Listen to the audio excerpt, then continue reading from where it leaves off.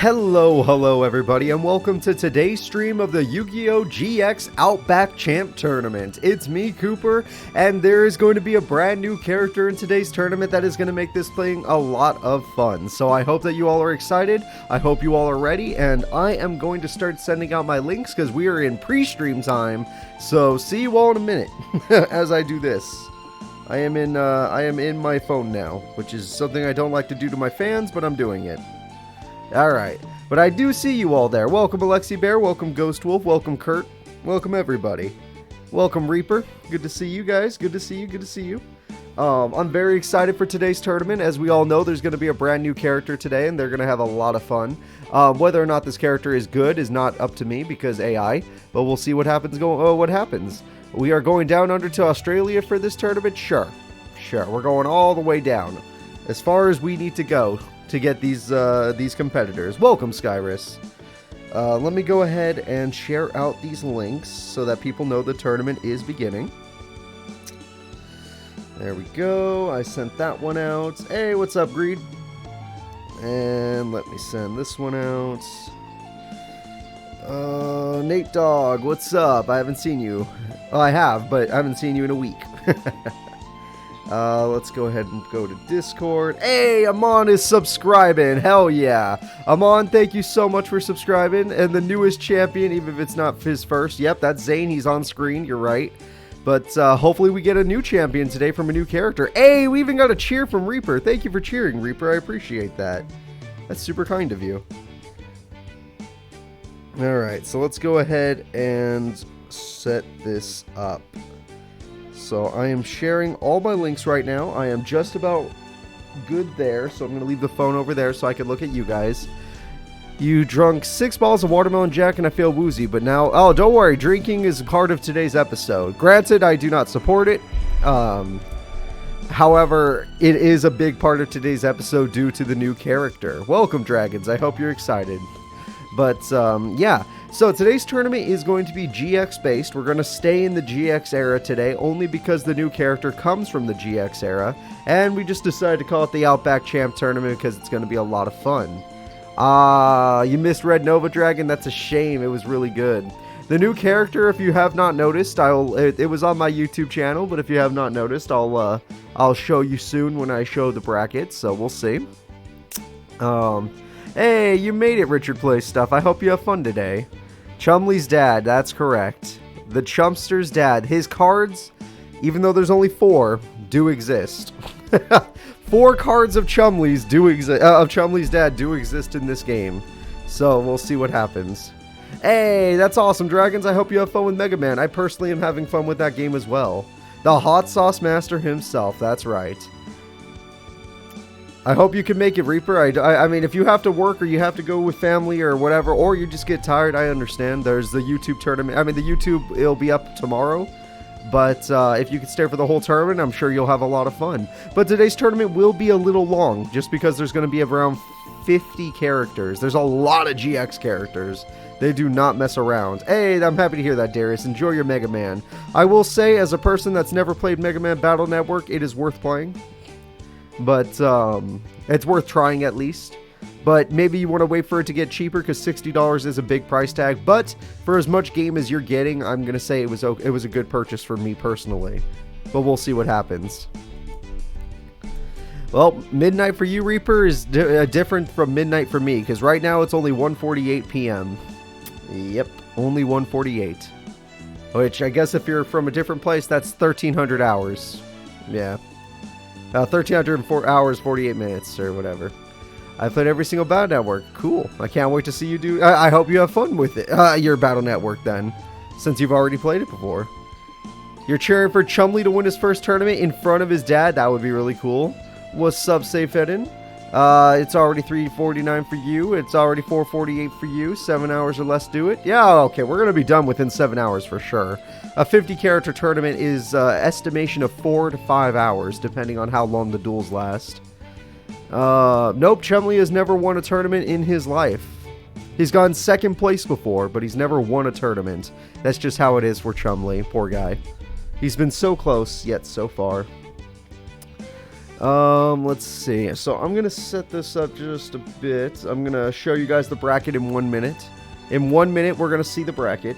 I just want to make sure that my things are working here. Let me check all my devices. Looks like everything's good. Yeah. Seeker shocked us all last week. Yes, last week was a big shock. Seeing Seeker win a tournament completely threw everybody off. But what are you gonna do? His Exodia deck is banned, so the fact that it took this long for it to work was kind of surprising. Welcome from Canada. Hey, Eastern time zone. That's not too far from me then.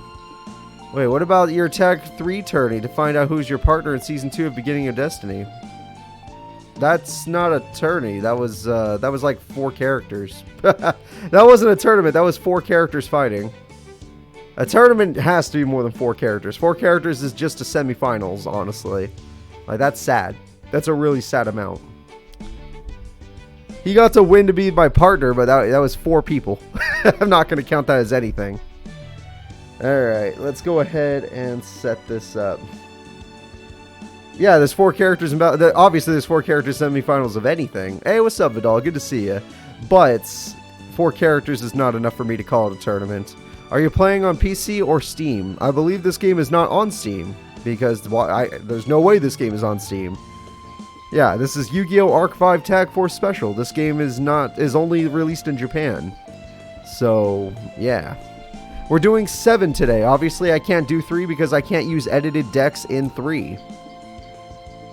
In 3, there's no way to use edited decks. You have to just use the pre-made decks. In 7, I can make the decks myself, and that's how we get it going. And as you can tell by the PlayStation 4 controller, even though it has a wire, PlayStation 4 controller, we're playing this on the PlayStation 4. And that is a complete lie. Anyone that believed me for a second that this is a PlayStation 4 video game, I'm breaking your hearts right now. It did not get released on PS4 either. And you're right, it is only on the PSP. That is correct. Yu-Gi-Oh! Arc 5 Tag Force Special is only for PSP, which is why we use a PS4 controller, because we want to keep it, I don't know, we want to keep it real.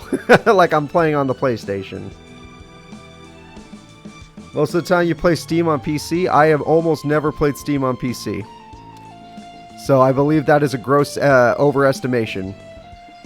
In fact, I rarely use Steam. In fact, I can remember the last time I used Steam on a PC. It was when my buddy Shade was over and we were recording XCOM 2 for their Twitch channel. Which, by the way, go follow my buddy Shade's Twitch. Here, let me go get it for you guys. Here, let me do this while I'm here. Where's Shade at? There they are. Almost done, guys. Almost done. Give me a second. There we go. Here, go follow my buddy Shade's Twitch. He's a good guy. There you go. And we're good. But we don't play XCOM anymore right now. Our schedules do not mix. Hey, there we go. We got ourselves some stuff there.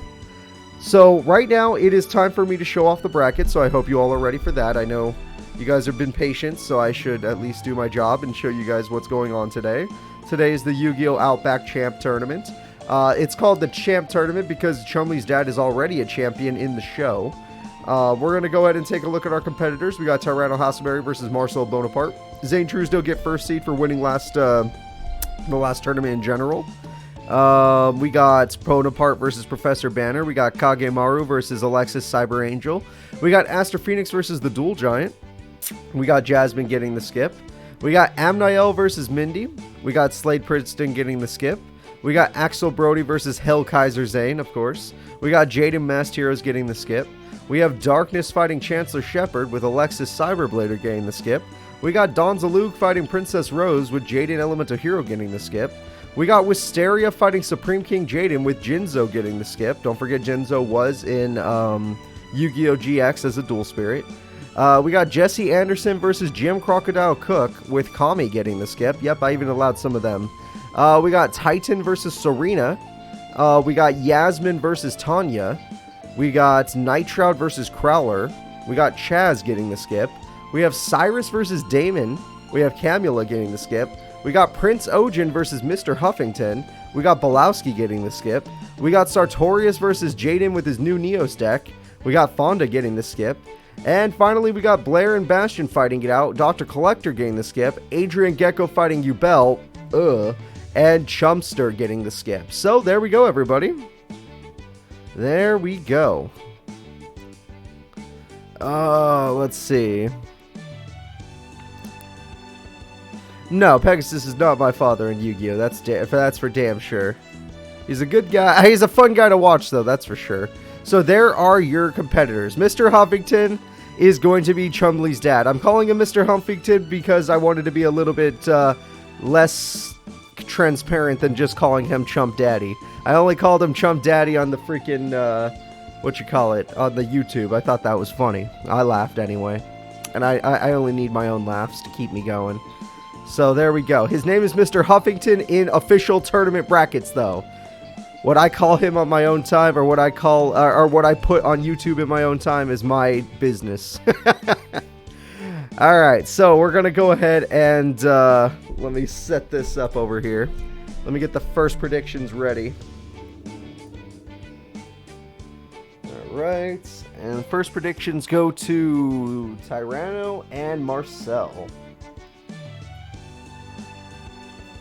I'm happy to hear that, Mike. I hope you have a lot of fun with the Battle Network. I know I am as well.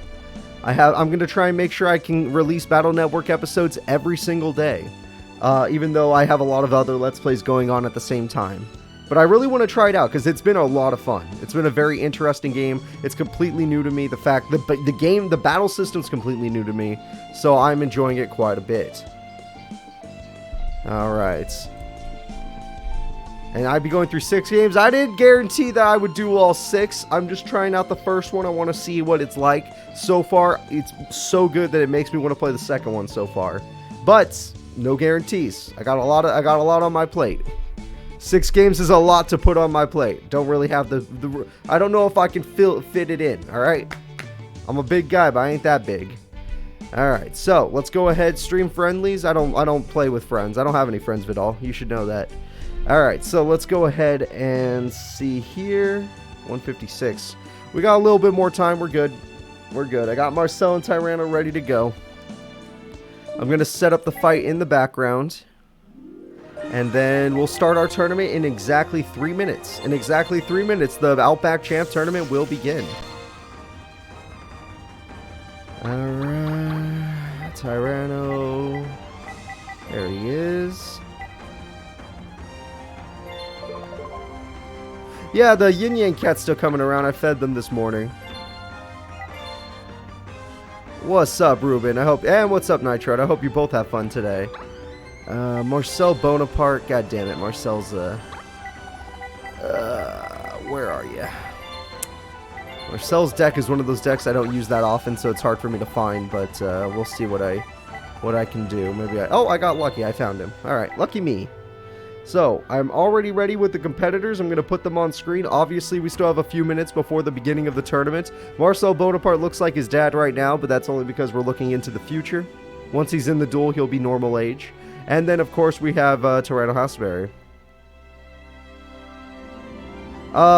Even if GTA San Andreas got a remake, I don't know if I would replay it. I know they had that one fake remake that was just disgusting. I don't know if I would replay it, but personally, I might. Just because San Andreas is my favorite Grand Theft Auto. It's a god tier game. Probably the best game, but it's hard to say. We're starting early? No, we're not starting early. I still say we start in 2 minutes. I know I said 2 p.m. I'm not going to take that away from people. A lot of people like to show up at the very last second. Oh, thank you, Burning Blaze. I hope you're Burnog Blaze. I hope you're having a good day too. Let's see. Yeah, I don't think they've remade any Grand Theft Auto games just yet. I'm just sitting here waiting for them to remake San Andreas for real. When until anyone steps up to do that, oh, I guess unless you just want to play Grand Theft Auto 5, which me personally, I just like San Andreas because the story's actually well made and fun to play, and the characters are good. I mean, come on, how can you not love Big Smoke? How can you not love freaking Ryder? Sweets, yeah, he's your brother. Pretty good depiction of a brother. Who's your pick for the tournament? My pick for the tournament is going to be... Thinking about all the GX characters, I'm going to go with... Let's go with Chump. Let's go with the Chumpster. I'm going Chumley on this one.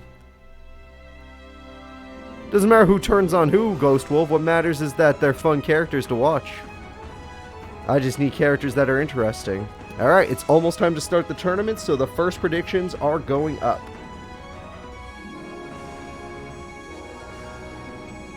Go right ahead, everybody. The predictions are going up. If you would like to place a bet on the first fight, which is Marcel Bonaparte versus Tyranno Hasselberry, go right ahead. The Sacred Beast user versus the Dino Man. Well, the Dino DNA Man. He's not Rex Raptor, but we'll see if he's got that old school Dino stuff in him too. Who knows? Either way, it's time to start the tournament. Everyone, let's get it going. It's time for the Outback Champ Tournament. Tyranno versus Marcel Bonaparte. Here we go. And now I'm going to go find Marcel Bonaparte's face. I should have done that earlier, but I'm not that smart, so... Yep, I'm the one you guys put in charge. Nothing you can do about it. Where are you, Marcel? Let these characters... Let them duel. Shit. Shit. I haven't seen Marcel's face in a day. I have to go find it. Found Belowski. I need him today. But not Marcel. I found Jean-Claude. Jean-Claude, not Marcel. I found Mokuba. Not Marcel. I found Marcel. Alright, now I'll look up at the screen, now that Marcel's on the screen. Let's see what we got here. Jurassic World with Solidarity is a great start. Mad Sword Beast does piercing damage. That's a great start. And we're going to go ahead and get Morphing Jar, which actually helps Tyranno Hasselberry by giving his monster more piercing. Because now it has 2,500 attack. And Double Solidarity means that it now has, 3,300? Yep. And now a normal Mad Sword Beast rocks a 3,300 attack stat. Good job, Marcel. Great, honestly, great job. So smart. Hyper Hammerhead also will join in with a lot, it only gets 800 attack. I'm an idiot. That's my bad. We got the Sphere of Chaos trying to make its own thing happen. And we got Call to Haunted again. Let's see what we can bring back. We got Morphin Jar because AI is stupid. That was a terrible play by Marcel Bonaparte, not going to lie. Yes, this bounces it back to the hand, but it doesn't actually get rid of the problem. And there we go. We have a bigger... Okay, the duel's over.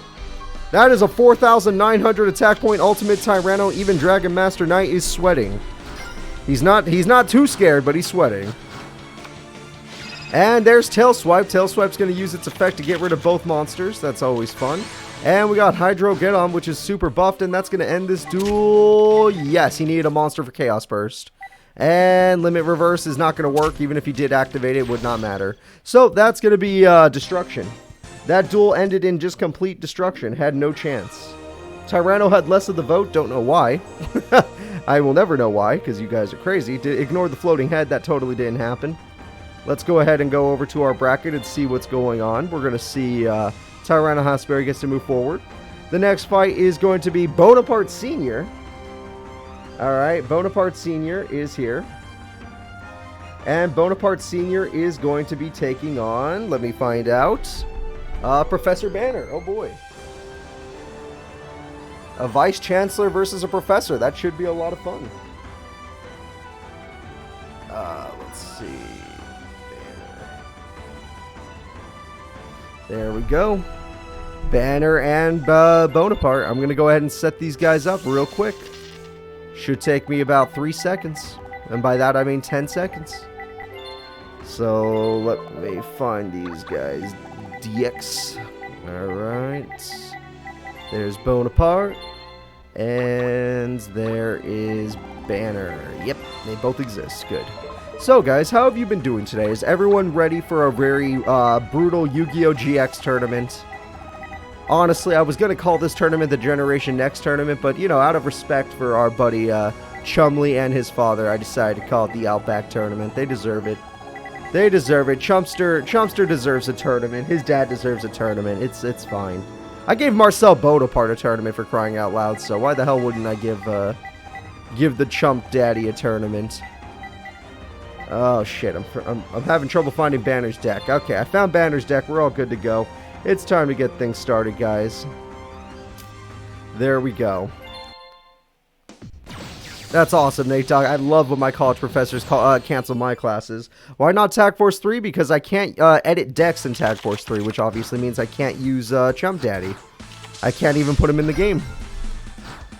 Alright, so let's go ahead and set this up. It's going to be Rocket Warrior. Rocket Warrior's going in against Morphing Jar number 2. Morphing Jar number 2 being used this early isn't even that effective, so let's see. Toy Emperor will die though, so I guess it worked out in Banner's favor. That's 1 Toy Emperor down, 2 more to go. We got ourselves a Reflect Bounder. That's a great card from Banner, one of his best, and it will do massive damage to Bonaparte. Very good. Very good. Now looking in, we got Giant Rat. Giant Rat's a great counter because Giant Rat will die, but at the same time get rid of the Reflect Bounder. Or you could just do, I would have not done that to my Giant Rat, but screw it. If you want to do that instead and take more damage, then go right ahead, Bonaparte. I can't stop you. But you could have done a lot more damage by not doing that. Chumley's dad is using a Drunken deck or a Dizzy deck. He has those monsters in this game. Creature swap on that monster was a terrible play.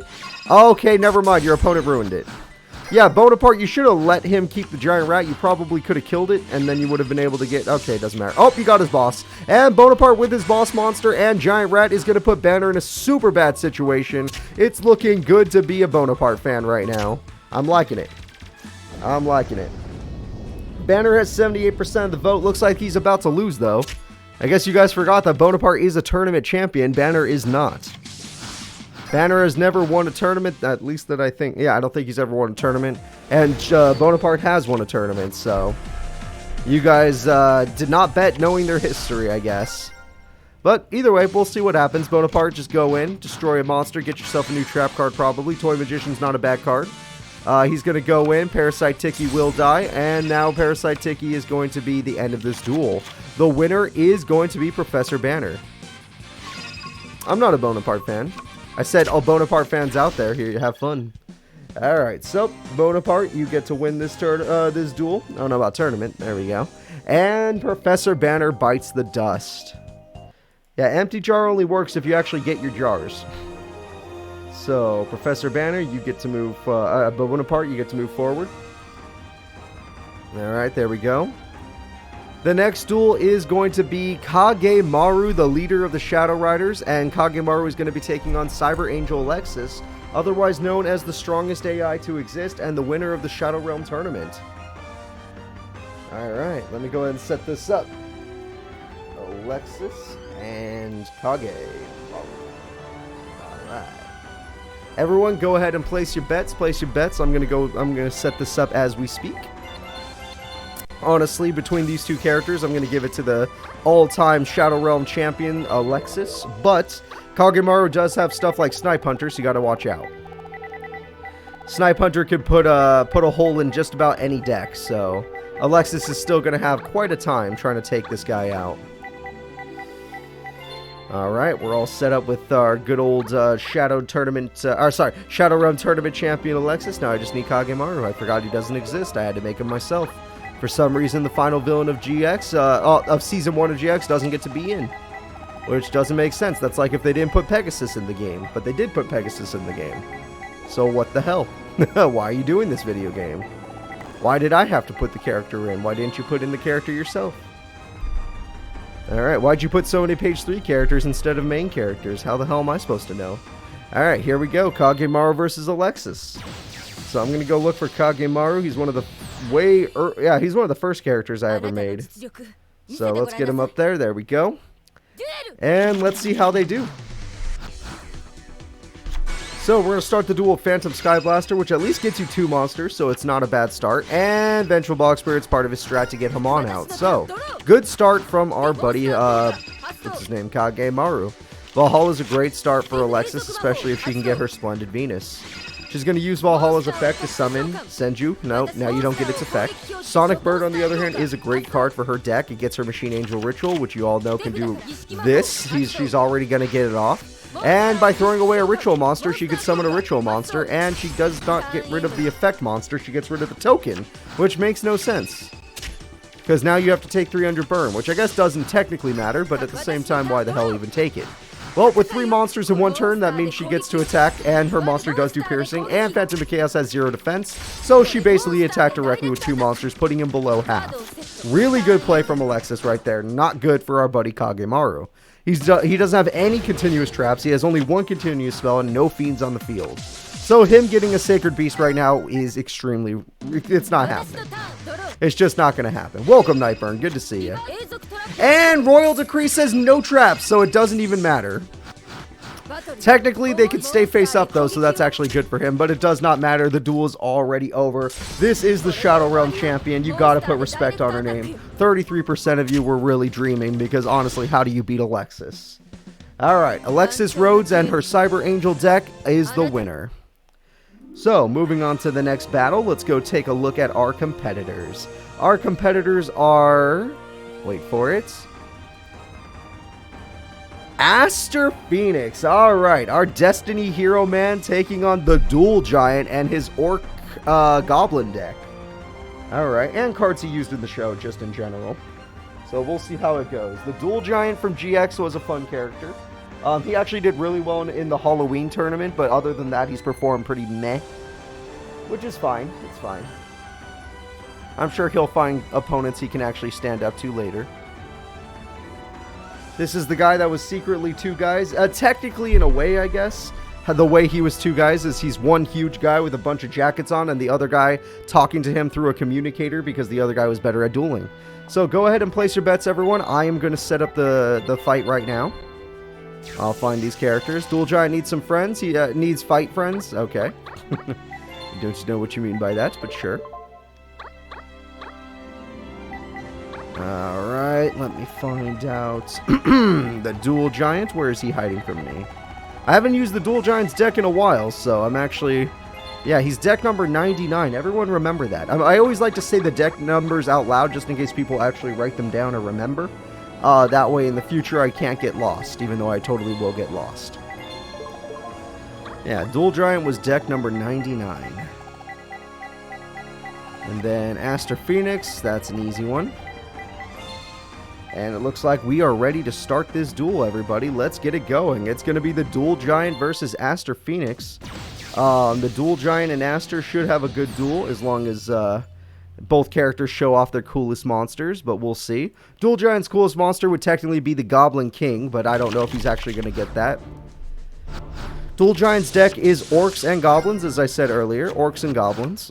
Pot agreed, there we go. And the Dual Giant's going to start with Giant Orc, and he's already got Fairy Meteor Crush, so there we go. The Dual Giant goes in, does a massive amount of piercing, but at the cost of him being in defense mode, so he better have cards to defend himself. And let's see what his opponent has. His opponent has... Oh, it's the Dunker! He's here to dunk on you. But Hollowed Life Barrier will keep your monster alive for one... Okay, you wasted your Hollowed Life Barrier. That was really bad. I don't know why he did it. He could have had both cards, but now he wasted both, honestly. Elite Goblin Attack Force is really good for massive damage, but Scapegoats won't allow it. And Scapegoats puts you in a bad position because if this man gets Plasma, you are dead. You are absolutely dead if this man gets Plasma, so get ready. Alright, but he did not get Plasma. He got Destiny Hero Fearmonger, which is only strong enough to destroy the Orc, which if he had Hollow Life Barrier or Mirror Force at this point would have been very nice for him, because he could have had that monster in attack mode. Instead, he's got more Elite Goblins coming in, and these Elite Goblins will destroy the Fearmonger, which I believe is exactly what Aster Phoenix wanted to special summon. I don't know if he wanted Defender, but Fearmonger will get his own monster. Yes, they can be used for Plasma. It's actually a very common combo that you see in him using the show in the games. Oh, not the show. Sorry, in the games. But there we go. We're actually going to see it right now. It's going to be Destiny... Oh, he used Dogma instead. That makes sense. And Destiny Hero Dogma with his massive attack stack can even overpower these crazy Orcs. So, there we go. Dogma's going to take away half of your life points, which is brutal, but you get to draw a card thanks to Defender, which is nice. So, Elite Goblins, that's good that you can get rid of the last token. You don't want to deal with Plasma on top of Dogma. That would be very, actually kinky, but don't worry about that. That's for a different YouTube channel. Alright, Elemental Hero Sparkman is not a bad choice. He can at least get some damage off with that monster. That's, oh, he's got Malicious Engrave, so he's got even more monsters. Oh, boy. And Defender's even going into attack mode. There we go. And Goblin Calligrapher is gone as well, which he actually did use in the show. And 100 damage will be dealt. Casual fans, yeah, that's probably it. It's not. Don't look it up. It's not real. Alright, Monster Born kicks in. Monster Born gets Doomlord. Doomlord is an interesting choice as it can hold back Dogma. That is actually very nice. And we got ourselves Tardy Orc, which can't do a damn thing, except maybe scare him. So he bought himself a turn by getting rid of Dogma, but at the same time, I mean, he's only going to be able to get rid of it for 1 turn, or 2 turns, I don't remember. Yeah, Aster Phoenix runs both D and E heroes. And there we go, Graceful Charity's going to kick in. He better get something really good since he already lost Mirror Force. MST? He hit Destiny Signal, that's fine. And that's going to be a massive amount of damage to Aster Phoenix, who is now at half health. But being at half health does not even matter when your opponent is literally going to have his Dogma back next turn. So, yeah, good luck to you, dude. And Doomlord is like, hey, give me back my Dogma. Destiny Hero Defender's like, here, take a new card. It might save you, it might not. And Tardy Orc's going to continue to do its job, but right now it is not looking good. If you are a Dual Giant fan, you are about to be very sad, because Dogma's going in. And Diamond Dude's going to make this even worse, because its effect is very nice, especially when he gets Destiny Draw. That's a hell of a card. And he's got Burstinatrix. That's just for fun. And there goes Hollowed Life Barrier to save the day, but at the same time, what is it really saving? Unless he gets Goblin King on the field, it won't matter. Goblin King is the only card in his deck that can overpower Dogma, but it doesn't have the right amount of monsters on the field just yet. And we got 2 Coach Goblins. I guess he's going for a Crash play, which does make sense. So he's going to do a good amount of damage. I'm not even going to lie. That's not bad. He's doing damage at least. He's trying to win the duel by putting Aster down, but I don't think he runs burn cards. So the Dual Giant, despite putting Aster to Duelist Kingdom life points, it won't make a difference. Plus Destiny Draw, plus Dogma's still here. Dogma will get rid of the Tardy Orc after freaking ever. It took him forever to kill that card. And now we got ourselves some back row. So let's see what he does. Giant is going to go ahead and destroy Disc Commander, which is probably something he wanted in the grave. And that's going to be the end. I don't think you're going to last much longer, or at all. 2200 damage comes in. We got 300 life points left. I know Aster Phoenix does have some burn cards, like the Dunker. Destiny Hero Dunker likes to dunk on him, but he already used one, so maybe he has to wait for another. Looking at this right now, we got... Ooh. Okay. I was going to say, is he going to fuse? That would be just too much. That's too much, man. Alright, and let's see. With 300 life points, I'm trying to think of a way he could come back. I can't think of anything. Right now, it looks like game. It looked like game when Dogma was summoned way back when, because Mirror Force is already gone. Blade Master is on the field, Jesus Christ. And second Goblin will die. But he put it in attack mode, which is super risky against a beatdown deck like this. However, he has none of his beater monsters. They're all the weak monsters. So, never mind. You should really put that monster in defense mode, sir. Tardy Orc would not have worked, so there we go. But having that monster in attack mode with only 300 attack, he could have lost to a Goblin attack force. He has to be super careful. And we got ourselves a Diamond Dude. Diamond Dude's going to go ahead and not do a damn thing. I can't believe we're down to 12 cards in the deck. How is it turn 27? Wow, even Big Shield Gardner dies. What? Aster, attack the other monster. Jesus Christ. You got to lose this duel, man. You're going to deck out somehow. I don't even know how, but you might. Alright, Diamond Dude's going to do its thing again. Clock Tower Prison does not work. And we got ourselves a W Tribute summon for Destiny Hero Dreadmaster, who is rocking a 3,500 attack stat. 3,500 attack is plenty, and that was the stupidest play I've ever seen. Why would you put Defender in attack mode? It can't end the duel. This is the only chance. Does he have his signature card, the Giant Orc? This guy has the Goblin Elite Attack Force. Are you kidding me? It's not over. The D shield is here. We got baited, and that's going to end the duel. It looked like Aster Phoenix threw the duel. No, he baited the fans. He baited all of us. Anyone that bet on Dual Giant, he played with your heartstrings, and I'm sorry that he did that. Oh, man. D-Shield, it's a classic card, and it works out really good with the freaking Defender. Alright, you all thought for half a second. I know I did. Oh, I know I did. That was worrying me there. Let's go ahead and get back to our bracket. Let's just pretend that didn't happen. Alright, we're going to move over Aster Phoenix. Yeah, Aster Phoenix won. He cheated, but he won. The next duel is going to be Amniel and his removed from play deck taking on, oh, our Burn Queen Mindy. It's been a while since we've seen Mindy. Alright. Let me go ahead and get the prediction started for you guys.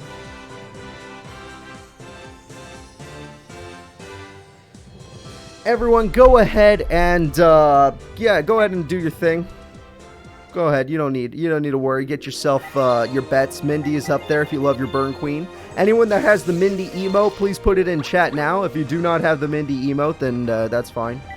It's understandable. I ain't gonna push you. Alright, where's Mindy at anyway? There she is. Hey. There we go.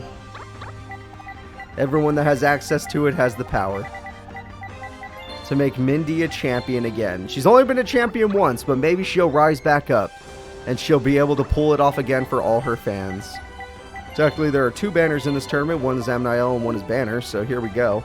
Let's go ahead and start this match. I thank you all for your patience. It's time for Banner versus, or not Banner, but Amniel versus Mindy. So, looking at this, I would say Amniel does have a good chance of winning, especially when he starts with Dimensional Fissure, but Mindy is our burn queen for a reason. She's taken out the best of the best, even though she's lost to the worst of the worst. That wave motion cannon has upset most of her fans, actually. Even though 99% of the time she uses wave motion cannon correctly, there is that time where she never activated it for no good damn reason. And it was very upsetting. So the Burn Queen is the first one to take damage, and Secret Barrel kicks in. Secret Barrel does 1400. That is really good from Mindy. And we got Banisher of the Radiance, which is a brutal card. And we got Helios Duos Magistus. And we got the boss monster, Helios Trice Magistus. Okay, well that's fun. And Desquala is not going to work, but at the same time, it saved Mindy's life. It saved Mindy's life. It may not be able to do any burn because there's no hand, but it did save the life. Alright, she can't use cannon because it needs to go to graveyard, but then it's a good thing she's got Dark Snake Syndrome. Alright, here we go. We got, I don't know why she put that card in attack mode now that I'm looking at the screen again. Don't think that was worth. Homunculus has become a dark type for some reason. He just really wanted to be a dark type. Dark Snake Syndrome is going to put Mindy in a very bad situation unless she gets some sort of burn onto... yeah, she can't even use the wave motion, so we're in trouble here. Burn Queen is in a lot of trouble. Soul Absorption's really good for him. Any spells or traps that activate and go to the grave is going to help him. That cat is only good if she has more than one monster on the field. He is healing. His healing is going to counter her burn. She's going to lose the duel. I can't see a way for her to win anymore unless she gets a massive amount of burn in one turn. Also, she needs a monster like Desquala to defend her life points, which she already threw away, so yeah. Unless she gets a lot of burn in one turn, which she can't do with wave motion because the game says no. Yep. Yep. Ah, this isn't good. Alright, Mirror Force is nice, but at the same time, you're burning yourself, Mindy, and you're healing him by 1,000. So, you didn't actually do anything good. Like, even, yeah, because you can't send this card to the graveyard, you're not doing anything. And 2 set cards, she has accepted death. Okay. Well, at least she accepted, and he accepted the victory. He's like, thanks for the free win. I'm going to just take it. Enjoy your 300 life points, Mindy. I understand that this is your last turn. I don't care. Wave Motion Cannon is going to try... Oh, it does go to the grave. Dimensional Fissure... Oh, I forgot. Dimensional Fissure only works on traps, so she wins. Oh, yeah. I mean, it only works on monsters, not traps. Dumb. But there we go. And the winner is Mindy. Alright, Mindy, there we go. Enjoy your victory. Most people bet on Mindy anyway. Amniel, I don't believe, has ever won a tournament, but we do know Mindy has. She's the Burn Queen for a reason. There we go. And the next fight is going to be a good one. Axel Brody versus Hell Kaiser Zane. Hell Kaiser Zane, for everyone that has forgotten, is Cyber Darks. So let's see if the Hell Kaiser can win. Am I even allowed to type Hell Kaiser into Twitch? I wonder if that's allowed. Let's find out. I am. Wow. Wow. I remember there was a time I couldn't type Chumley's name out because they said it was like not allowed. But I'm allowed to type in Hell. Perfect. I like it. I like it a lot. So let's go ahead and get Zane on the screen, and let's go ahead and get our buddy Axel Brody, our also newest champ. Axel Brody is one of our newer champions. Hell Kaiser Zane has not won a tournament in a long time. Cyber Darks is, yeah, Cyber Darks isn't for a while. Let's see here. Where's our buddy here? Alright, I found Hell Kaiser Zane with his Cyber Dark deck. And Axel Brody, I will look for at the moment. There we go. Both these characters are good. Axel's one of those really good burn decks, just like Mindy. And, well, his deck's probably better than Mindy's, honestly. They're both champions, but we'll see. And Zane's deck is a little slow for what it is, but it has some really high power. Oh, someone was nice enough to give you a sub. Probably happened last week, Sundown Kid. That was nice of them. That was good. A lot of people are kind enough to give out gift subs. Well, Heavy Storm is brutal. Blaze Accelerator Reload's going to do its job before Heavy Storm kicks in, though. And Mass Dragon is a great start. Damn, that is a great play from Axel Brody. He got that all of that activated. All of that happened. He did 1,500 burn and destroyed Mass Dragon before Zane could do anything else. That's brutal. Alright, Volcanic Blaster mixed with a Volcanic Counter. That's 1,500 damage. Not the best damage in the world. And that is not good for our buddy Zane. Zane's all about that high damage, though. Maybe he'll draw one of his cards. Cyber Dark Horn wanted a dragon in the grave. He actually thinks his opponent. And Volcanic Counter will die, which means Volcanic Counter will activate. And Zane puts himself at a dangerous amount of life points, but it's okay. It's not like Axel has burn cards. Oh, wait, that does 1,500. Yeah, no, Zane's going to lose. Alright, Zane's in a lot of trouble here because his high attack strength is not going to work against this. Cyrus should have thought of this kind of deck to stop Zane. Alright, we got Exploder Dragon, which is interesting. At least that's interesting. And Exploder Dragon's going to get rid of Volcanic Blaster, which shows Doomfire. And Zane does not attack because he understands Volcanic Counter's effect. Wow, that's actual smart AI. The only way Zane can win is by doing enough damage in one turn. He has to do 6,100. Oh, wait, never mind. Boss Monster time. And there goes another counter as if it matters. Mirror Force says goodbye, Boss Monster. Zane, you're lucky you didn't get any burn cards, but you have to do 6,100 damage in one attack or you lose the duel. Because he can win the duel by doing 6,100 before the Blaze counter even does the damage to him. So, good luck. Welcome, Mark Gaming. But good luck to Zane. He's in super big amount of trouble. Axel, all you have to do is draw another Soul of Fire, or, your Volcanic Wall, any burn card. You have so many. And we got Declaration of Rebirth, making everything a dragon in the grave. That's all nice and well and good, but I don't think that matters. Cyber Dark Zane's like, damn it, he's wide open, but I can't hit him. Cyber Dragon is cute. Premature Burial, put him. Okay, well, now any burn card's going to kill you. Kind of a terrible play, honestly. Honestly, one of the worst plays I've seen in a while. Granted, it does not matter, but still. Just absolutely terrible. And let's see what we get. Is Zane going to do anything? He understands that if he attacks, he loses. His brain isn't that bad if he understands that much.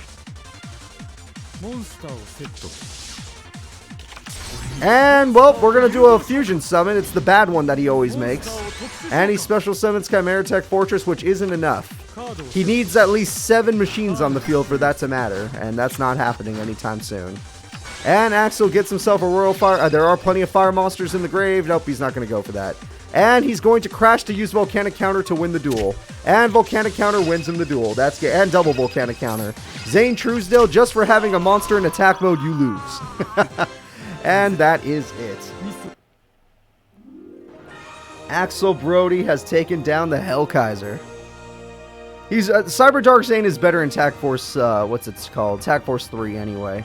But at the same time, Axel Brody kind of counters him. So the next duel is going to be the final villain of GX. That is Darkness, everybody. And Darkness will be taking on the Chancellor of the Academy, Chancellor Shepard. Let's find out if the Chancellor could have stopped all of this himself. And then, we can yell at him for sending kids to do his job. So, go ahead and place your bets. Are you betting on the Chancellor, or are you betting on good old Darkness? His Darkness deck is pretty brutal, but Shepard's deck, if he gets his Cyber Ogre too, is one of the strongest monsters in the game. In attack points, that is. Let's see here. I need Darkness and Shepard. Both these characters don't exist. I had to make them both up. I can understand both these characters not being in the game. I'm not even going to yell. Usually I yell at the game for not including characters, but these are two characters I understand were not in the game. Chancellor Shepard barely dueled in the show to begin with. What do you have, like 2 duels? I don't remember. Maybe 3 if he's lucky. And they weren't even really that crazy. Like, his duel with Zane might have been the only duel that's worth watching. The other one, we didn't really get to see him play, because Dorothy was a terrible partner. Welcome, Anime Weeb. You missed a few duels. They were decent here and there. We had, well, actually, no, we had one that was really good. It was Aster Phoenix, but don't worry about that Aster Phoenix duel. You can watch it on YouTube. Let me see here. I'm looking for Chancellor Shepard. When the hell did I make this guy? Let's find out what... Oh, he's deck number 94. Gotcha. Deck number 94. That's our Chancellor. So, let's go ahead and get this duel started. Yes, it's going to be confusing to tell who's who in the beginning, but don't worry about that. Shepard's on the blue side, and Darkness is on the red side. Once I find their faces, it'll make it a little bit easier. Alright, there's Darkness at least. We got Darkness ready. And there's Shepard. Alright, we're good. Let's see here. We have Pot of Greed. Pot of Greed's really good. Allure of Darkness is really good. Great start from Darkness here. And Darkness gets Armageddon Knight. Another great start, throwing away another monster. Perfect. However, Electromagnetic Turtle is going to help out Chancellor Shepard quite a bit. Veil of Darkness is a helpful spell as well. And he's got a lot of good stuff. But MST is going to... Oh! Oh, he hit Mirror Force. That's brutal. This is GX era dueling, so hitting Mirror Force is absolutely brutal. Alright, good hit. I don't know why he would play Mask of Darkness in attack mode when Mirror Force is in the grave. Did you just do that to upset me, Darkness? That's the only reason I could think of. You just wanted to upset me. Oh, hi, Prometheus. Oh, bye, Prometheus. I think you just wanted to upset me. It's right there. Oh, well, we got a Tribute Summon, and that Tribute is Cyber Ogre, as we all expected, because he doesn't really run anything else. Call the Haunted will bring back the Marquise of Darkness, and Darkness... Oh, my God. And we got Darkness Neosphere on top of that. So, Cyber Ogre has to take on the Marquise of Darkness, the Darkness Neosphere, which is the boss monster of Darkness, and an Armageddon Knight. And he's going to use Electromagnetic Turtle to end the battle phase, buying himself one more turn. He needs a Power Bond. Or at least a Poly. And he's got it! Holy crap, this is the one monster that can take down the Darkness Neosphere. Cyber Ogre number 2 is a living Metalmorph. And Call of the Haunted for some unknown reason. I actually can't think of one. Alright, Call of the Haunted is here too. Using his living Metalmorph, he'll destroy the Marquise of Darkness, maybe because it had an effect I did not know about. Call of the Haunted will bring back the Marquise of Darkness. Let's see. Alright, yep. And because he already wasted his Metalmorph attack, he's gonna die. Well, good try at least. At least he tried. I wish he was Power Bond instead of Poly. He has both. Alright. Even if Neosphere can't die by battle, it would have done some damage, but you're right. At least he got rid of that card, only to lose to Call the Haunted. This man's in trouble. Dekuichi can get him a new card at least, so he has that going for him. But he is now dropping pretty low in life points. Not below half, but you know, he's getting low. Especially when your opponent can do 4k in one attack. And I think this duel is over. I think this duel is super over. Cyber Shadow Gardener is cute, but it's not going to be able to stop a damn thing. That's for sure.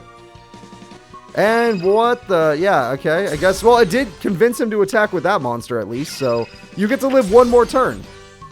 He could have attacked with any other monster and just let it die, but instead he got convinced, so there we go. Not a bad play so far. And Pot of Greed is here to save the day. Hell of a draw right there. And he's got Helping Robo for Combat. Yes! Helping Robo for Combat is here to save the day. Let's go Helping Robo. All you have to do... Oh, we got more of those. All you have to do is stop the Darkness Neosphere. Alright, or no, Skullmeister. And limited removal will stop the Skullmeister. Darkness Neosphere will be forced to go in. Helping Robo for Combat got him a brand new card. It better be honest. It's not, he doesn't run honest. And there we go, Marquise. At least the Robo beat something. He wishes he had that limited removal one turn earlier when he still had Cyber Ogre number 2. But at the end of the day, he loses. The winner is Darkness. Which isn't surprising to anybody. Makes sense. I love that he used the Robo too. That was fun. Alright, there we go. Let's go ahead and check out who's up next. Okay, up next is going to be a little bit of a low-tier duel, but we'll see what happens. This might be harder to bet on, though, because it's low-tier. Do you bet on Don Zalug and his Dark Scorpion deck, or do you bet on Princess Rose and her old-school Frog deck?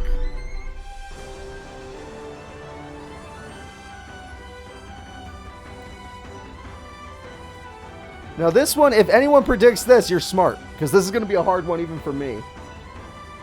The hardest thing to bet on are two really good duelists, two champions fighting, or two of the worst duelists fighting. And these two are not very good.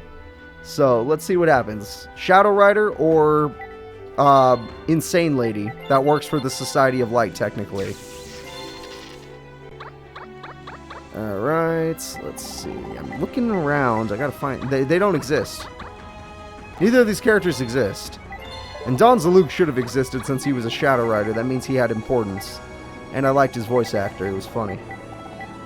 In the dub, obviously. Princess Rose. There she go. And let's find out what... God, when did I make Don Zalug's deck? That's going to be tough. I haven't used Don Zalug in so long. In this game, that is. In this game. Don Zalug is 102. Interesting. Don Zalug will be on the blue side, whereas Princess Rose is on the right side, the red side. So I'm going to have to find these characters super quickly. Shit. I don't remember when I made Don Zalug. Oh, I found him, though. Bam. Now I just got to remember when I made Princess Rose as well.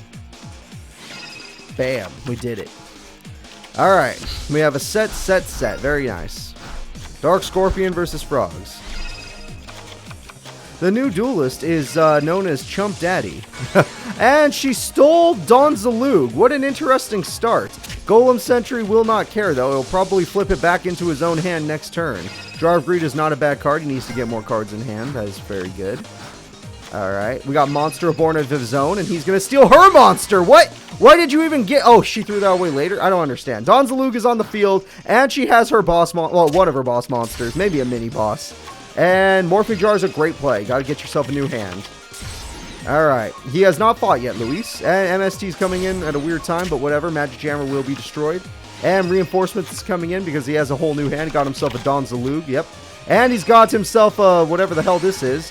He got that card on the field at least. And that card's back down. So, this is going to be really hard. Hey, Tezrios, thank you so much for following. I hope you have a lot of fun today. What's up? And Mirror Force gets hit, which is huge. Beelzefrog is not stronger because no tadpoles are in the grave just yet. It's not looking good to be a fan of good old-fashioned Princess Frog. Or Princess Rose, damn it. Sorry, she's got my mind changed. Oh, Golem Sentry for game. It's not for game because of how weak his monsters are, but and her monster is. But we'll see what happens. And there we go. She lost... Oh, she lost a tadpole. She wanted that to happen.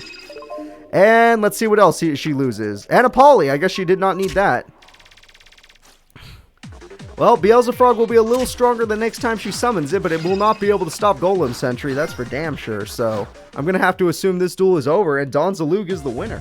I'm going to go take a look at the bets, and I'm going to laugh because 57% of you bet on Don Zalug, actually. Never mind. You guys are smart. You bet on the right person. Beelzefrog is now at 1500 attack, which is absolutely beautiful. Destroys one Don Zalug. Problem is, he has more than one of himself, so that did not work out. Alright, Heavy Storm for a guaranteed victory. That destroys the Des Croaking. That destroys the Mirror Force. That gets out his boss, Gorg the Strong. And Gorg the Strong is going to destroy that frog. And Gorg the Strong will send a card to the grave. And finally, Des Frog will win the duel. There we go, beating her with her own monster. Great job, Don Zalug. To be fair, that was him getting revenge because she stole his monster first, but whatever. Alright, Shadow Riders are better than Society of Light members, apparently. Honestly, they probably won more tournaments, now that I think about it. Or at least do better in tournaments. The next fight is going to be a fan favorite fight. It's going to be a Champion Wisteria versus Champion Supreme King Jaden. Okay, we got two champs going at it. This should be a good duel. Alright. Wisteria and Supreme King. Wisteria runs, what is it called? The Demise King deck. Also Dark Master Zork, but whatever.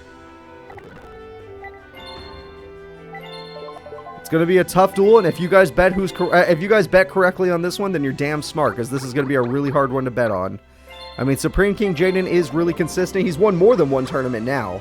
But so has Wisteria. I believe they both won more than one tournament now. So it's going to be a hard one to choose from. I think Supreme King is better because Wisteria breaks more often, but she also kills people in like 4 turns, so I'm not gonna doubt her. It's a very big mistake to doubt someone like Wisteria. If I find Supreme King's face in time, because this duel will probably be over quickly with how good these duelists are, I did find his face in time, though. Wabam. Alright, Supreme King is just going to set. No back row. That's not good. And we got ourselves Alexandrite Dragon. Great start from her. Hex Sealed will die. That's a shame. Not a good start for Supreme King. He needs his, what is it called? Stratos. Giant Truenade's not bad if he's going aggressive. It's Grand Mole. I guess that's fine. Not a good play, but... Oh, maybe he's going to get stuck in his own loop. Remember the Neos Jaden, how he always got stuck in the loop of using Grand Mole? Maybe this Supreme King Jaden's going to be stuck too unless he gets a better card out. Who knows? Oh, good. The dumb loop. Yep, that's right. The AI has a dumb loop in this game where they can't stop themselves from summoning this card. Well, actually, hold on. Max C is going to be good for Wisteria, but hold on, though. Why didn't you save your Giant Trunade for when you had this card? Oh, wait. What are you making? That card barely has 2k attack. Excuse me, Jaden. That was a terrible play. The card you summon can barely tie with Alexandrite Dragon. His hand was ass. I'm not even going to lie. His hand was terrible. And Alexandrite Dragon comes back. It's not willing to crash, which means, wait a minute, the dumb loop is now a smart loop. Okay, hold up. Hold up. We got a problem here. Grand Mole is going to bounce that back, and now we have a problem with our freaking Wisteria. She needs to draw one of her rituals. Now it's a good loop, even though she should just crash at worst. Alright, well, she's going to go ahead and bring back Alexandrite Dragon, and she's going to play Monster Reborn to bring back, what the fuck? Why even bring back Max C? Just so that you're willing to cry. Oh, into Silver's Cry. Well, that's kind of cool.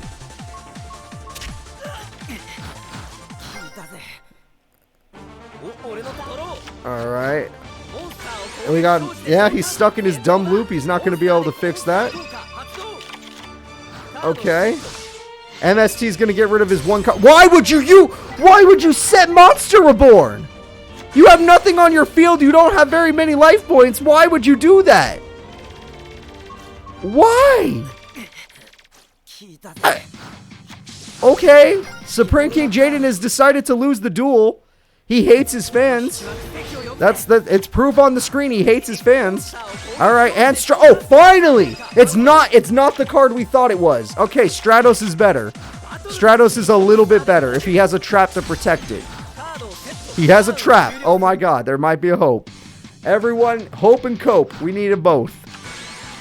Senju actually might end this duel. Oh God. Oh God, Jaden might not matter. Okay, she doesn't have it yet. And Mirror Force saves the day. Jaden just needs to summon another Stratos and he wins the duel. So there we go. Reinforcements, you can get whatever the hell you want, Jaden, as long as you attack. Wild Heart is safer. Go ahead, play Wild Heart. I don't care. Or Stratos. I honestly don't care. Do whatever you want, Supreme King.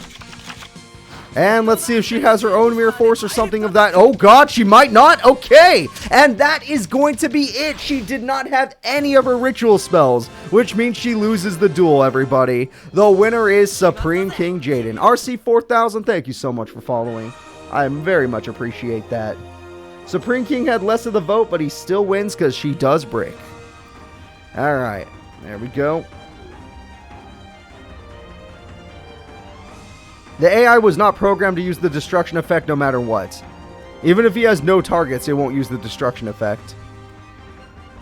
Alright, Wisteria or Supreme King. I can't believe Supreme King won that one. Alright, next duel. Jesse versus Jimmy Boy. Alright, Jim has a buff in this tournament. I didn't buff his deck, but because it's the Outback tournament, he is stronger. It's just logic. It's science. You gotta understand. It's just science. So we got Jim versus Jesse. Both of these students came in the same season. As I said, I did not buff his deck at all. His deck has remained the same, but because it's the Outback tournament, he has that is a buff in itself. Home field advantage, baby. Home field advantage. It's a hell of a thing. If you've never played sports, then I guess you wouldn't know. Surprisingly, I have played sports. I was a soccer player for many years. Not professional, just as a kid, not as an adult. Let's see here. I need Jesse and I need Jim Bob. Alright, where's Jim Bob at? There he is. And looks like I'm ready to start the fight. Thank you all for your patience. It's time for Jim to take on Jesse. Let's hope for the best between these two competitors, and let's hope they give us a good duel. 4 for 5 is very good. That means you won 4 and you only lost 1. That's not bad. Not bad at all, Eternal Hawk. And looking at this, you always vote Jim. That's not bad. He's a 2-time champion. He's the people's champion. It's hard to beat him. Rock Bombardment, he even has burn cards when he needs them. Plus, that Gaia Play card is really busted. Amber Mammoth, though, Jesse has been playing a little bit better. Fossil Dino only stops special summons. Jesse's not really about that at the moment. You can't bet against Crystal Abundance anymore? Well, what about Gaia Plate? Because you bet against Gaia Plate. And Release from the Stone. What about Gaia Plate's brother, Gaia Plate? His mom lets him have 2. His mom gave him 2. Alright, there we go. Crystal Amber Mammoth is going to die. And don't forget, we got ourselves a Gaia Plate. The Urge Earth Giant is going to attack directly. Granted, they're both going to be dead next turn. But hey, at least they did damage while they did. Jesse got dropped to 2750 life points in 1 turn on turn 4, which is pretty freaking damaging. But at the same time, he's going to lose both his monsters, so he's going to have to... Oh, wait, that one could use the other one. Never mind. He only lost 1 monster, which means he could totally win this duel. And Carbuncle will die. The Fossil Dino stops special summon, so this is guaranteed damage. Looks like Jesse has nothing to offer the fans right now. He's just going to set... Ugh. This card is preventing special summons, which is pretty brutal. And Jesse loses another monster, which is good for Jesse, but he needs his field spell. That card helps him a lot. Alright, he's got Amethyst Cat, which is not a good choice in this moment in time. Yes, you did damage to Jim, but Jim, all he has to do is draw a monster worth hitting you with. Graceful Cherry is going to help him do that, too. And he threw away another Gaia Plate because he got himself a Legendary Jujutsu Master, which at the same time is just barely strong enough to beat you. And there we go. 12. Oh, damn, 250 left. I thought he would put that in the 4th zone for Crystal Abundance. Maybe he doesn't have it. Oh, there's the freaking Cobalt Eagle. That card is barely strong enough to win that fight. So now Jim's going to need a new monster. Oh, Jim does not have a new monster. He's bricked. Jim is currently bricked, everybody. It's not often we get to say that, but he is bricked. And the attack goes through for 600. That Tortoise can put itself in defense mode. Crystal Beacon's going to do its job to special summon Carbuncle. Carbuncle's going to do its job to special summon Carbuncle and Amethyst Mammoth. Or Amber Mammoth, sorry. Alright, Tortoise puts itself in defense, and it looks like Jimmy Boy just needs a monster with, I don't know. Let's see. Gigantus is good. That's a good card. In fact, that card is so good that it can actually destroy the back row cards, which would put Jesse in a bad position. So, let's see. We got Crystal Tiger, you crazy bastard! That's the one monster that can beat Gigantus, but it's going to destroy every one of your monsters on the field. Spells and trap versions, not the actual monsters. And all of your babies are attacking with no attack points. You just killed yourself. Jesse Anderson has just lost the duel. I don't think he has any chance of winning. However, he's got Crystal Blessing, which doesn't do a damn thing in this situation. Yes, he got him back, but who cares? He left 2 monsters with 300 attack in attack mode. All Jim has to do is attack. Fossil Fusion. He's going to do it with style. He's going to use his opponent's Carbuncle to get the weakest of the Fossil Fusions, but it has enough attack to do this. That's right, the Cenozoic Fossil Knight Skullgir. And for some reason, he went for that card, but it does not matter. It ends the duel. The winner is Jim Crocodile Cook. Alright, our buddy Jimmy has won. The People's Champ will continue to be the champ. So, looking at our next opponents, it's going to be a Shadow Rider named Titan. Yep, Titan's up. Jesse, right? Nope, Jim, right? Jim did. Titan is coming up, the Shadow Rider, and he's going to be taking on Serena, the member of the... Yeah, well, she was against it, but she was also a member of it. What was it called? Society of Light. So, let's get this started. I'm going to get the bets up.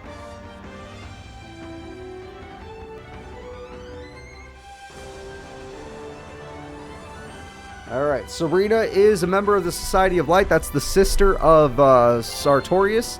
She's got Mirror cards and Monarch cards. And those cards are going to be going up against good old-fashioned Death. Because Titan is only working with Death here. His Archfiend cards are very effective. A lot of people forget about Serena. That's very rude. I'm joking. I would forget her too, honestly. I don't even blame you guys. So, let's go ahead and get this fight started. Hopefully she gives us a good fight, Serena. She has actually gone to top 4 before, so she's not bad, but so has Titan. Titan has made it to top 4 before as well. No, her name is Serena with an R. No B. And we got Fiend Sanctuary, which is not bad. And let's see if he does anything about the Fiend Sanctuary. Well, he's got Archfiend Palabyrinth, so that's not bad either. Trance Archfiend's at 2k attack. He does not care about damage. Mirror Mail is going to activate to get her enough. But why would you do that? Was the worst play I've ever seen. He was about to take 2,000 damage, and you just let him not take 2,000 damage. And at least you tribute summon for Mobius. That's a great card right now. Really great card. Okay, Mobius gets in there and does 24. It's a classic card, but it does a lot of work. Palabyrinth is going to come in, and Foolish Burial is also going to go in and get rid of a card. And that's it, just a set. Not bad. We have another tribute summon. This time it's going to be Zaborg. Good play. Zaborg is going to get rid of another one, and that Archfiend monster is dead for a direct attack. Not looking good to be a Shadow Rider fan right now. Destiny Draw kicks in. It better be damn good. Well, he's already put it down, so we'll see what happens. Does she have another Mobius? Nope, she has Emperor Sem, which is for tribute summons. And Archfiend's Roar will save the day by getting back Trance Archfiend. Oh, he has his boss in the grave. This will save the day for now, but it's gone. Yep. So now he needs an actual card. Nope. Okay, well, that's it. And that ended the duel. Serena and her Archfiend / Mirror deck will win the duel. That is it. 1,300 attack goes in. Serena wins before turn 10, which is very good. For lower tier duelists, that's actually very good. There we go. The next opponent's going up. Oh, we got a deck people seem to like. The next duel is going to be Yasmin. Yasmin is Gravekeepers, and Gravekeepers is going to be fighting Tanya and her Amazonas deck. Alright, Yasmin versus Tanya. Technically, these both can be considered dual spirits. Alright, I have everything ready, except the characters. Go ahead and place your bets. Place your bets, people, place your bets. I'm going to sit up a little bit. There we go, want to get a little more comfortable. Ay, ay, ay. Both these characters don't exist, do they? Okay, well that's no fun for me. Let me find them. Tanya should have existed 100%. The fact that Tanya doesn't exist is like a crime. But Yasmin, I understand her not existing. She didn't even duel. She was part of a duel by being a monster in a duel, but she didn't even duel. So, yeah. Her not being there doesn't exactly surprise me. But here we go. Let's go ahead and see which of these characters is stronger, Yasmin or Tanya. I'm going to look for them as quickly as possible, even though I haven't used Yasmin in like a year. I found her, actually. Wow, that was quick. Tanya, where are you? Tanya was one of the first characters I created, since it was kind of upsetting that she wasn't in the game at all.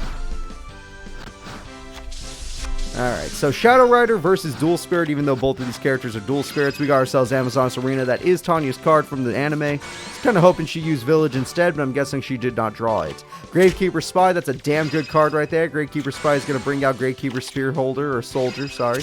Arena is going to cost them both 100, but that does not matter. Lots of back row to protect the Amazonas cards from the Gravekeepers. Without Necro Valley, this deck is not very good, so... Yep, Amazonas Archers is going to get you wrecked. Okay. That trainee is going to get stronger and stronger. In fact, it's going to be in love with the fact that it comboed off of Amazonas Archers. So now that trainee is as strong as a 1900 beater monster. While on top of that, doing damage to Yasmin. Should have got Necro Valley. Yeah, you got to play super passively until you get it. Alright, Amazonas Paladin is also rocking a 1900 attack stat, but the Spy will keep you alive. Now play another Spy. Beautiful. Now Exceed Summon. No, I'm joking. Alright, well, that was good. Good, good, good. She was going to crash and then do damage with her Gravekeeper's Spy, obviously. Amazonas card is going in there. She doesn't seem to have any more Amazonas monsters. Spy will die due to the Amazonas Heirloom. Plus, Arena will continue to do 100 burn. And Spear Soldier sadly will die. Trainee is now stronger than everything on the field. So, that trainee has become a threat. Unless we get a tribute summon from Yasmin. Or a Necro Valley. No Necro Valley so far. No Tribute Summon so far. Yasmin is in a lot of trouble. She's about to get overpowered. And why would you... Oh, the heirloom, I guess. You know what? Why not? Maybe you thought there was another 2K defender. I know they don't run anymore, but maybe you thought so. Trainee's now rocking a 2300 attack stat. This might be the strongest trainee we've ever seen, based on just gaining attack. Gravekeeper Steel is nice to get back 2 spies, and which is okay of a play. The problem is you kind of need more than that. Yeah, you desperately need more than spies. You need Necro Valley. Where's your Necro Valley? I'm going to keep saying it until she gets it. Oh, Gravekeeper's Guard is not a bad play. You can at least bounce back the trainee, ruining all of those buffs. And then you just take the hit, yeah. Well, okay, Rider Spy, whatever its name is. Yeah, there you go. Not a bad play. But Heirloom is going to destroy it, damn. It was a bad play. You should have waited until Fighter's turn. Just taking the hit, man. Just got to take that hit so you could trip. Well, maybe you didn't have your Tribute Monster. Oh, there it is. It only took an hour. All right, it's on the field. Necro Valley is here, yet they do not have any spells and traps to work with it just yet. Amazoness Trainee is back, but it's way weaker now. Paladin is not able to destroy this card. Heirloom is, but the Gravekeeper Spy brings out a new monster. That monster is the Gravekeeper Spear Soldier at 2k attack. And what are you going to do about that 2k attack? You can't do a damn thing, can you? That's right, you can't. All right, there we go. It's not too late yet. Yasmin still has Rite of Spirit. She's going all in. Gravekeeper's Guard is back instead of Spy for some reason. We got our Tribute. That's it. Boss monster on the field. Gravekeeper's Chief. This is the strongest card in her deck. Do not laugh. And now with the freaking Necro Valley, she has full control of the duel. She's getting rid of Trainee, and she's going to use the freaking field spell against her. And there we go. Heirloom will keep the monster alive. Yeah, you should just both attack that monster. That was a bad play. If you both attacked the Paladin, you would have been able to destroy it. Instead, you did terribly. And Spellcaster makes it even worse than I thought, because Fighter now is rocking a 1900 attack, whereas your monster is only rocking 2k, which means Paladin did not matter. Paladin was going to kill you anyway. You did not just do the thing correctly. And there goes a little bit of burn. Obviously, Blowpiper is going to be kind of nice to have, but at the same time, meh. We have another Gravekeeper's Chief. Okay, there you go. That was not bad. Gravekeeper's Chief brings back the Spear Soldier. Maybe this time you'll actually attack the freaking... No. No. You're not doing what I want you to do. Yasmin has decided not to play good again. She just can't, she can't fix her own brain. Something wrong with it. Granted, the life points are dropping below half, which is super sad when the situation is this dire. She's about to lose another one of her boss monsters, meaning she only has one left in her deck. Whereas her opponent just Destiny drew, and what did she get? She got Trainee. And Trainee has no way of getting strong. Why are you going for Guard? Okay, now you're making a bad play. Just use your Heirloom to destroy the freaking Chief. I mean, granted, I guess your trust... Oh, I know what that trap is. Never mind, I know what the trap is. She didn't destroy it for a reason. Great. Wow, wait, Curse is actually important because burn damage is getting close. And... Wait, you're not activating a trap card? What? I could have swore there was a trap. You just Destiny drew a trap, didn't you? It's not Amazoness Archers? What? I mean, granted, you're both playing terribly. This is absolutely terrible, and you can lose to a Gravekeeper's Curse if you're not careful. Alright, we got Amazoness Sage, but could... Oh, that can pop Necro Valley! Amazoness Sage can pop the Necro Valley. That would be really bad. Granted, I think she has to attack to do so. And her brain is not smart enough to attack. Her opponent gets to keep Necro Valley. Damn. AI is just playing like garbage right now. Just garbage. And there goes the damage for game. Yep. Alright. Because of 2 garbage plays, the winner is Yasmin. Alright. Let's see. No one bet on Yasmin, which honestly, after watching that, I don't blame you. But it turns out Tanya was worse. It turns out Tanya was worse. I feel like she blocked her own Amazoness village by playing that freaking arena. The only reason I even give her arena is because it's the only card she actually used in the anime. Alright, Yasmin gets to move forward. The next duel is going to be... Okay, well, this duel could be good. We got 2 duelists that have both received 3rd place. 2 bronze place duelists going at it means this is going to be pretty close. The Red Eyes Nitro user or... the gear, Ancient Gear Golem, Crowler. Yeah. Crowler. If you like Ancient Gears, go for Crowler. If you like Red Eyes, go for Night Shroud. Personally, I like Red Eyes more than Ancient Gears, but I love both of these characters. Which makes me sad, because that means I'm going to lose one of them right now.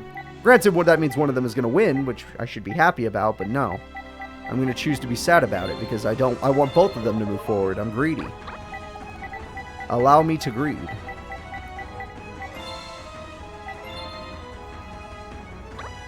And just need me a Night Shroud. And it looks like we're just about ready to start the duel.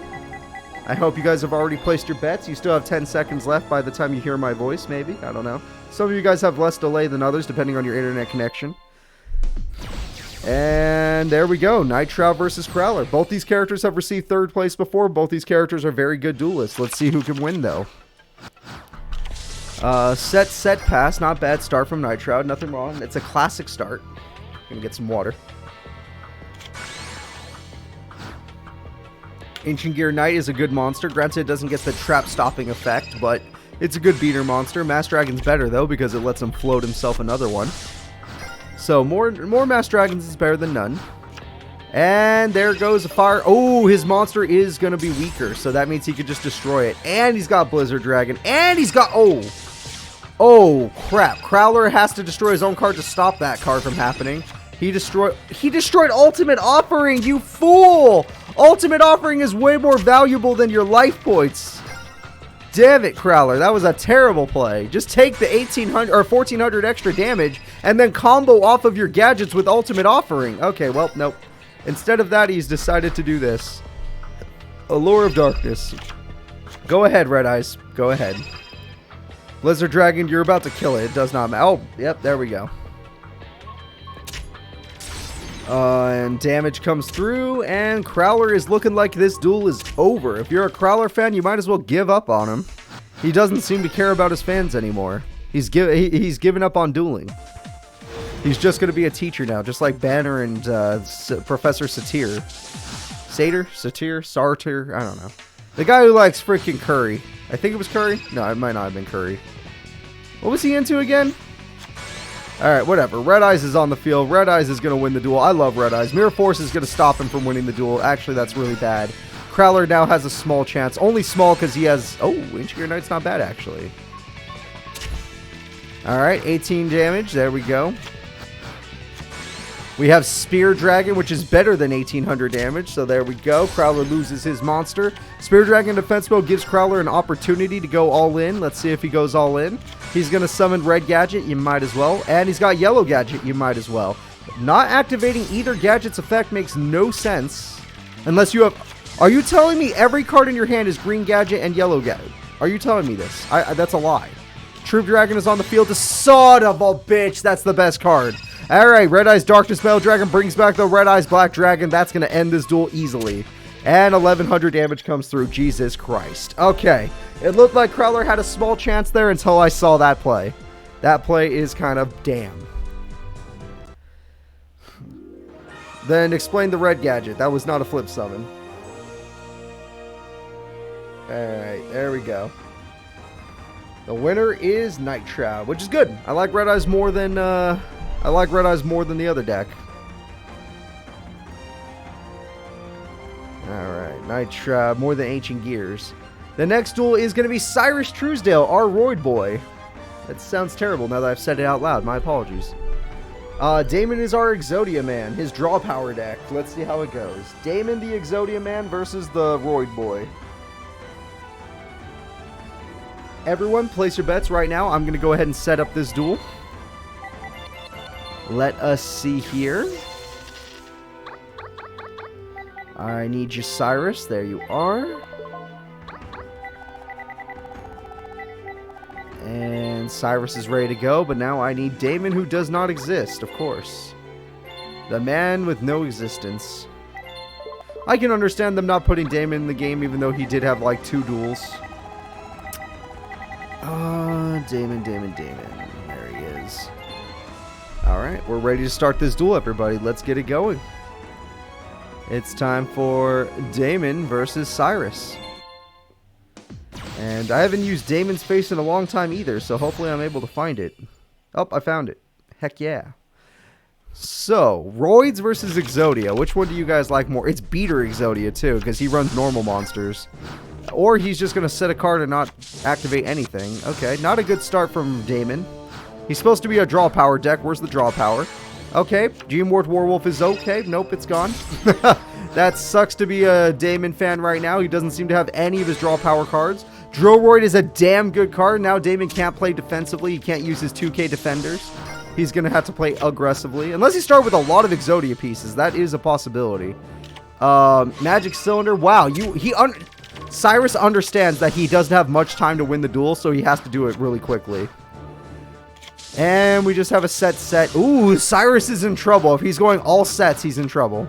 And Dark Factory to bring back the Geomorph Werewolf, probably. That's the only card he really cares about. And with this, he's going to break through Cyrus's defenses or Mirror Force. Okay, well, Cyrus baited you. You are going to die now. Damon did not last very long, did he? He's going to summon... Ooh, Steamroid. That's the best one. Drillroid and Expressroid for funsies. Alright, well, there we go. Oh, no, you fell for it. He's like, you use Mirror Force? Uno Reverso, bitch. I got Mirror Force. Insect Knight goes in. He's not even going for Exodia. He has not drawn any draw power cards. No Heart of the Underdogs, no Pot of Greed, no Graceful Charity, no damn nothing. He is just winning by battle right now. Cyrus is bricked. And we got Vorse Raider on top. Holy crap, this duel is turning right around. The Roid Boy is falling.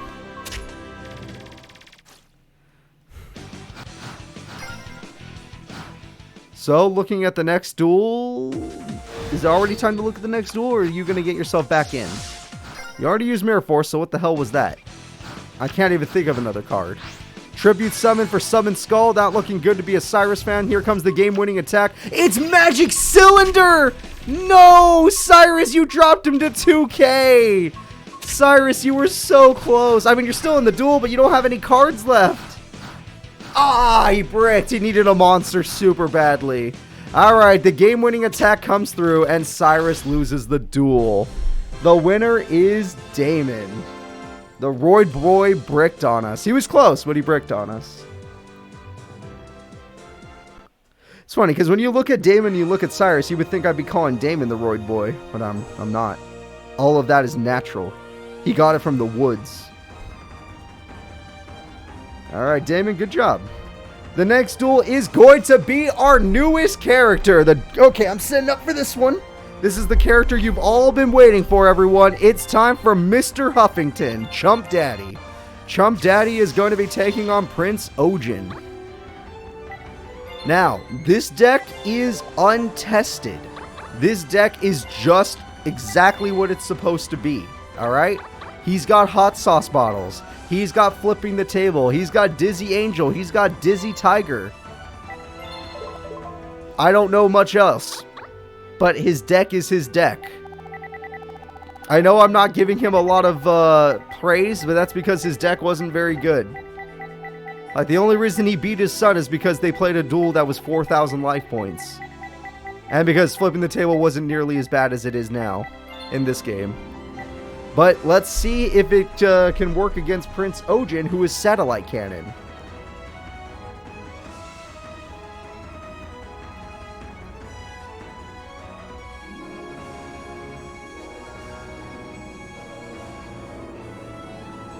Alright. Oh, yeah. It still doesn't let me put Chumley's name down. Really? Alright, well, I'm just going to call him... Okay, wait. That sounds terrible. Mr. Huffington would have been better. It won't let me put the word chump down. I'm allowed to write hell, but I can't write chump. I don't understand.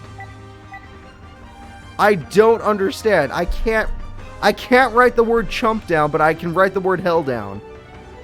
Okay, this is interesting. We're gonna go ahead and just have Chumley's dad take on Prince Ojin. I will get the faces on the screen as soon as possible. Chumley's dad is easy. He's brand new. There he is. He's like floating in space. You can enjoy him. And Prince Ojin, where the hell are you? I don't remember when I created the prince. Crap. I really don't remember when I created the prince. Oh, there he is. Boop. There we go. Alright.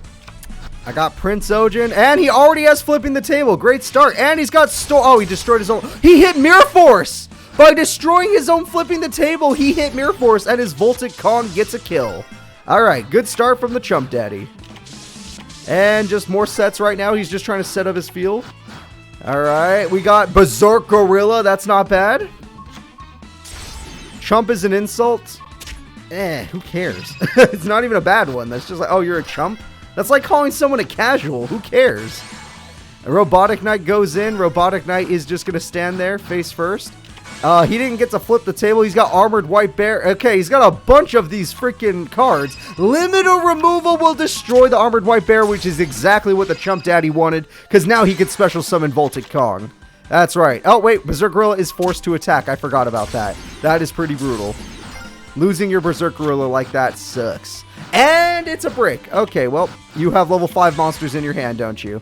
Fencing Fire Ferret is here. Voltic Kong is going to go in. And there goes Voltic Kong again. That's going to be a lot of cards going to the grave.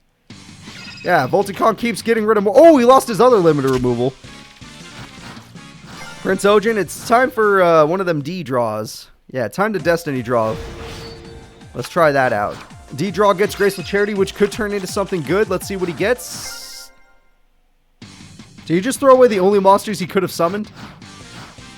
Does he have 3 satellite cannons in his hand with no poly?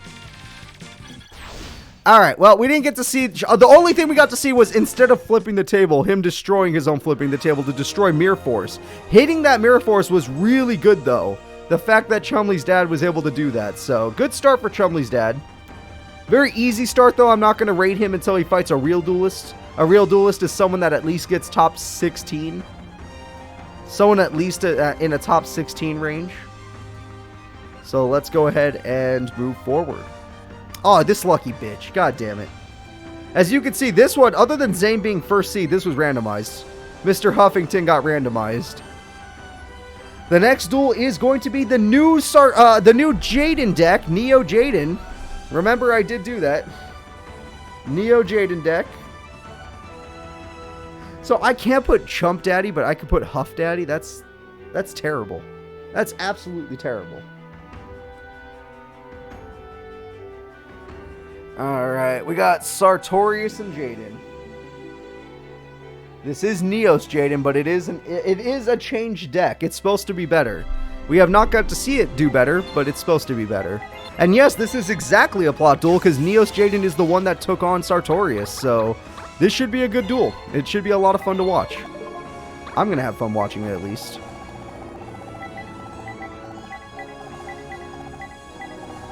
Alright, I got Jaden Neos ready. I just need good old Sartorius. Where's our cult leader when we need him?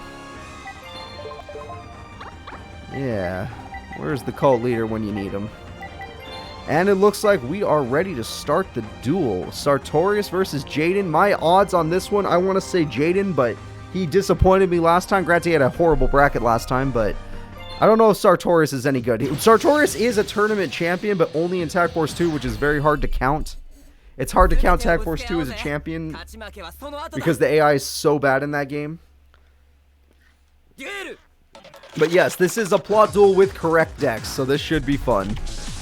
And set, pass. Sartorius, very basic start.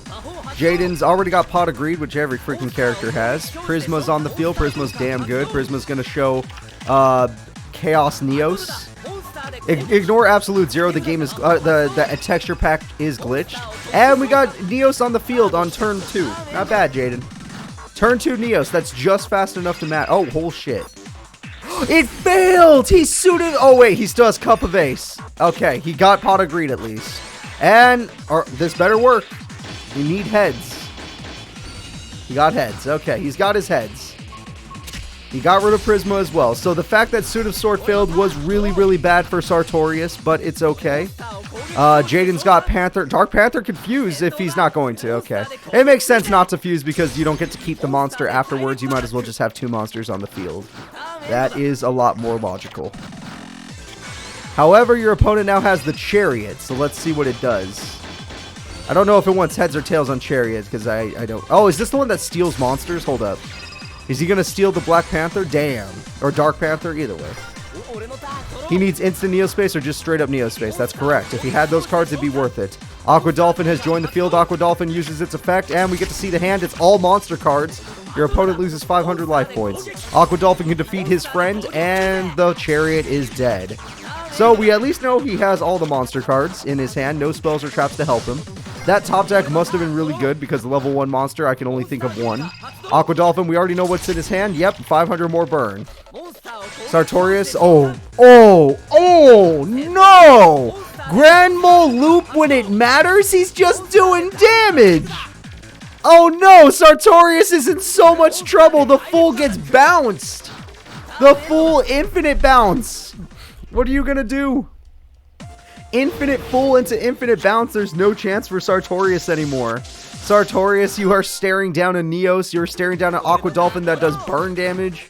You are staring down death. Alright, Aqua Dolphin continues to do burn damage. And Grand Mole comes back to end this duel.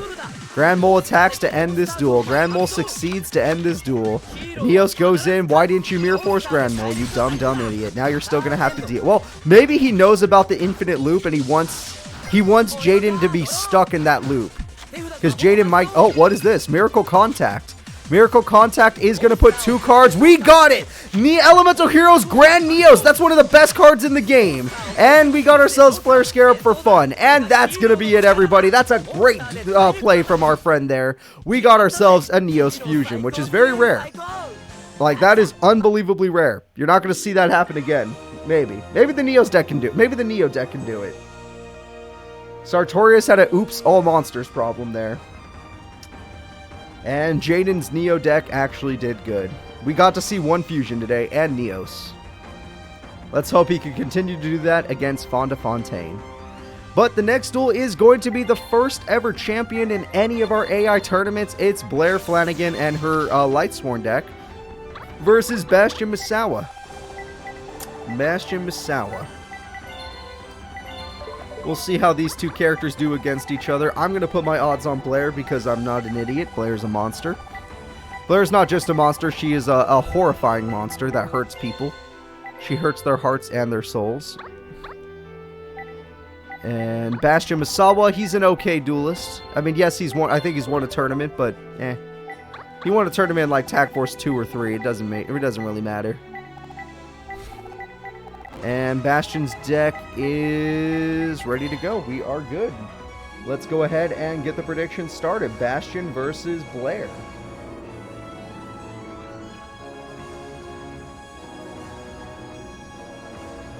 We're good.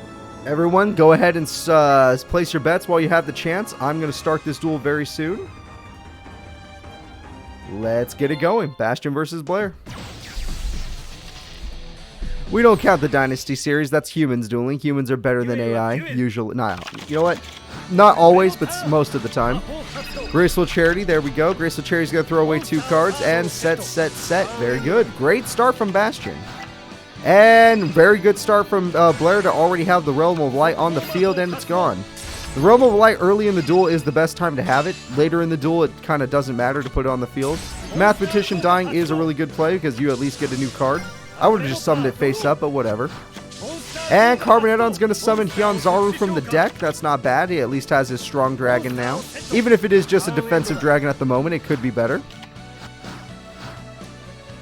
Her monster is very strong, but it's unable... Ooh, Oxygeddon dies. His combo is dying with it.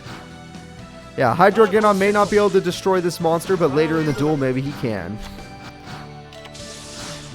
So, what are you planning on doing, Bastion? Right now you're holding the line, but once she gets one of her tribute monsters, that's a great play! Bastion Misawa has a calculator. He's got the brains to get his monster to 4,800 attack and Mirror Force. Okay.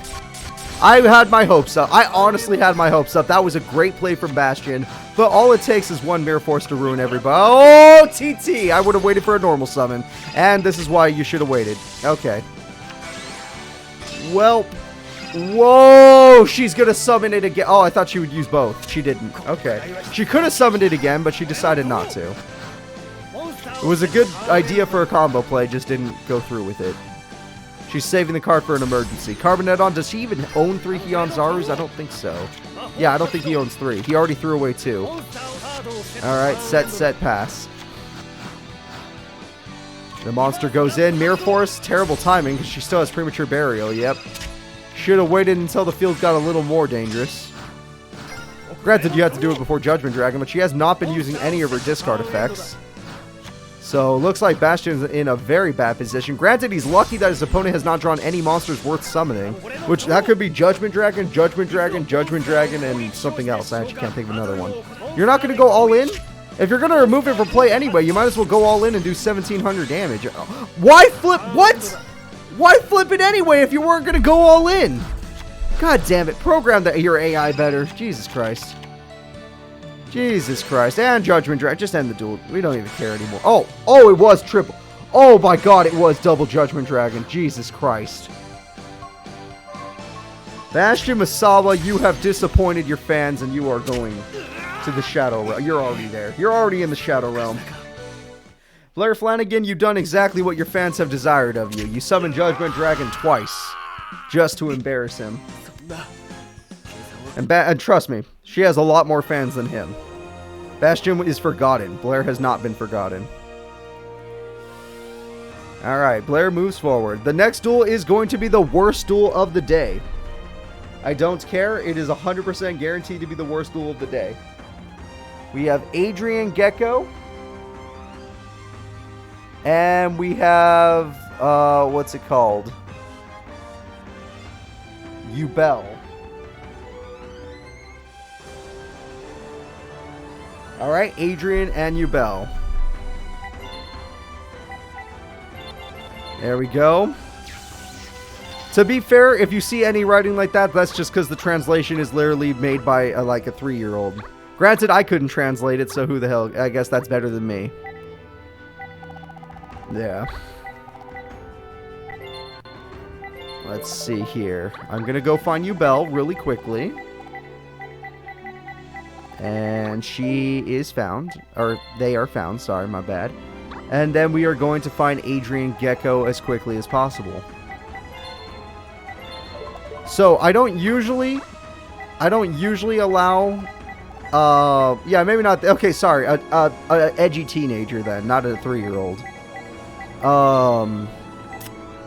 I don't usually allow Adrian in tournaments because he's very annoying to watch. He's very boring. His Cloudian cards don't usually do anything. But we're going to give him a chance to take on Yubel, I guess. So we'll see what happens. Maybe Yubel will play poorly like they always do in Tag Force 7. We have a set into Cloudian Squall is a good start. Cloudian Squall, 2 Cloudian Squall is a great start. That's a great start of the duel. Mystic Tomato is going to come in. Mystic Tomato will easily destroy Cloudian Cheat Cloud. Also great start for Adrian Gecko. Especially if he can get out his tribute monster. Alright, Cloudian Squall will do its job. Battlemania says you are forced to attack this turn. Which is usually a good card when you have Yubel on the field, but this is not the case. And Cloudian Squall puts on lots of counters. And it was, okay, tribute for Nimbusman. Nimbusman has 3,000 attack, 3,500 attack. And now I don't think he cares about attacking. Granted, he is going to be forced to attack the next one, Yubel. Oh, you're lucky, Yubel, that the monster has 0 attack points. My god. I mean, you're lucky, Adrian. Adrian got super lucky there. Unstable Evolution, Yubel now has 2,400 attack. Kind of funny. But you're going to need more monsters. Yubel, please don't tribute yourself. Don't ask me. It's the programming. It's the programmers. I don't know what they did, okay? The translators are bad. The programmers are bad. Everything's just bad. There's no good today. Actually, we've seen some good duels today, but there's no good right now. And I didn't expect this duel to be good because of what it is. Alright, so we got Cloudian Squall, which is 4 counters, 1 counter, 1 counter. That's a lot of counters on the field. That monster is going to be super strong. Alright, Nimbusman is at 5,500 attacks. Samsora Lotus has... Okay, well, the Poison Cloud can't win the duel just yet, but he definitely can win the duel by burn. Now we just wait for Yubel to top deck a card to save themselves. I don't think they can, though. Don't think they can. Nimbusman does not care. Cloudian Squall, that Nimbusman is just getting stronger. It is now rocking a, let's find out, 6,500 attack stats. And Turbulence gives it even more problem. At 8,000 attack stat, thank you very much. Call of the Haunted brings back Yubel. Yubel has summoned themselves, and Yubel saves the duel. Thanks to Yubel being summoned, they saved themselves, but they need to destroy Yubel or else they'll lose the duel without using Yubel's effect. Just don't destroy it by you using Yubel's effect. God damn it. Program your AI better. Sword Lotus, don't come back. You're bad. Oh, God. GG either way. Yep. Well, I guess we get to see more than 8K. How about 10,000? Oh, wait, it's more. Okay, let's see Nimbusman. It's going to have the highest attack of the day. Even Zane is jealous. 13,000. Wait, 12,500 attack. 12,500. 12,500 attack. Even Zane Truesdale is blushing. That is incredible from Adrian and his Neo deck. All right, Adrian Gecko, there you go.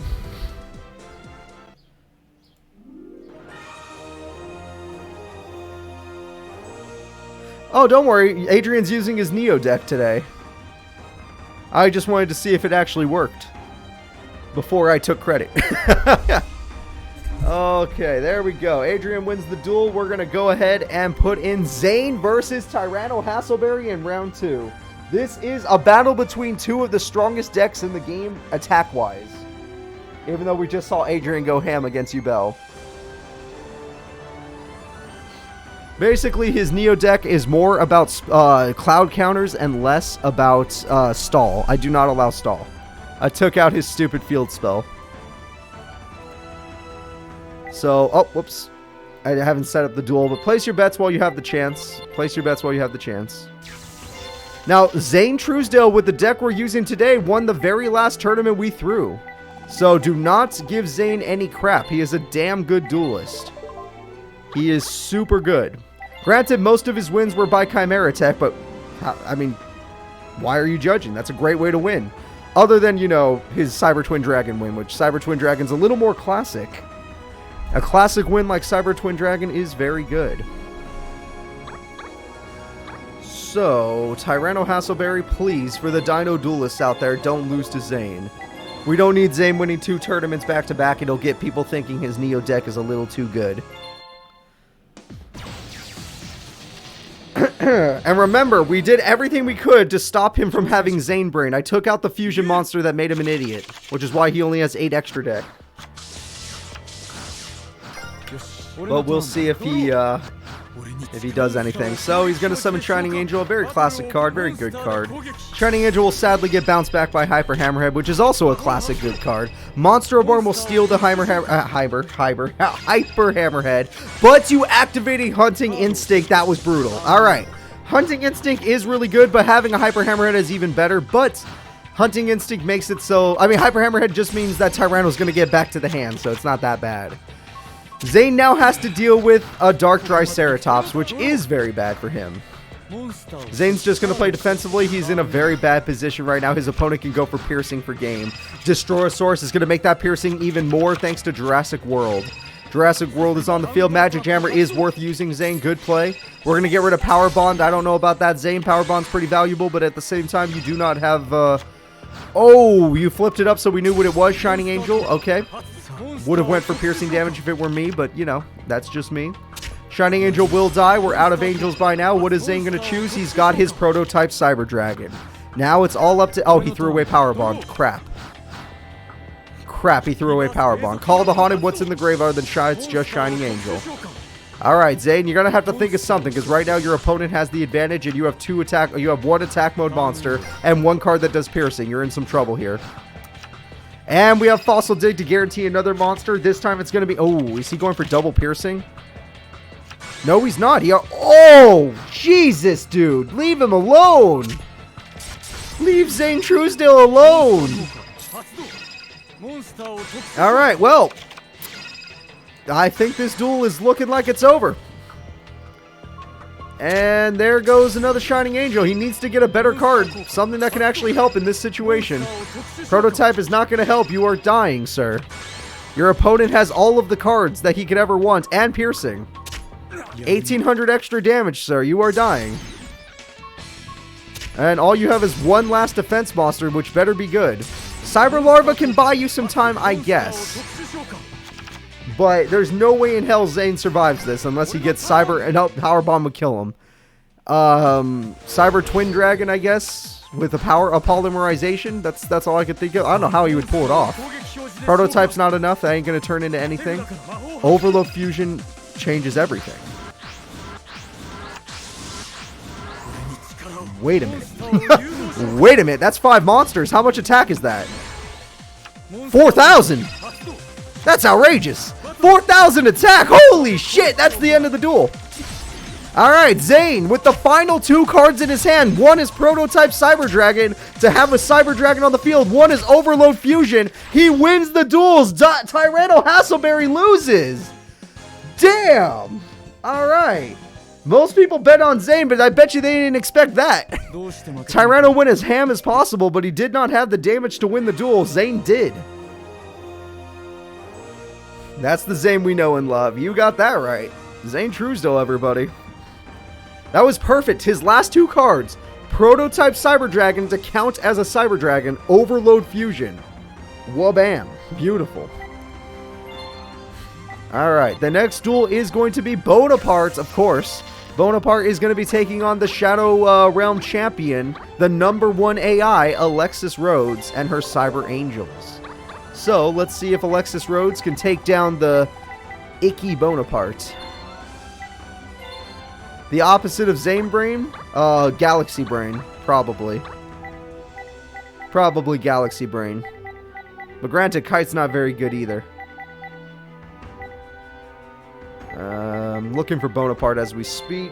Did I do predictions? My dumbass didn't do predictions. Yeah, damn it. Alright, Bonaparte versus Alexis. I'm surprised these 2 people did not duel. Oh, when's the Galaxy Brain emote? I rarely make emotes, and when I do, they aren't usually that good, but we do our best, because I can't draw. And I can barely edit. So, we got Bonaparte ready to go, we got Alexis ready to go. Let's go ahead and get things started. Where's our bone friend? There we go. So, let's see how these 2 do against each other. Alexis and her Cyber Angels versus Bonaparte. All in on the waifu girl, alright. Well, we got one person going in for Alexis at least. You're losing bits, Ghost Wolf? Well, then you gotta start listening to me. Alexis is gonna win this duel. Bet on Alexis. Banner of Courage, just don't get... Look at that, he bricked. Bonaparte bricked. He has a low monster deck. I've warned people about this. Sonic Bird, here we go. And TT, which is kind of useless when your opponent might Ritual Summon right now.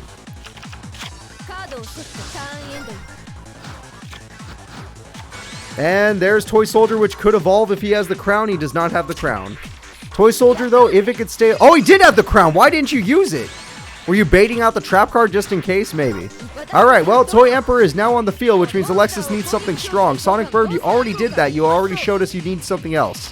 Where's your Senju? Where's your Manju? Right now, it's not looking good to be an Alexis fan. Gaia Force, or Gaia Power is really good. He's going to be able to get any trap he wants. What trap do you want, sir? And it's Threatening Roar. That is a damn good trap. Alright, let's see what we got next. She's got Sanyan. That could help you. Help you get a Manju, and then use Manju to get the ritual monster you need. Granted, you might... Oh! TT! With a Sanyan! That was a hell of... Ooh, Morphing Jar. At least set down your spells before you do that, because you would actually be helping him with Morphing Jar. Valhalla! Did you have a tribute monster in your hand? It's Splendid Venus, the card from the manga that her opponent used. Royal Decree! You can't yell at her! She does not allow your yell to happen. Splendid Venus does 2,800 damage. Jesus. Alright, she set Morphing Jar though, so that means that our buddy Bonaparte might have a chance to come back. He's gonna get a whole new hand. What was in his hand? He had another Toy Emperor, okay. Even with a new hand, you didn't summon another monster to... There's no way you couldn't summon a monster. There's no way you didn't have a monster after 5 new cards. Come on, Alexis. What do you expect me to believe? That's just lies. Alright, Banner of Courage is here to try and save him. He doesn't have any combos to save him. Okay. Okay, well, that's just gonna... I'm going over to predictions. Traps don't work, remember. Manju's here. Manju can get you your guy. Alright, Dakini's here. Do you want to use Dakini? You don't want to use Dakini. Okay. I don't blame you. The duel's already over. And just like that, Shadow Realm champion Alexis is moving forward.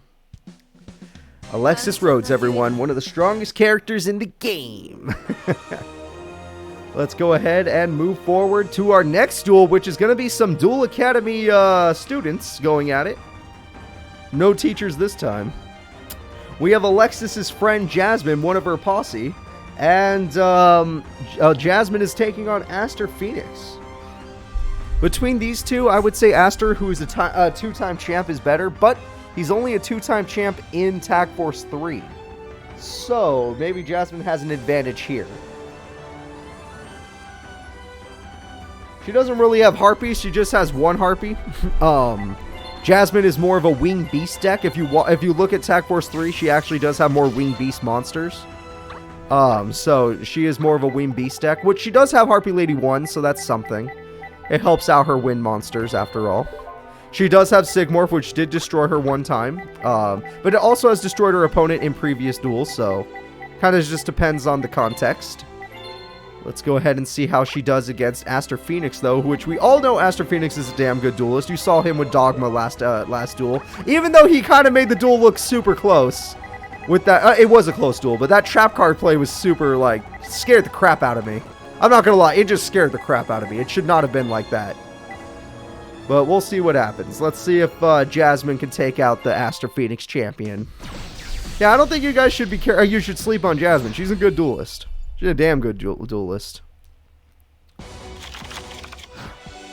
Yeah, probably in the GBA games they gave her Harpies. And they do give her Harpies in Tag Force. I'm just saying it's not her focus. And there's her Rising Air Current. That's a pretty good card. Sonic Duck, one of the strongest cards in the game. I don't care what anybody says. That's one of the strongest cards in the game.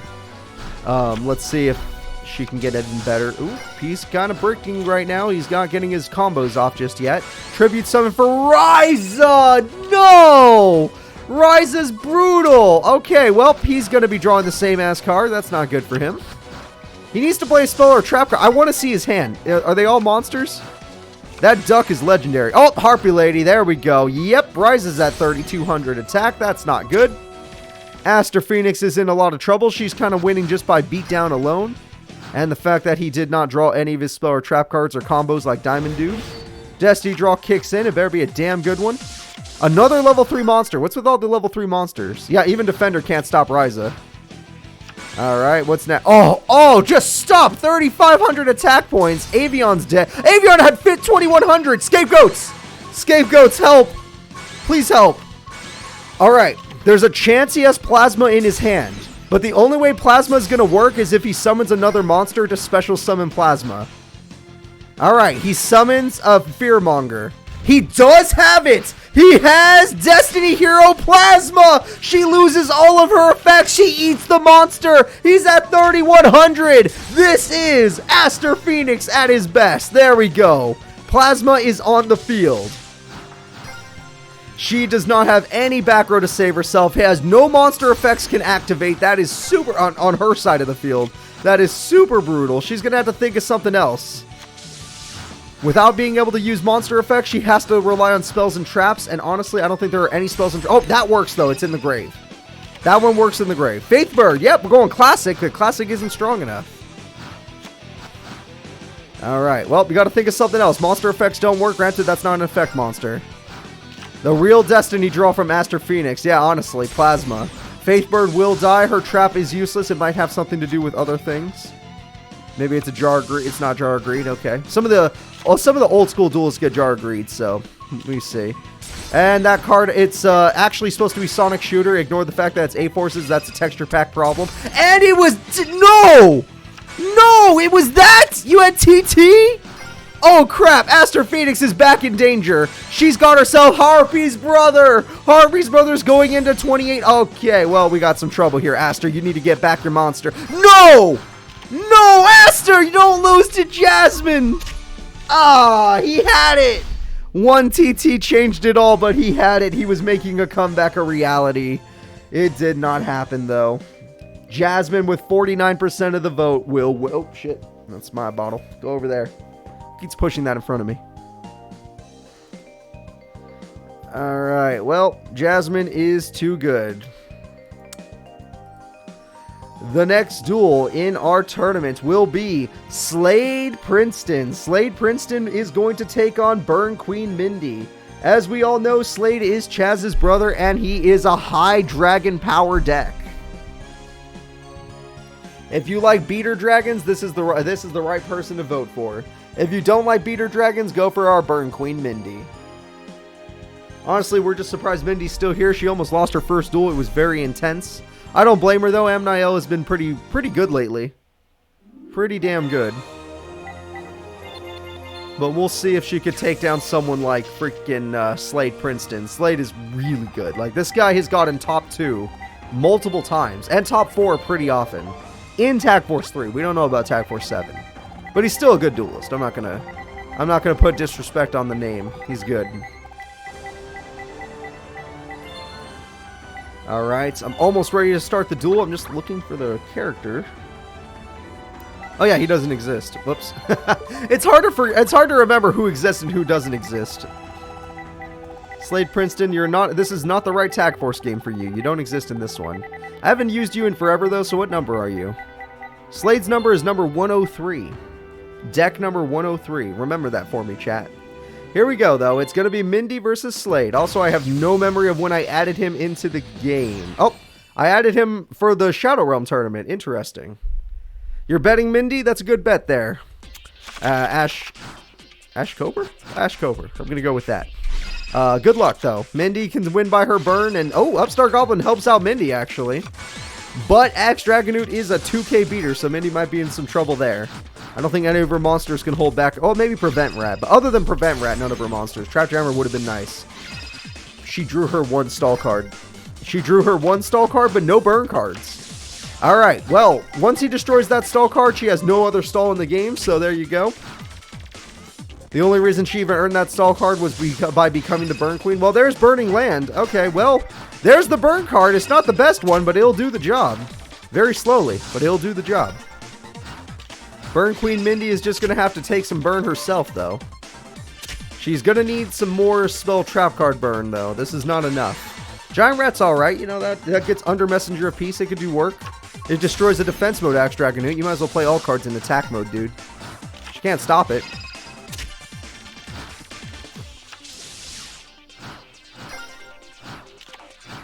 Burning Land, another 500 burn. Messenger of Peace, another 100 burn. Overall, it does not matter. As long as he doesn't get... He has both MST, Giant Trunade, and Heavy Storm. Okay, 3 things. He's got 3 things. So, he has 3 ways to get through this. Graceful Charity is going to help him get there. He threw away his Fusion, funny enough, and he Tribute Summons. Hello, Luster Dragon number 2, a good card. Very good card. I believe he used it in the show, too, which is perfect. Messenger of Peace will continue to burn Mindy, but he's burning faster at the moment.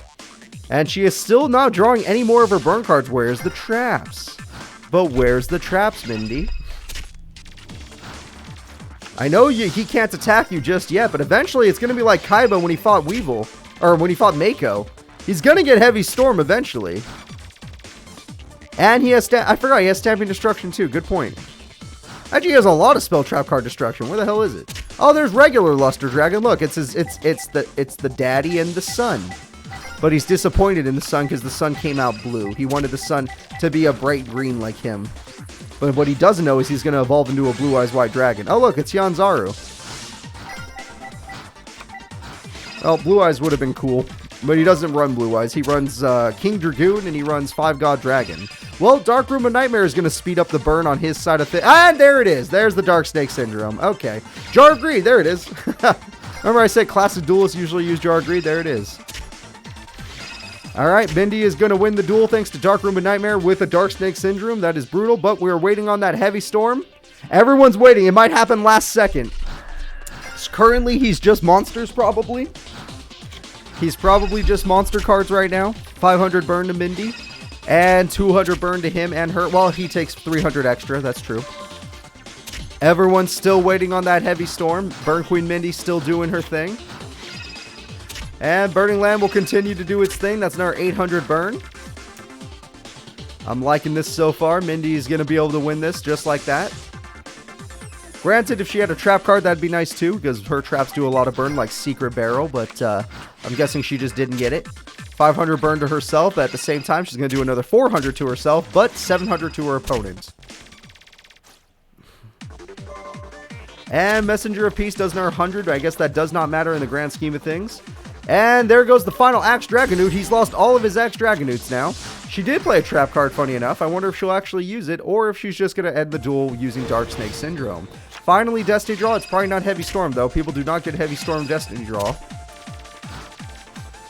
So, what are you going to do, dude? You kind of just walled right now. You're kind of just stuck. You can't do shit. Okay, well, that's going to end the duel. I'm going over here. I don't think Mindy can lose this duel anymore. That's what, 800 burn right now? She'll take a lot of burn, too. Don't get me wrong. She's taking a lot of burn, too. But this guy, he's literally going to drop on his next turn. Yeah, Mindy has the full field right now. Literally. Oh, Deskawala burn. Hey, active. Why can't Chumley do that? Remember that one tournament where Chumley would not flip Deskawala to save his life? But she will. Chumley, why can't you be like Mindy? Why can't you be like Mindy? God damn. That's why she's the burn. That's why she's a champion. And that's why you're not a champion, Chumley. Well, maybe today's the day. Oh, it's because he's a Slifer Slacker. That makes a lot more sense. Yeah, you're right. He doesn't read his cards. Quintna, thank you so much for following. I appreciate that. Alright, let's see here. I'm going to go ahead and get back to our bracket. Now we have Mindy moving forward. The next opponent is going to be, oh boy, everyone's favorite Masked Hero Jaden. That's right, Manga Jaden is here, everybody. Jaden from the manga. And he's taking on the other Burn Man. It's Axel Brody. This duel is between a champion and a non-champion, and I bet you can't guess which one's the champion. Even though you probably can. At the end of the day, though, I will say Jaden Masked Heroes is really fast and really aggressive, which does kind of counter Axel Brody's burn, but Axel Brody's one of the better burners out there because of Volcanic Counter, so we'll see if that burn even works. Axel Brody versus Masked Hero Jaden. This should be a good duel. Granted, if you go by history, Axel Brody's a champion, Masked Hero Jaden is not a champion. Jaden almost beat Zane, though. Who cares? This guy's a champ. Oh, there we go. Volcanic Wall to start the duel. That's guaranteed burn. Or not. Wow. I can't believe he got so unlucky he didn't get a single monster. And he has no monsters in hand? Are you saying the first 8 cards in his deck were not monsters? I find that impossible to believe. I find that absolutely impossible to believe. Five non-monsters in hand. Oh, wow. Our Wretch's Justice. That's a good play. And then 3 cards from Volcanic Wall, also non-monsters. That means he's guaranteed to draw a monster, right? He better be guaranteed to draw a monster, I swear. Volcanic Wall, he did 50. Oh, it was 3 monsters in a row that time. 1500 burn, unless he has his freaking Blaze Accelerator. That card doesn't exactly matter. Alright, he drew a monster. And we got Elemental Hero Ocean. That's a pretty good card. Volcanic Counter going to the grave is good for you, at least. 1500 damage will be dealt. Volcanic Counter goes through, does 1500 damage. Now we get to see Volcanic Wall again. It does another 1000 burn. And now Masked Hero Jaden is actually below Axel in life points. But this duel looks like it's over. What? Stratos back to hand. Do you Stratos? Okay, I guess that. I guess. It's a race to the bottom, but there's no way Jaden doesn't win this race because he's the one doing battle damage. Battle damage always beats burn damage, especially if he has, what's it called, Mass Change. He doesn't. Axel, you have to do 4k burn in 1 turn. Prove to your fans that you can. Destiny Draw comes through. And a 500 is not the number you need. And it's over. His Destiny Draw, he does not even set. Elemental Hero Ocean will do its thing yet again. Okay, this is a new loop that we've never seen. Maybe the AI is programmed to always do this loop. Oh, there's Blaze Man. And the Oops No Monster deck versus the Oops All Monster deck. And that's going to be it. Masked Hero Jaden takes down the champ, Axel Brody. Most of you bet on Masked Hero Jaden anyway. Most of you thought about the anime. Jaden can beat Brody. I don't think Jaden's ever lost to Brody. Alright, the next duel is going to be Cyber Blader Alexis, otherwise known as the World Tournament Champion Alexis. And Alexis is taking on Darkness. So, who do you bet on? World Tournament Champion or Darkness?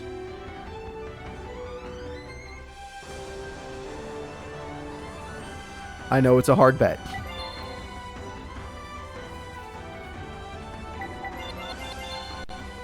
Nah. Nah. Alright, let's see here. Alexis is there. I just need to find her deck real quick. Very quickly. And now I just need Darkness. That's a character I had to make up myself because they did not put him in the game, which is fine. Because even though his cards do exist in this game, not too many, but a few of his cards do exist. Like his boss monster, the Darkness Neosphere, and Darkness Destroyer. Anything with Darkness in the name, I gave it to him. If it has Darkness in the name, it's his. He can have it. Ooh, I'm having trouble finding him, though. There he is. Okay, I found his deck. We are ready to start, everyone. Let's go ahead and get into this duel. It's time for Darkness to take on a World Tournament champion. It's funny how both of the Alexises are both champions for a different thing. One's the #1 AI Shadow Realm champion. One's the freaking amazing AI World Tournament champion. So, that's like having a gym leader and an Elite Four member on the same team. Like, that's crazy. They're the same person, and they've been both. Now, I am looking for our buddy's face here. I just can't find it. I have found it. Alright, Armageddonite is a great start. Veil of Darkness is a good start. And back row, very good start. Very respectable start. We have ourselves reinforcements of the army. This is going to get her Marauding Captain. She has won a duel with Locke. She beat Noboru that way. And reinforcements of the army will get her Marauding. Is she going for the Locke already? This is how she beat other people. And there's Marauding Captain. You can't stop it. Marauding Captain Locke has been activated. Call of the Haunted may bring back the Marquise, but I don't think that makes a damn difference. Yes, I did. I know. I love Larry just as much as the next person. If any of you guys watched my Pokemon Scarlet and Violet Let's Play, you probably had a nice time. And Cyber Tutu can attack directly, which actually... Alexis won. She wins in 7 turns. In 7 turns, Cyber Tutu wins the duel. I'm not even joking. That's a really good play by Alexis. Don't even use DD Warrior Lady. There's no point. 2-2 beatdown. Darkness Neosphere is like, well, hold up. I'm on the field now. And she's like, okay, I don't care. I have the lock. She has the lock. And I'm not talking about Jock Lock from freaking WWE 2K23. Neos Jaden did duel and he won. So don't worry. He'll duel again. And Darkness Neosphere is in the grave. And Allure of Darkness is super risky when you have no hand. But you did hit a monster, so good on you. And Escape from Dark Dimension. Never mind, that was a really good play. So, you can't do anything. She locked you, dude. And she could just keep attacking with Tutu. Tutu is too damn good. Oh, wow, she could do more than what I thought. And Gymnast says goodbye, Darkness Neosphere, but Dark Illusion saves it. Alright, thank God for that. Thank God for Dark Illusion, because now the Tutu is all she's got. And DD Warrior Lady goes for a risky play by taking a huge amount of damage just to remove from play 1 Neosphere. So 1 Neosphere in the grave, 1 removed from play, 1 in the deck. Or in hand, we don't know. Premature Burial will bring back Marquise of Darkness, which is a good card. It just doesn't matter when Tutu exists. Tutu's like, I do not care, sir. I will defeat you with the lock. Command Knight buffs Tutu! Tutu is doing even more damage! Oh no! The Grim Reaper's getting wrecked by Cyber Tutu. It's impossible to stop her. She can't be stopped. The Tutu beatdown's too good. In 2 turns, it's over. Unless she draws another Tutu. Oh, worse, it's Gymnast. Gymnast is even scarier in some ways. Not in this case, though, because no monsters can actually defeat that other card. Oh, Neosphere's back. Neosphere is cool and all, but at the same time, Tutu does not care. The Cyber Tutu will dance into the victory. This is how you win as Alexis Rhodes, everybody. She doesn't beat you by battle, she beats you by brains. That's how she wins. Graceful Charity. Even with her Angel deck, it's mostly by brains. And the Graceful Charity is not going to do anything. Gymnast is just for fun at this point. And the Tutu will not end the duel. It will be Marauding Captain, which honestly he deserves to end it since he's the one that locked it. And that's going to be it, everyone. The winner is Cyber Blader Alexis. World Champion Alexis is the winner. Most people bet on Darkness in that duel. You guys forgot why she's a World Champion. Shame on all of you. Alright, the next duel is going to be Old School Elemental Hero Jaden versus Don Zalou. Alright, Elemental Hero Jaden is going to be pretty interesting to see. Let's see if he can take on Donzaloo. Donzaloo did really good in his first duel by stealing his opponent's boss monster. But we'll see if he can steal Jaden's monsters. This is a plot duel. I thought it wasn't Chaz that took down Donzaloo. Damn. Let me set this up as we speak. I'm looking for the decks. Yeah, I'm pretty sure Chaz took down Donzaloo. They had to give Chaz some time to shine. It was about time. And I need... Donzaloo doesn't exist. This is my doing. Alright. Does anyone remember what number Donzaloo was? You all are useless. It's number 102. Alright, let's get in there, guys. It's time to start the duel. It's Donzaloo versus Jaden, Elemental Heroes. Donzaloo, I need to find your face. God, I forgot when I created you. Does anyone remember when I created Donzaloo? I don't. It's been a long time. I'm just gonna assume that it's okay. I gotta find him. Okay, he's got reinforcements of the army. That's a great start to get himself. He got himself. Makes sense. It makes sense to search yourself when you're that good. I am legitimately still looking as carefully as possible to find out where he is. Oh, found him. And we start the duel with a Poly. That's great for Elemental Heroes. And it's a Wild Wingman. Alright. Wild Wingman is pretty good when your opponent has 2 back row. Hero merges for Mirror Force. He hit Mirror Force! How do they keep doing that? Every AI seems to hit Mirror Force. Jaden, you crazy bastard. That was amazing. That was an amazing play. Like, literally, it couldn't be better. Alright, Donzaloo's on the field, and he's going to try and destroy a monster and Mirror Force. You guys were right. They seem to get Mirror Force at the same time. I'm starting to think the AI, or the game is programmed to always give them Mirror Force. And there goes, Skyscraper. Okay, we're getting really old school now. Burstinatrix is on the field. Is that really the best card you could have summoned? Alright. You know what? Compared to other Elemental Heroes, it probably was. Like, it goes Sparkman, Wildheart, Burstinatrix. That's kind of sad now that I think about it. Graceful Charity, here we come. Graceful Charity, what are we getting? He threw away all of his boss monsters. He has 3 Gorg the Strongs in the grave. Chick the Yellow is going in. Hero Barrier says no. The Hero Barrier, thanks to there being an Elemental Hero on the field, says you cannot do anything for 1 attack. And Wild Wingman will continue to do its job. It hits 7 tools. You might want to hit the other one. Yep. Oh, he's smart. He does. He threw away Miracle Fusion. Okay, I don't know if you're smart anymore. Miracle Fusion's pretty freaking good. But at the same time, you hit freaking everything, so good on you. Actually, that guaranteed a victory, didn't it? That guaranteed victory. It was 100% worth. 100% worth.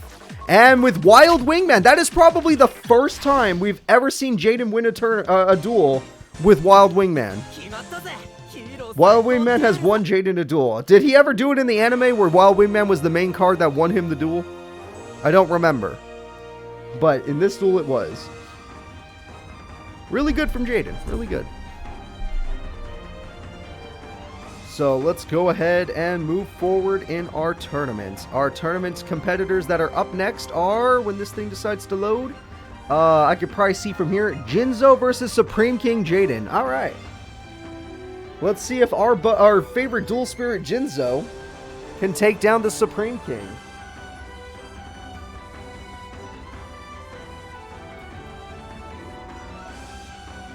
Place your bets, everyone. Place your bets. Supreme King versus Jinzo. The Trap Stopper versus the Heart Stopper. Let me go ahead and find these guys. There we go.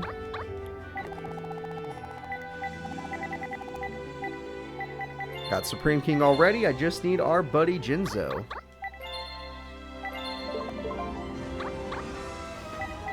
Where is Jinzo? God, when did I create Jinzo? Let's find out what his deck number is. We're going to memorize it. Jinzo's deck number is 91. He was created for a world tournament. Alright, everyone, here we go. It's time for Supreme King Jaden versus the Jinzo. Now, which world tournament? I don't remember. Maybe it was World Tournament 2 or 3. Who knows? And Supreme King Jaden. I'm looking for Supreme King as we speak. There we go. This has to be Supreme King win, isn't it? You never count out a Trap Stopper like Jinzo. Hex Sealed is a weird card to start with in attack mode, I'm not gonna lie. I want to believe it, Ready Iru. I'm gonna call you Ready for now, just because I can't do the rest. My brain doesn't work while I'm working.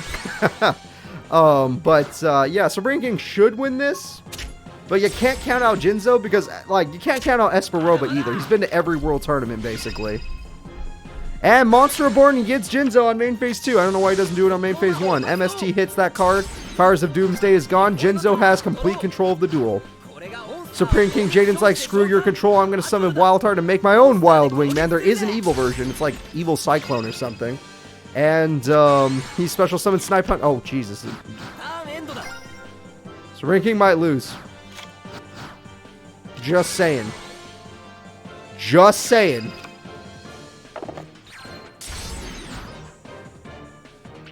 The duel might be over.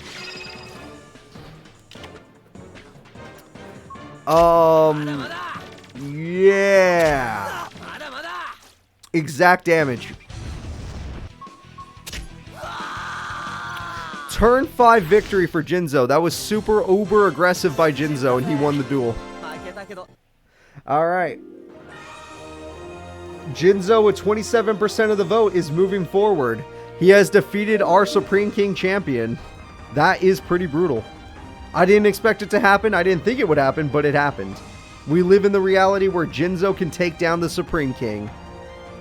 Talk about a freaking angry duel spirit. Alright, so Jinzo's going to move forward. Our next character is going to be Kami. Kami is taking on Jim Crocodile Cook. Most of you will not remember Kami. Some of you might from a world tournament where she took on Mako Tsunami in top 16 and lost to the real Ocean Master. Kami versus Jim. That's right. Kami is the fish deck. She uses a legit fish deck. The only person she lost to in that world tournament was Mako Tsunami. She lost to the King of Fish. That was literally her only loss. But now she's taking on the People's Champion. Rocks versus Fish. Overall, I think we all agree, if this was Pokemon, water beats rock. So I'm going to say it, I think this is where the People's Champion takes a dive into the ocean. But he does have home field advantage due to this being the Outback tournament. So, let's see what happens. Kami's $1 million deck. Kyogre versus Groudon? Basically, yeah. This is basically Kyogre and Groudon. But we're playing with Drought activated, not the other one activated, because we're playing during the Outback tournament. So it's Drought Groudon versus no Drizzle Kyogre because the Drizzle failed. Alright, Morphin Jar kicks in. Morphin Jar gets them some cards, not bad. And Infected Male means that she's allowed to attack directly if she feels like it at the cost of her monster. And Legendary Jujutsu Master is a weird card to play in attack mode except when Gigantus is on the field. Except when Gaia Plate's on the field. Wow, you are going uber aggressive right now. He realizes Kami is a huge threat. He realizes that Rock is weak to water. So he's going in. He is going in. Alright, Jim does over half of Kami's health really quickly. I'm actually very proud of him for it. And Kami doesn't care. She summons the Space Mambo. She is not afraid. All of that back row and she felt no fear. So Kami, how are you actually going to deal with this? Because now you let his Gaia Plate stay alive by killing that Jujutsu Master. Foolish Burial means it would have stayed alive. Okay, well that's not good. And he has another one. And TT! The ultimate water and Fossil Fusion! The ultimate water card has been countered. Here comes the Fossil. It's the weakest one because she only had a level 4 monster. And Time Stream, it's evolving! This is literal evolution. Alright, he evolves into Mesozoic Fossil Knight Skull Knight. He's evolving again! He pays 6,000 life points basically. And he evolves into the Paleozoic Fossil Knight Skull King! We almost never get to see Skull King.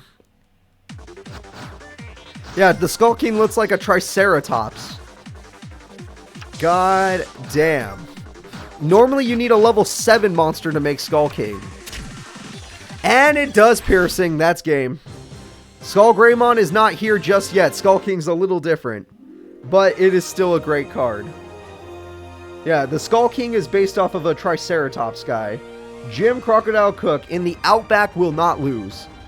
That was a waste of $1 million. Yeah, a bunch of normal monsters for $1 million. That makes no sense.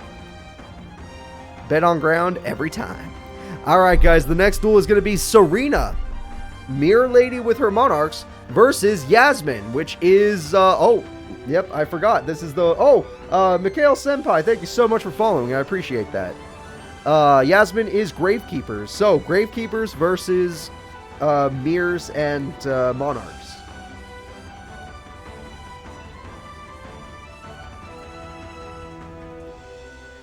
Alright everyone, go ahead and place your bets. I'm going to set this up as we speak. You know, I've actually been working on a few Let's Plays lately that I'm super excited for. I'm not going to be able to announce any of them, sadly, but, you know the Mega Man one. Mega Man one's great, but there's another one coming out this month that's going to be great. And I have another one that's been in the works for the past 4 months.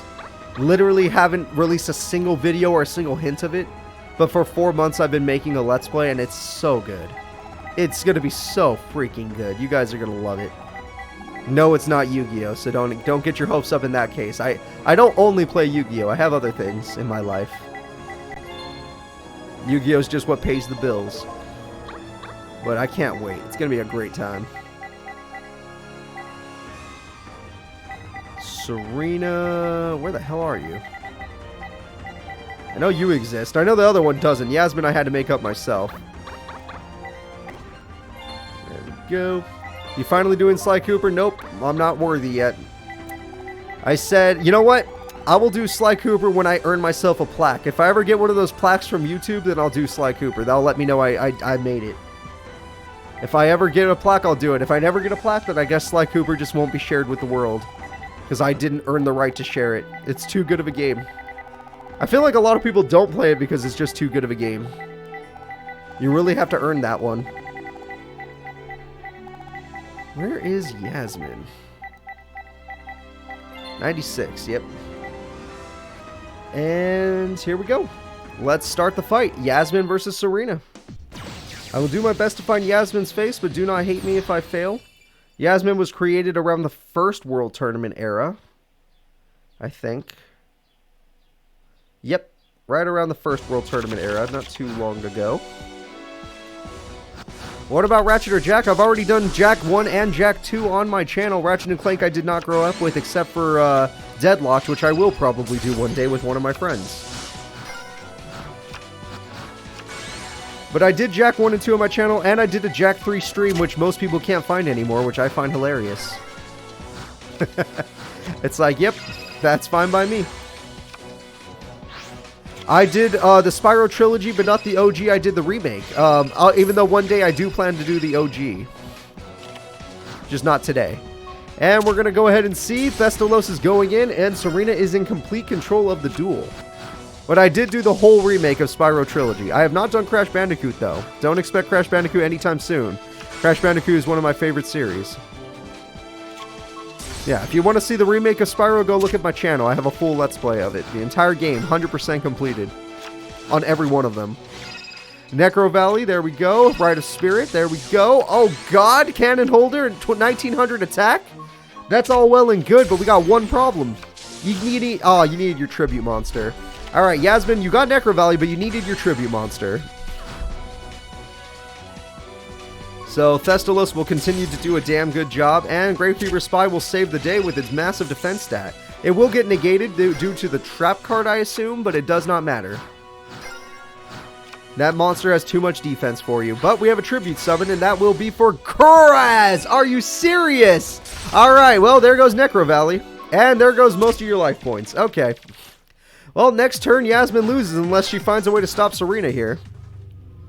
I'm not really a big fan of Skylander, so I never got it. I never really bought into the idea of it, but I heard it's okay.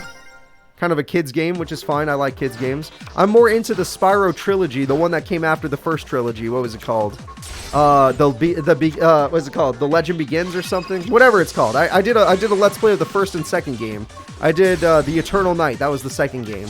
And I'm going to do the third game someday, but I'm waiting to do it in 2-player mode. I have to find a friend that's willing to play Spyro with me. You'd be surprised how hard it is to find one, because most of my friends don't like Spyro, or the friends that do are way too busy. Because Spyro is a series where I would need people at least probably 2 to 3 days a week. Alright, well, that Dandelion is going to be very bad for our friend here. Serena seems to be in complete control of the duel. And Serena's just going to go for game. There's no reason. No reason not to. So, Serena, good job. If you're wondering where Serena got that trap card, this is Serena's Neo deck. I know a lot of the Neo decks have not been shown yet, so that's why I've been holding some back. This is the Neo deck for Serena. It has a lot more Monarch support while still having Mirror support.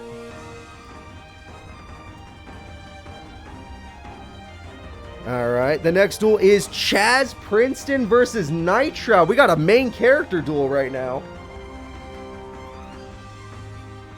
Alright, Chaz with his Neo deck has been getting mixed results. Not bad, but not great.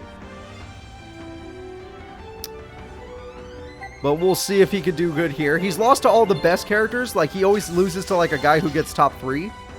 But, and he beats everybody else no problem. But he just doesn't seem to be able to beat top 3. Which version of Nitroud? Nitroud. Just Nitroud. Red Eyes Darkness Dragon Nitroud. You know that one. There we go. Where is... What the hell? That's not his deck. Whose deck is that? I thought I had the number memorized. I was incorrect.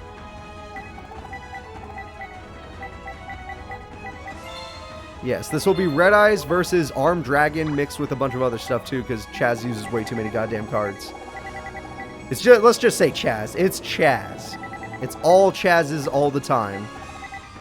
Versus literally Red Eyes Darkness Dragon deck.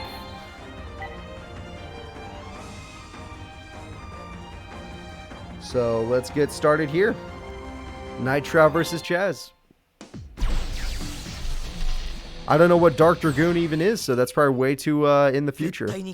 Yeah, there are 2 versions of... there's multiple versions of Nitro. There's Nitro, there's Darkness, and there's the Fujiwara version. Oh, you want your bits?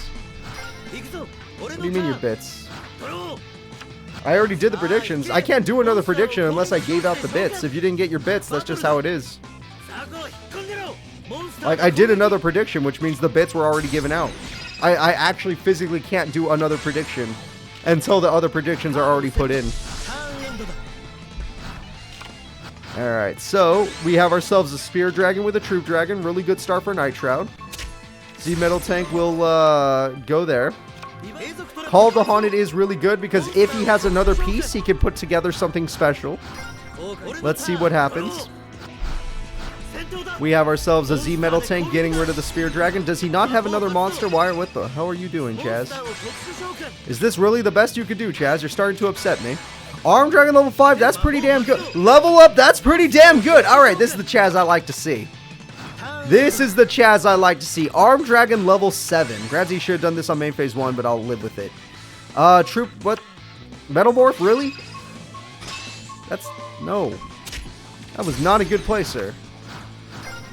I know seeing a Red Eyes Black Chick kill something is fun, but that was not a good play.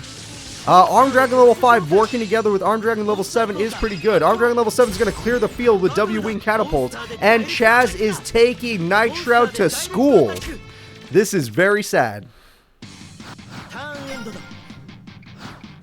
Alright, even though I love Red Eyes, if he doesn't summon it, I don't want it. Red Eyes Black Chick only gives me a little bit of happiness. It needs to be straight up Red Eyes for me to accept it. Mass Dragon, that's a good card. Mass Dragon's going to keep him in the duel. And Mass Dragon once again, keep him in the duel. Alright, he kept himself in the duel, but he needs a hell of a top deck. It does not matter anymore. He lost his cards. He sets another card. I guess he has something left over. And that is the Red Eyes Black Chick. It's gone. And direct damage 2800 is perfect. Chaz Princeton is going forward. Most of you bet on Nitroud. I don't blame you. But Chaz is still pretty good. Chaz is still pretty damn good.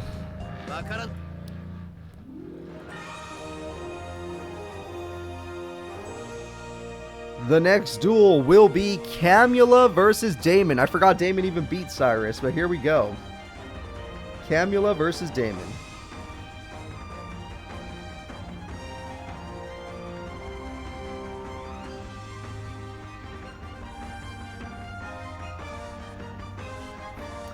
So, I've already set this up. David is the Exodia guy, the guy who draw monster good. He sounds like Tarzan. He's a jungle man. And we all know Camula because that's our favorite vampire lady right there. And vampire decks are pretty cool, so, you know, no disrespect to our favorite vampire lady. Yeah, Damon is our Exodia user, if GX, I guess. Not in the anime, but in the games. And he uses a beatdown deck, basically. It's a normal monster beatdown Exodia deck. A little complicated, but it works.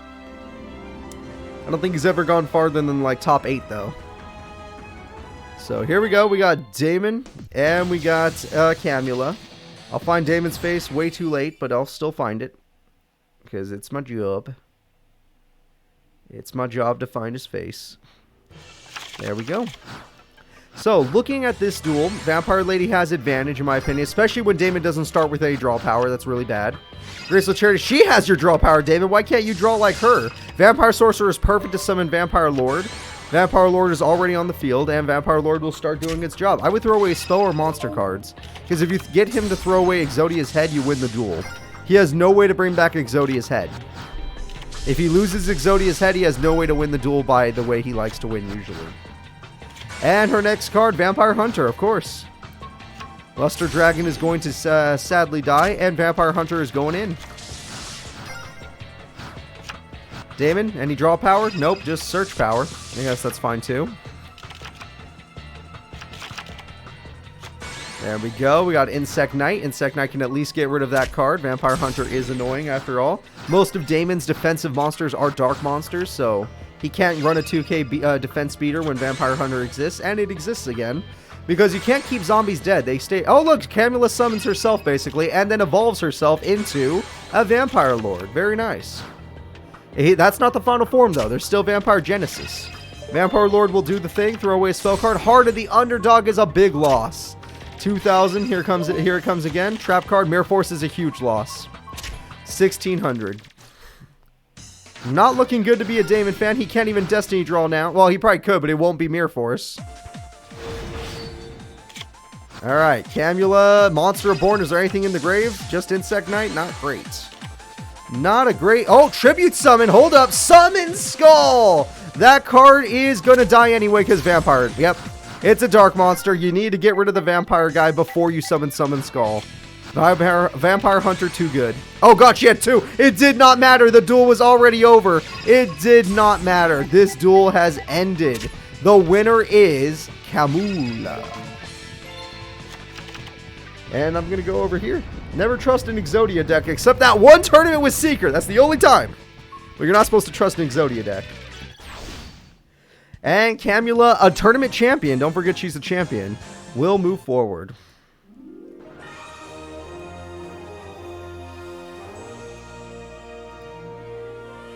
The next duel is going to be, we're bringing back the Chum Daddy, alright?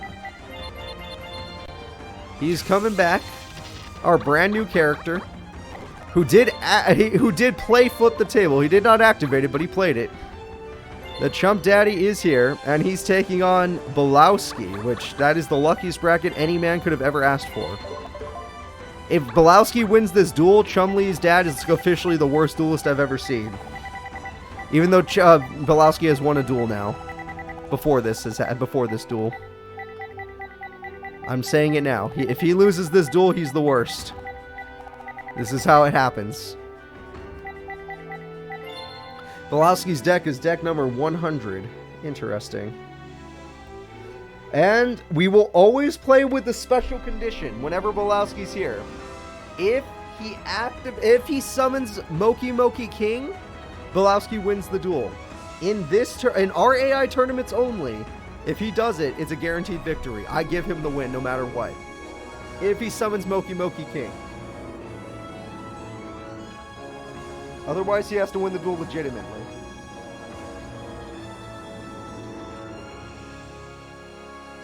Alright, here we go. We're ready to start. I already have everything ready. Let's do this.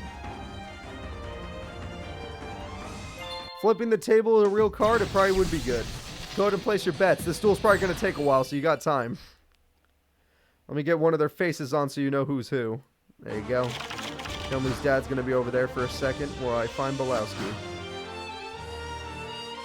Where are you, you little bastard? There he is. Belowski, there's your face. There we go. How many fights since Jim and Kami? I don't know, like 6?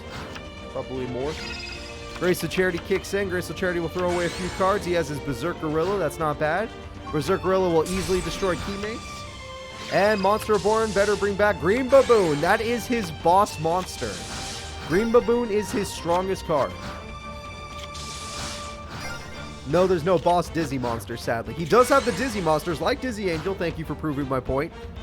But he does not have a boss Dizzy monster, so his boss monster will be the green one. Oh, shit. Press the wrong button. Mr. Huffington in the bets has 93% of the vote. Almost nobody bet on Belowski. If you did not see the bets, then that means your Twitch is glitching.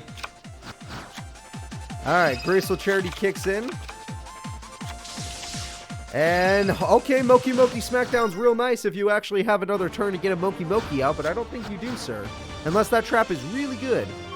Hourglass of Life will die. And the Baboon goes in, and Mr. Huffington shall win with his Drunken Angel, or Dizzy Angel. Your call. So, there we go. Chumley's dad is going into round number 3. Granted, it seems pretty free so far. I'm not going to count it until I see him fight a real duelist. Not like his deck is doing bad or anything. Like, he's playing fine. But I'm not going to say anything until I see a real duel.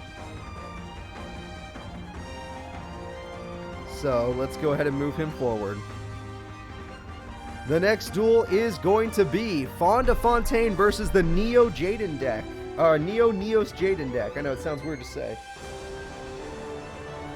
I feel like all the Jadens have been moving forward lately. Except Supreme King.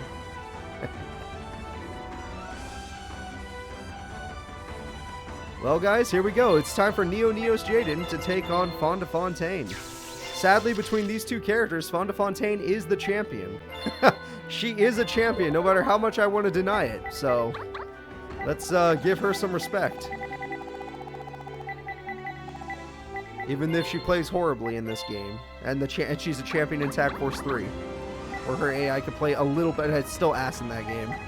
Her AI is terrible in that game too, but she still was a champion. I don't know how. I don't get it. I don't get how any of this works anymore. Right. Sorry, I'm still looking.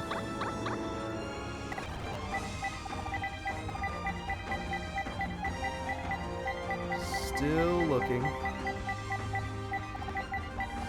Still looking. I need more time. I need more time. Not finding what I need. Found it. Alright, we're good. Let's go ahead and start this duel. It's time for Jaden and his Neos deck versus Fonda's Anti-Cure deck. She also has, like, Injection Fairy Lily and stuff, but, like, you know, Anti-Cure is what she does. 10 on Life Burn? Sure. Oh, we got a lot of setups there. It's Sunday for you, Amon, not for me. I still got a lot of hours until Sunday appears. In fact, I have 8 more hours until Sunday's here. Well, we got Elemental Hero Neos Alias with Neospace. Neospace is going to help him out quite a bit.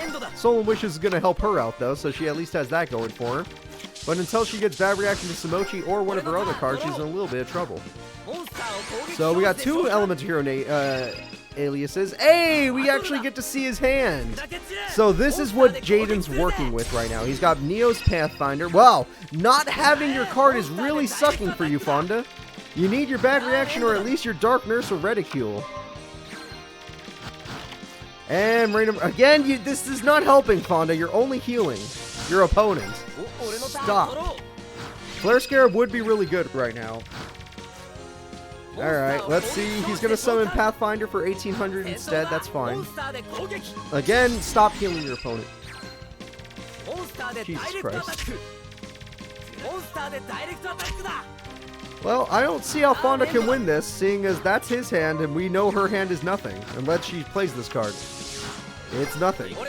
That better be a Morphine Jar. God damn, he got E-Emergency Call. We know what's going to happen before it even happens. He emergency call is going to call in Stratos, or Alias. Oh, I forgot this is the Neos deck. Yeah. Alias, I mean.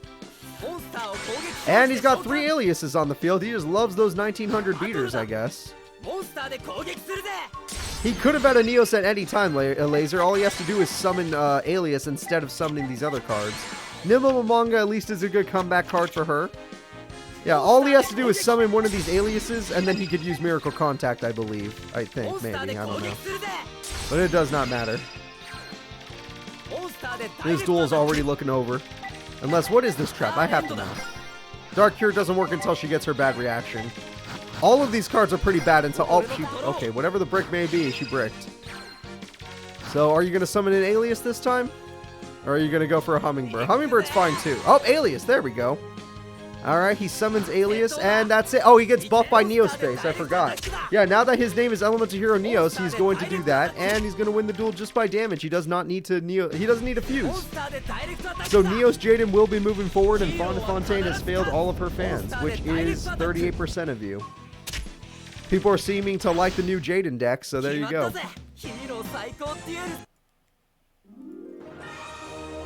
So, we're going to move Jaden forward. And we're going to move into the next duel. Wow, a character we haven't seen in a year. It's time for Dr. Collector, the female magician user with a bunch of different strategies, including remove from play and lock. So, we got Dr. Collector taking on Blair Flanagan. Oh shit, he's dead. I don't care how smart Dr. Collector is. I don't think he could take on Blair. Blair's a prodigy. So let me go ahead and find these characters as quickly as I can and fail all of you by finding them super late. Dr. Collector's a character we don't use that often, so I gotta find his number. He's number 107.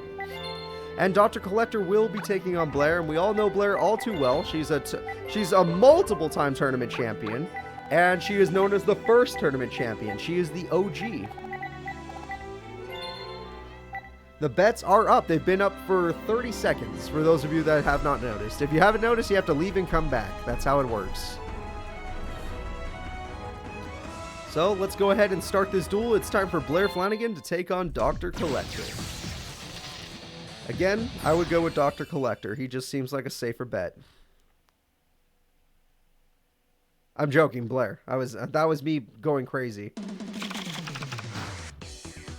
Alright, Dr. Collector, you're about to lose. So we got what? Charge of the Light Brigade. That got her the dog.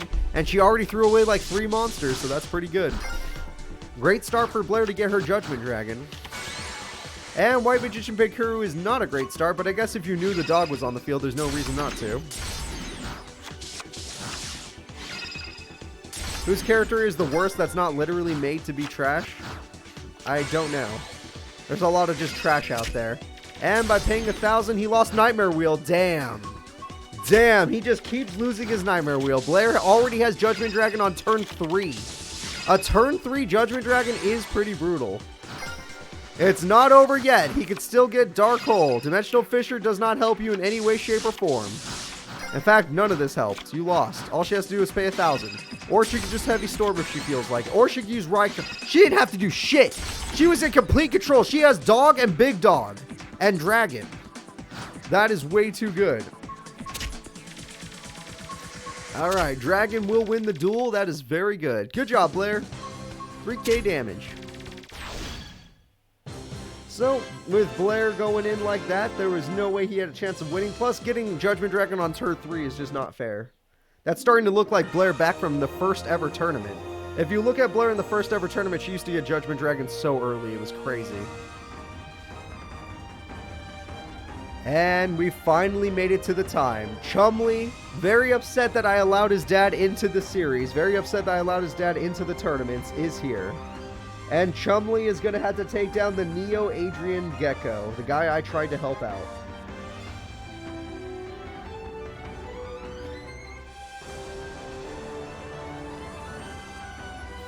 Well, here we go, everybody. Let's see if the Chumpster can take down Gecko.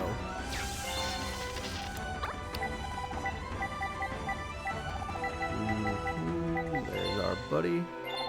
Oh, whoops, pressed the wrong button. My mistake. My mistake.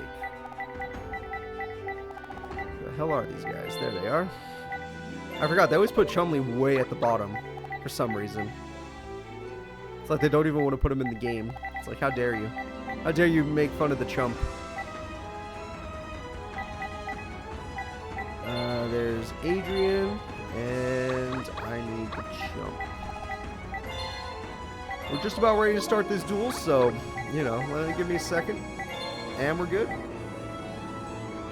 You believe in Master of Oz, even though our friend Adrian here had a monster at 12,500 attack in his first duel?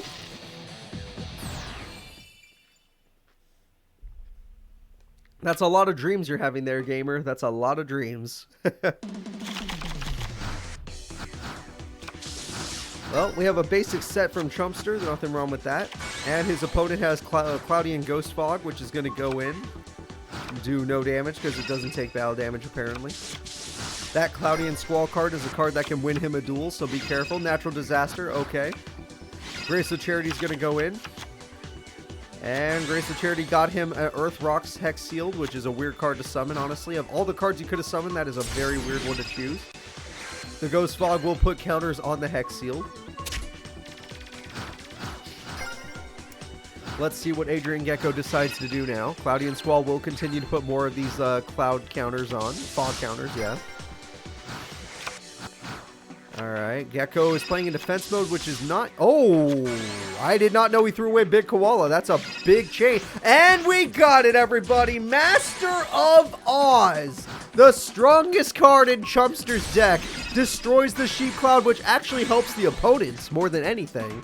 Yeah. Did not normal summon that turn, it seems. So Chumley has no monsters in hand. But Master of Oz is on the field, so that is super scary for Adrian Gecko. He's got Cloudian Atlas, though, which his effect is probably good. Target one Cloudian monster. He's going to use Rainstorm to get rid of Scapegoats, and he gets 2 counters. And on top of that, he gets rid of those counters to destroy that card. Polly. Ah, Polly's gone. All right, what's next? And that card. His head. He was brick. Chumley had 2 Pollys. That's a big brick. No way! Chumley went with Wild Nature's release. He's at 7,900 attack. He's going in. The Master of Oz one-shots Adrian Gecko. He does not want to lose in front of his father. Jesus. Chumster, with one of the worst hands I've seen in a while, makes a good comeback and does that kind of crap. God damn. Chumley, Chumley, Chumley. You hell of a duelist, you. 7,900. He had 2 Pollys in hand. Useless ass Pollys. And they both happen to get discarded instead of Wild Nature's release. Yep, as I said, the Outback tournament is giving certain characters a buff. 100%. Well, we've made it to top 16 of the tournament, everybody. Time to see which 16 characters can go all the way to top 8. This is it. It's time for Zane Truesdale versus Alexis Cyber Angel. The winner of the Shadow Realm tournament versus the winner of the what the hell was the tournament Zane just won. Shit. Everyone go on YouTube. What did he just win? Zane just won a tournament. What was it called? I think a subscriber called it something. The Revolutionary Tournament. Yes.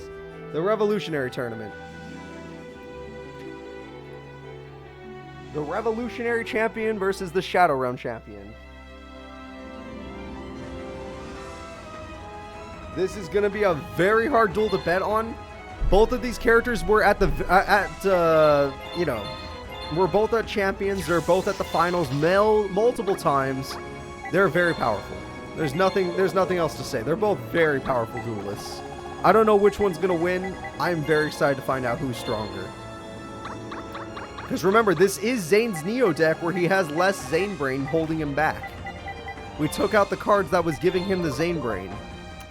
Granted, he could still just straight up lose the duel, which he's done before in the Neo Battle City tournament, but he also could just straight up win the whole tournament, like the Revolutionary tournament. Either way, Zane will either OTK or break. He doesn't usually break that often, but I guess it does happen. Not with his new deck anyway. Alexis, on the other hand, she's all about them rituals. which means she actually can brick. MST comes through. Ooh, Call of the Haunted, big hit. Bonju comes through. That's also really good for Alexis. Good start, really good start. And best start possible. Alexis gets rid of a ritual to summon a ritual to pop the face down. Goodbye Prototype. Goodbye life points. Zane lost over half his life already. Never mind, Alexis is too good. I'm going to look at the bets. Who bet on Alexis? 55% of you are smart. 55% of you are very smart. And Cyber Dragon gets summoned, but it will not matter. And that matters! Hold up! That's just enough! The Hex-sealed Cyber Twin Dragon barely beats her boss monster! It just barely goes over, and Zane is not leaving. Zane summons one of his best monsters, and he is not leaving. Hecatrice! Alright, we got Valhalla, everybody. Valhalla could help out, and there we go. This will pop the Cyber Twin Dragon. Dakini comes back. Dakini pops Cyber Twin. She's going in for 27. Apparently that monster does not have 1400 or 1200 attack. Jesus. And he has to do another comeback. Overload Fusion. Is there even enough cards to make a monster? 4? That's 3200. He did it again. That's just enough. It's literally just enough. MST, you hit premature. You didn't even need to. What? What? You had premature. Bro, Marshmallow. No way. She has the perfect card to stop him. Okay. What? What's going on here? If he makes one misplay by summoning a weak monster, he loses the duel. She's just waiting for her ritual. Once she gets her ritual, she wins. She still has one more in her deck.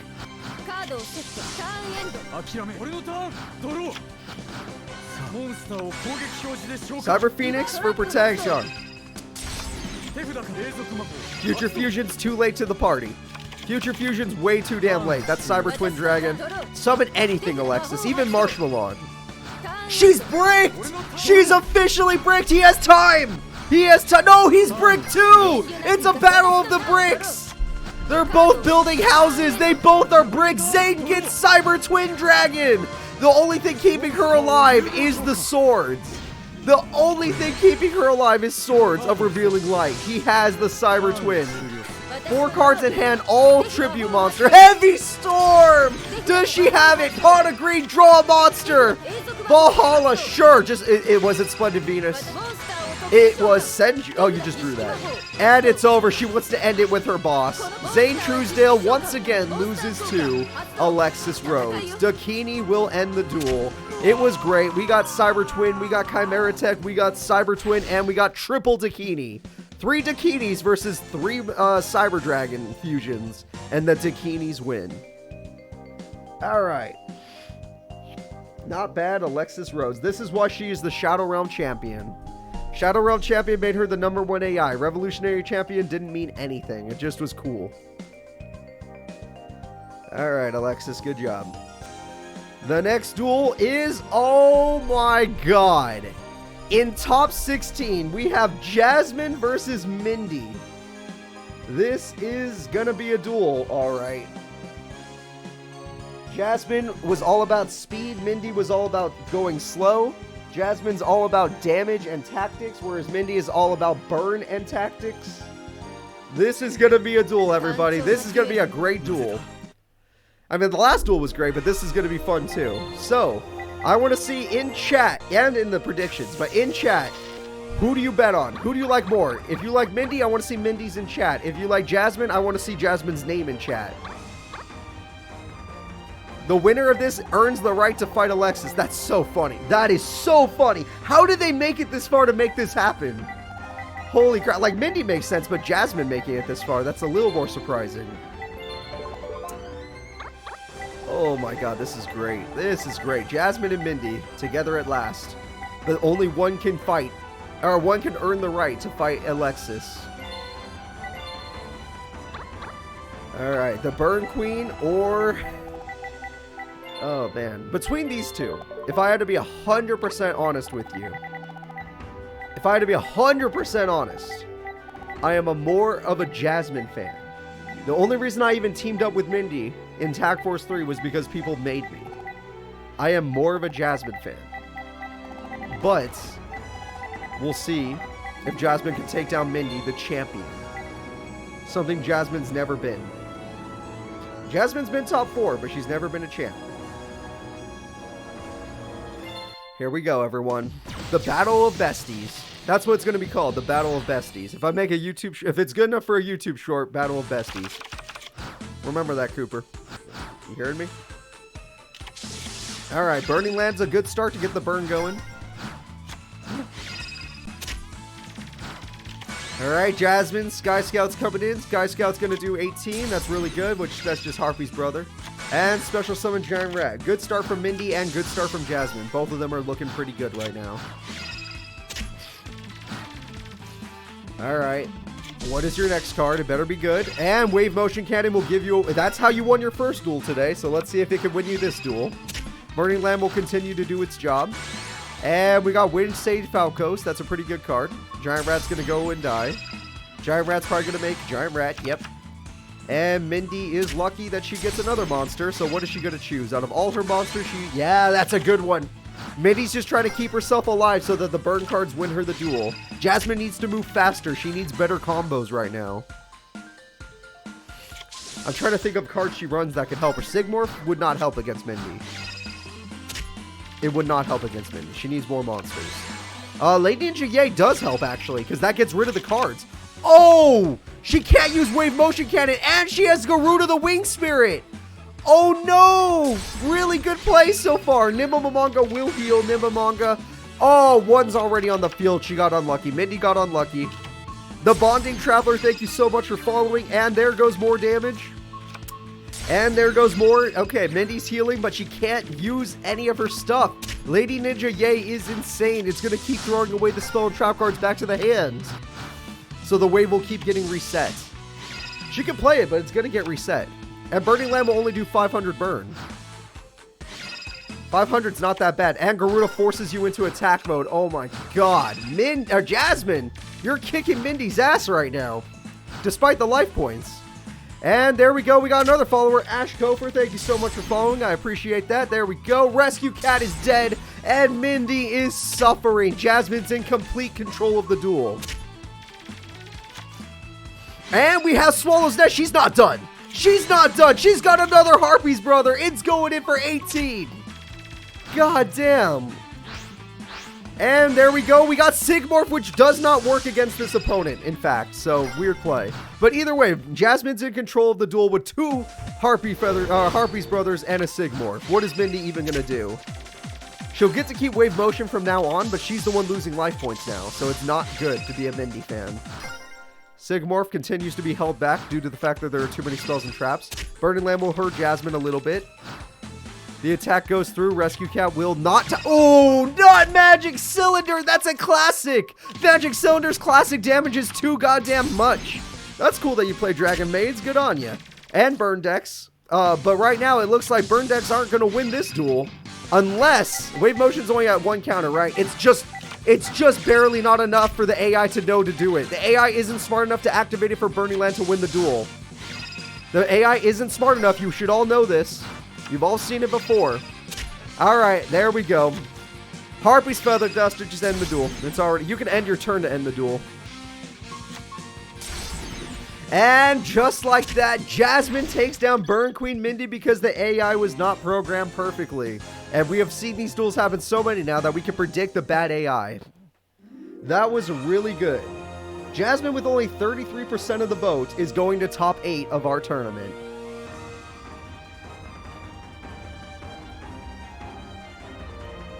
But she should have lost. Mindy had that victory. The next duel is going to be Manga Jaden using his Masked Hero deck, taking on Cyberblader Alexis, our World Tournament champion. Masked Hero Jaden has never won a tournament. And Alexis Cyberblader has won a World Tournament. Alright, Amon, you have a nice sleep. The tournament will be on YouTube tomorrow if you want to see the rest. So, let's see. Jaden versus Alexis. I will set up the duel as we speak. Where are these characters? They're the top 2 characters of GX. Got it. That will save me some time. And it looks like I'm just about ready to start the duel. Thank you all for your patience. Let's get this duel going. It's going to be Alexis with her Cyber Blader deck, probably one of her smarter decks, taking on Jaden Yuki with his Master Hero deck, probably one of his fastest decks. Granted, he does brick the set. I mean, he kind of throws away his whole hand when he goes for his plays, so one Mirror Force can kind of stop him. But other than that, he's really good. Hey, Tanuscus, thank you so much for following. I appreciate that. That's very kind of you. I hope you enjoyed today's tournament and all the tournaments to follow. Command Knight's a great card, but I would have said it. Card Trooper's a great card in general. That's going to throw away some cards for Jaden. And Shadow Mist was one of them. Stratos is gone to the hand now. Card Trooper's going in. Double Passe, the card that won her the World Tournament. And attack becomes direct, but that means she can attack directly next turn. So let's see what she ends up doing. She's going to go ahead and summon 2. She's got the lock. She drew a lock, everybody. Command Knight lock has been obtained. And Master Hero Jaden is in a lot of trouble. He's down to 2,800 life points. Hero Signal might try to help him out, especially since he has Stratos. Woodsman gets him a Poly. That's super clutch. All right, he needs a fusion that can pop monsters or negate effects. All right, Woodsman gets you a Poly. You need that. You desperately need that. Now, what's your play? What's your play? Mass Change is the first play. Okay. Magic Jammer says go to hell. So that's the first spell stopped. What else do you got, Jane? That's a huge hand. Holly. Okay, what are you going to make? These 2 monsters make the Great Tornado, which weakens the Command Knights but doesn't pop them. So I guess he nerfed them, which is fine. Form Change going to make the fusion monster change into a different one. Koga. Koga has 3,500 attack. Mass Charge. That gets him back the Mass Change that he lost earlier. And he has Stratos again. Okay. He's thinking. His AI brain is trying to figure this out. Or not. Alright, he could not pop the lock. But he did make them only have 1,000 attacks, so they're not really threats anymore. However, a Totally Cyber could still destroy the opponent with 2,000 attack, leaving Jaden with only 1,800 life points. Koga has an effect, though, I did not know about, which does that. Okay. I learned something new about Koga today, mostly because I gave up Yu-Gi-Oh! After early seasons of GX. Stratos hits the field. Stratos is going to go ahead and search for a monster. Woodsman's good. Get you another Poly if you need it. Mass Change is good. Mass Change is going to go ahead and throw in a new fusion. We got Divine Wind. Looks like none of these Master Heroes seem to be able to stop anything. Alexis still has full control of the duel.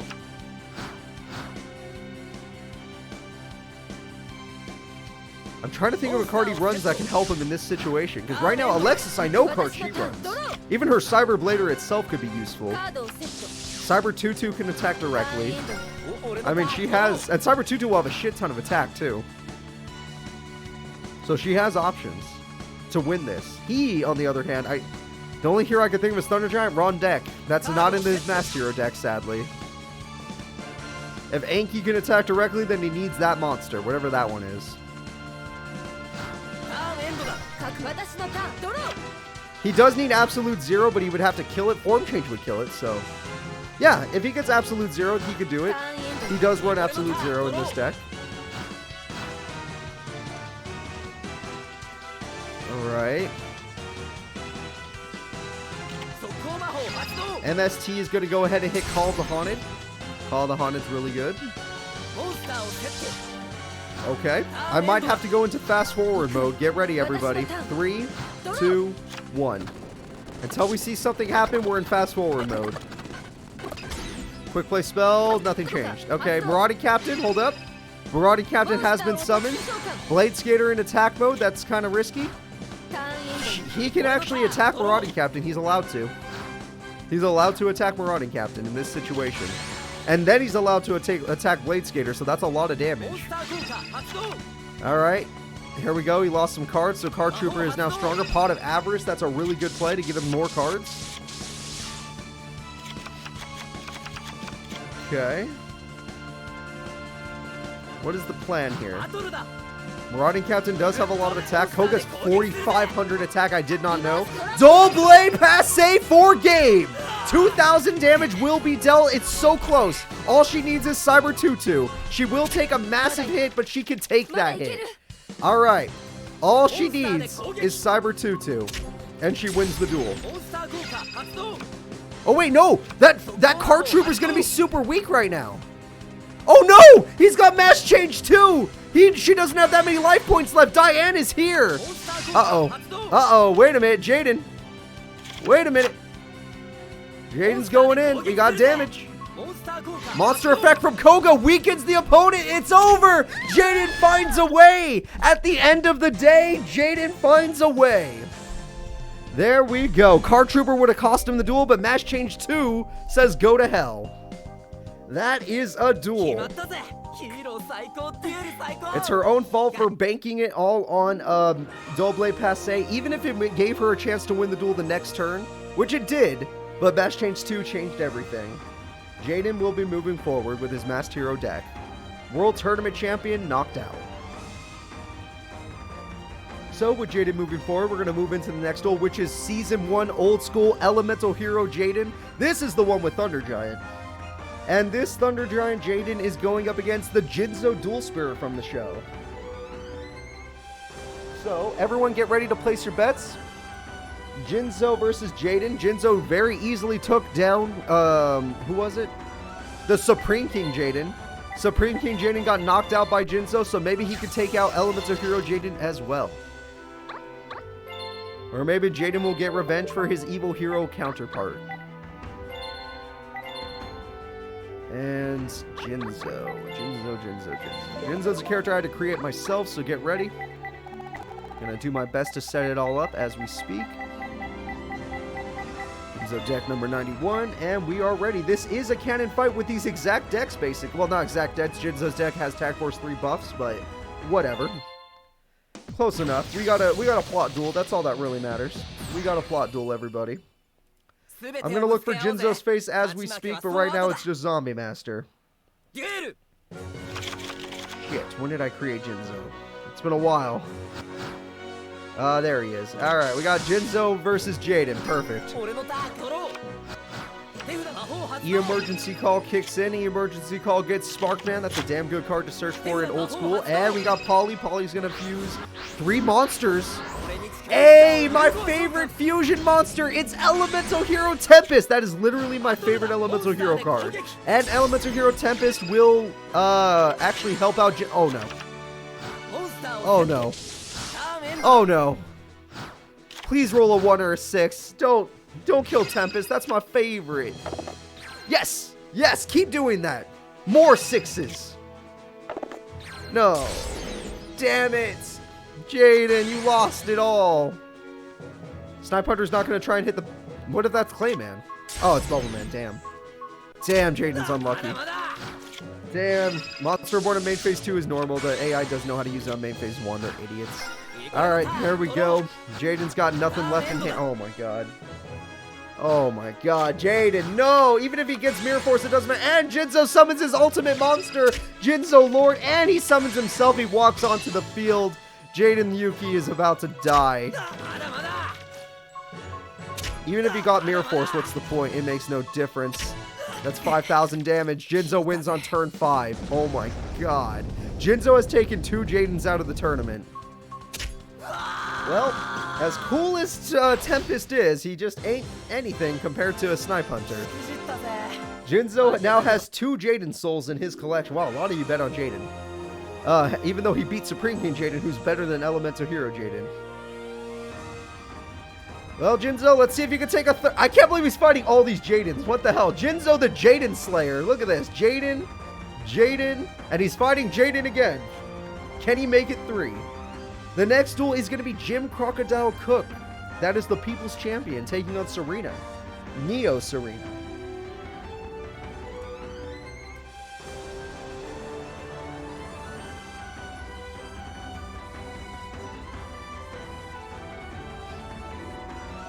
Alright, everyone place your bets. It's Jim versus Serena.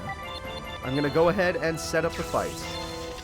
Now, it's Fossil Fusion versus Monarchs with mirror stuff. Honestly, I would give it to Serena's Neo deck. Let's say Jim's finally going to, meet his maker. Even though Jim does have home field advantage, this is the Outback tournament. So maybe that will give him the advantage he needs, which has worked in every other duel so far. All right, Jimmy boy, I need you. It's your time to shine in the tournament. Got a lot of fans waiting to see you duel. A lot of fans indeed.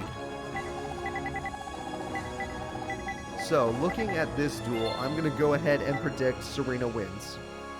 Her Monarch part of the deck is just too good. Her Monarchs are just too good. Oh, either way, let's see what happens. I'm looking at it. Serena, attack point wise, Jim can easily overpower her, but life point wise, I feel like Jim's going to cost himself a lot just to get out good Fossil Fusions. And he starts the duel with Gigantus, but no normal summon. Uh-oh. That's not usually a good sign when you can't normal summon. And Serena's like, that's fine with me. I'm just going to chill. And we got Fossil Dyna, which means no special summons, which Serena probably does not care about. She's more of a tribute lady herself. Fossil Dyna. And we got double cost on. That's part of her tribute stuff for her ultimate boss monster, the Load of Darkness, which I believe is just called the Dark Creator in the anime. Fossil Fusion already is being activated on a very weak Fossil Fusion, so this is going to be his weakest monster, but 2,000 attack still does the job. And he's evolving. Alright, he pays half his life points to evolve into the second monster, which is okay. It's like a Red Eye, so that's fine. This monster is going to go in and, well, Gigantus will go first, apparently. Oh, this guy's going in for 2,400 damage. Not bad. Not bad at all. She's just going to keep playing passively. She doesn't seem to have any of her combos currently.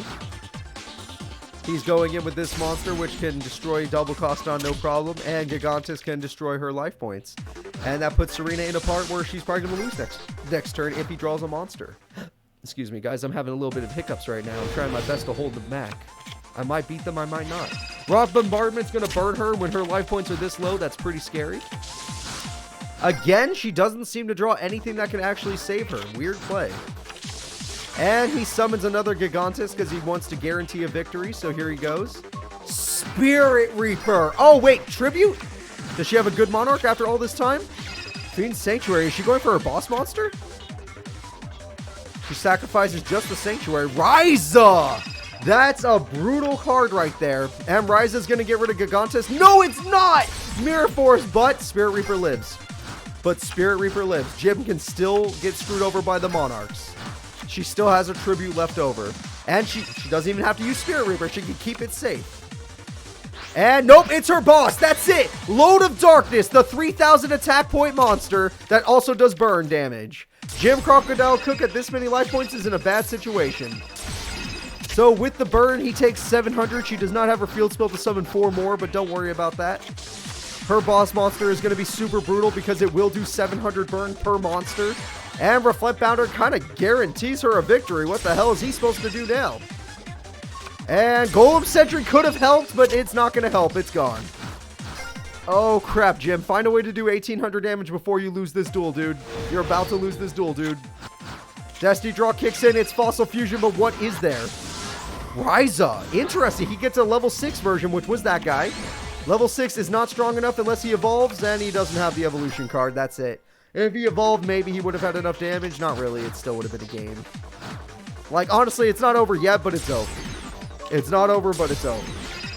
Because one more attack will end this duel. Also Mobius, which she wasted, but whatever. Also Mobius. And it was a waste. She could have hit that card, whatever the hell that was. And Rock Bombardment will try to win him the duel, but honestly, it just gets him a little closer. At the end of the day, Load of Darkness will burn him to death. Amazingly, Serena wins the duel with her boss monster. Good job, Serena. Big respect to her. I'm sad for Jim, though. I am sad for Jim. Alright, Serena's moving into top 8 of the tournament. Looking at this, we have moved into Chaz, my buddy, my boy, my favorite GX character. Here we go. The Chaz is taking on Kamula of the Shadow Riders. This is a duel we never got to see happen in the show. Maybe we'll get to see how it would have ended here. Chaz it up, my fans. Chaz it up. Do not give Kamula your love. And Majome Thunder, whatever you like. As long as it's not for Camula. Chaz needs to take down this champion. Both of these characters are champions, but still. Didn't Camula beat Chaz off screen? No, she did not. She did not.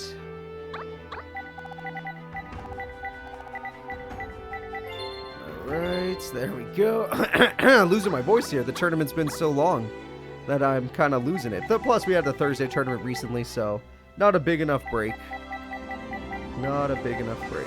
Now, let's find Camula, and let's get this... Oh, whoops, I bet Chaz. I forgot Chaz. Shit. I almost had Camula fight Camula. I wonder who would have won. And there's my Chazzy boy. Okay, here we go, everyone. It's Chaz Princeton versus Camula. Vampires versus literally every deck Chaz has ever used except that dark one in the very beginning. But whatever. See ya, Powers. So here we go. Camula versus Chaz in top 16. Winner goes to top 8. We're getting very close to the to the semifinals of the tournament. Chaz plays just a couple cards. That's fine. Yeah, the Synthonian monster. Soul Exchange is a perfect card for her if she wants to summon Vampire Lord. Vampire Lord is on the field. That's one of the safer cards in her deck. Just a damn good card in general. I own a super rare version of that card from the one pack that it came out in. I can't remember. It was an old pack. Mizuki is here. Mizuki is going to go in after White Dragon Head. And Vampire Lord's going to go after the life points while throwing away a card. It's going to be a trap card. And... shit. Alright, Chazzy Boy loses Mirror Force. That's a really bad sign. X-Head Cannon's a damn good monster, but at the end of the day, you're not killing Vampire Lord, so that's not good enough. Alright. Vampire Hunter hits the field, not looking good. Vampire Lord will say spell card this time. Creature Swap is gone. Vampire Hunter is here. Luckily, Chaz is not focused on dark monsters anymore, so he doesn't have to worry about Vampire Hunter, but he has to worry about losing the duel because he lost Mirror Force. And V-Tiger Jet is cute, but hey, there we go. Swords might buy him time to get a fusion. That would help him. Any of his fusions would help. Any of them. So let's see what he can get. Do you have a V-Tiger? Do you have a W-Wing Catapult? The answer is no. Vampire Sorcerer going to the grave is... oh my god. Now it doesn't matter. Now it does not matter if he gets the W-Wing Catapult. The fusion's not strong enough. I swear to god if that's Arm Dragon level 3 and he just said it, I'm going to be pissed. Book of Life, don't worry about that. That's just a little bit of a texture pack glitch. Don't worry about it. Vampire Genesis can be summoned at any time. Swords hit Stamping Destruction. Vampire Genesis is on... MST hits Stamping Destruction. She's just going to wait out Sword. She knows that he can't beat her. Shit. Chaz, why you gotta be like this? Monster Reborn brings back Arm Dragon level 5. That's a real monster. Arm Dragon level 5, if it could get rid of Mizuki, might matter. Alright, gets rid of Mizuki. And not Mirror Force. Come on, game. Not Mirror Force. Oh, Chaz. Come on, man. Okay, Morphine Jar helps Chaz more than it helps her, honestly. Unless she gets Heavy Storm. Oh, crap. Vampire King. Things are getting worse and worse for Chaz. Are you going to get rid of Swords this time? Nope. Frontline base is gone, which might have mattered since he got a brand new hand. Well, Chaz, you need to think of something and fast. She is very relentless, yes. You got to set a monster? Because she has 5. You have 4 spells and trap. He's going... this is it. He's doing this because he knows it's over. He has to Morphine Jar one last time. What card can you possibly draw to save yourself? Pot of Greed. He's not done yet. He's not done yet. This is Chaz's final turn. Make it count, Chaz. Do something to surprise the fans. Pot of Avarice, sure. Keep it going, Chaz. Keep it going. You need to find a way to come back. This is a heavy-ass turn so far. He summons Wide Dragon. That's your only summon. Of all the things you could have done, Creature Swap, Mass Dragon, or Morphing Jar. Either way, she's just going to give you Morphing Jar. Okay? You wanted 2 Morphing Jars, I guess. That's your pop-off, dude? You drew 9 cards, and that's what you did? Stamping Destruction, I guess, for 500 burn. Good on you. You know what? Getting rid of Vampire Kingdom is important. Leveling up is important, but you should have... okay. Can you level up again? Damn. Damn it. Damn it. He has 2 morphine jars in attack mode. I'm going over here. I'm going over to predictions. I already know where this is going. Vampire Sorcerer says she could summon Vampire Lord for free. Vampire Genesis threw away the Vampire Lord she could have summoned for free for a weaker monster for some reason. And Transmodify will get her a Vampire Lord for free, or Patrician of Darkness. Vampire Lord, there it is. Okay. And another Vampire Kingdom. This is just sad. This is just sad. Vampire Hunter goes first. He doesn't care. Morphing Jars are all that matter. And his monster dies. This is the attack. These are the game-winning attacks. What are the back row? He has level modulation, which is useless. He has... This trap is Magic Cylinder, which he's waiting on. Alright, he has 1 Magic Cylinder, which may not make a difference. And Rollout is gone. Magic Cylinder bought him 1 turn. He has bought 1 turn with a cylinder. What will he do with the last turn he has? Level modulation for what card exactly? Arm Dragon level 5, sure. Arm Dragon level 5 will sit there and die then. I hate him. All the cards he drew, he had no comeback. Alright, here we go. Vampire Genesis, I'm going to predictions. Camula, you're too damn good. You're too damn good, you Vampire Queen. Arm Dragon level 3. They're both running out of cards in their deck, but it does not matter. The Vampire Lord will end the duel. The winner is Camula. Camula has won, everybody. Well, it's been long enough for us to get back to our new character, everyone. It's time. Are you ready for Mr. Huffington, Chump Daddy, to take on Jaden's Neos deck? Here we go. We got Mr. Huffington, Chump Daddy, and Jaden's new and improved Neos deck. Place your bets, everyone. Place your bets. Now, Chumley's dad has been facing a bunch of chumps, in my opinion. No real duelists. This new Neos deck is a real duelist, so I'm hoping that Chumley's dad can actually win this, but overall, I think a Neos deck from Jaden could easily destroy flipping the table. Like, by comparison, it just doesn't seem like it'd be a very even fight. So I'm going to go with Neos Jaden on this one. I don't think Chump Daddy's a very good new addition to the tournaments power-wise. I think he's a weaker character. Mostly because flipping the table and, you know, Hot Sauce Bottle are kind of bricky. They kind of brick up your deck. But who knows? We'll see what happens. Maybe he'll surprise us all. Oh, already Neos Space. That's a great card to start the duel with for Neos Jaden. And we got Graceful Charity from Chump Daddy, and he's going to throw away 2 monsters. And he got himself a Berserker. He loves that Berserker Gorilla. Cross Porter's a great card for Jaden to get himself a new monster. No. Jaden, do not lock yourself is all I'm saying. Whatever you do, do not lock yourself. Alright, Jaden is probably going to lock himself into this strategy because AI brains are not well programmed. But he has a trap. Maybe it's Hero Merges. Who knows? Alright, well, Berserk Gorilla is just going to come back and 2,000 damage is going to go in. Chump Daddy's doing damage. And there it is. Miracle Contact, Flare Scarab, Neo Grand Mole, Neos. Oh, wait, it's a triple fusion. Elemental Hero Magma Neos. 5,900 attack. Elemental Hero Neos Alias. The attack goes through. The attack is good. 4,300 damage is dealt. And the Scapegoats will save the rest of his life points because he's in so much trouble. His oh, yeah, 7,500. 7,100 attack. Jesus Christ. 6,700 attack. The goats save his life points, but Chump Daddy is as good as dead. So Destiny Draw kicks in. That's a hell of a fusion Neos Jaden just got. Heavy Storm just to get rid of your opponent's card. And some Hot Sauce. Hot Sauce Bottle. 500 burn.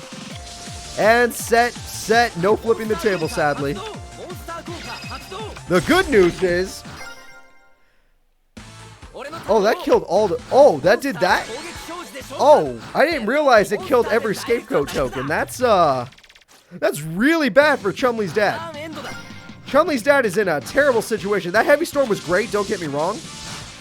But, damn. And Neo Panther. Okay, well, there we go. And Magic Cylinder to try and save this duel. Not a bad play for Chumley's dad. Alright, Chumley's dad needs a new play. Come on, Chumley's dad. Armored White Bear. There we go. Armored White Bear is going in, going to do 800 damage, putting Jaden down pretty low in life points. But Chumley's dad has no options, no new monsters, no nothing. And neither does Jaden. Jaden has no monsters, no new monsters or nothing. But Chumley's dad can do this. He can summon the Voltic Kong, which is just a little too weak. And Jaden has Neos on the field now. Jaden officially has a Neos out. Chumley's dad has Fencing Fire Ferret. Fencing Fire Ferret is willing to crash with the opponents. Fencing Fire Ferret will destroy the opponents and do burn damage. And Chumley's dad puts Jaden at 500 life points. A burn card like Hot Sauce Bottle could end the duel. Emergency call kicks in. Neos Alias is here. Alias will get freaking not good for Chumley's dad, but this could end to a Hot Sauce Bottle if he's able to put one down. Instead, he summons Fencing Fire Ferret, which does do burn damage. It costs him 200, but it does do 500. And that's going to be it. Chump Daddy is the winner. Despite having to take on Magma Neos, he is actually going to win this duel against Jaden. Jesus. All right, Mr. Huffington, Chump Daddy, is moving forward. And he is going to be going up against either Blair Flanagan, the #1 champion, the first ever champion with her Lightsworn deck, or his own son in top 8, the Chumpster. Granted, I don't like Chumley's odds for taking down Judgment Dragon. This is not a good matchup.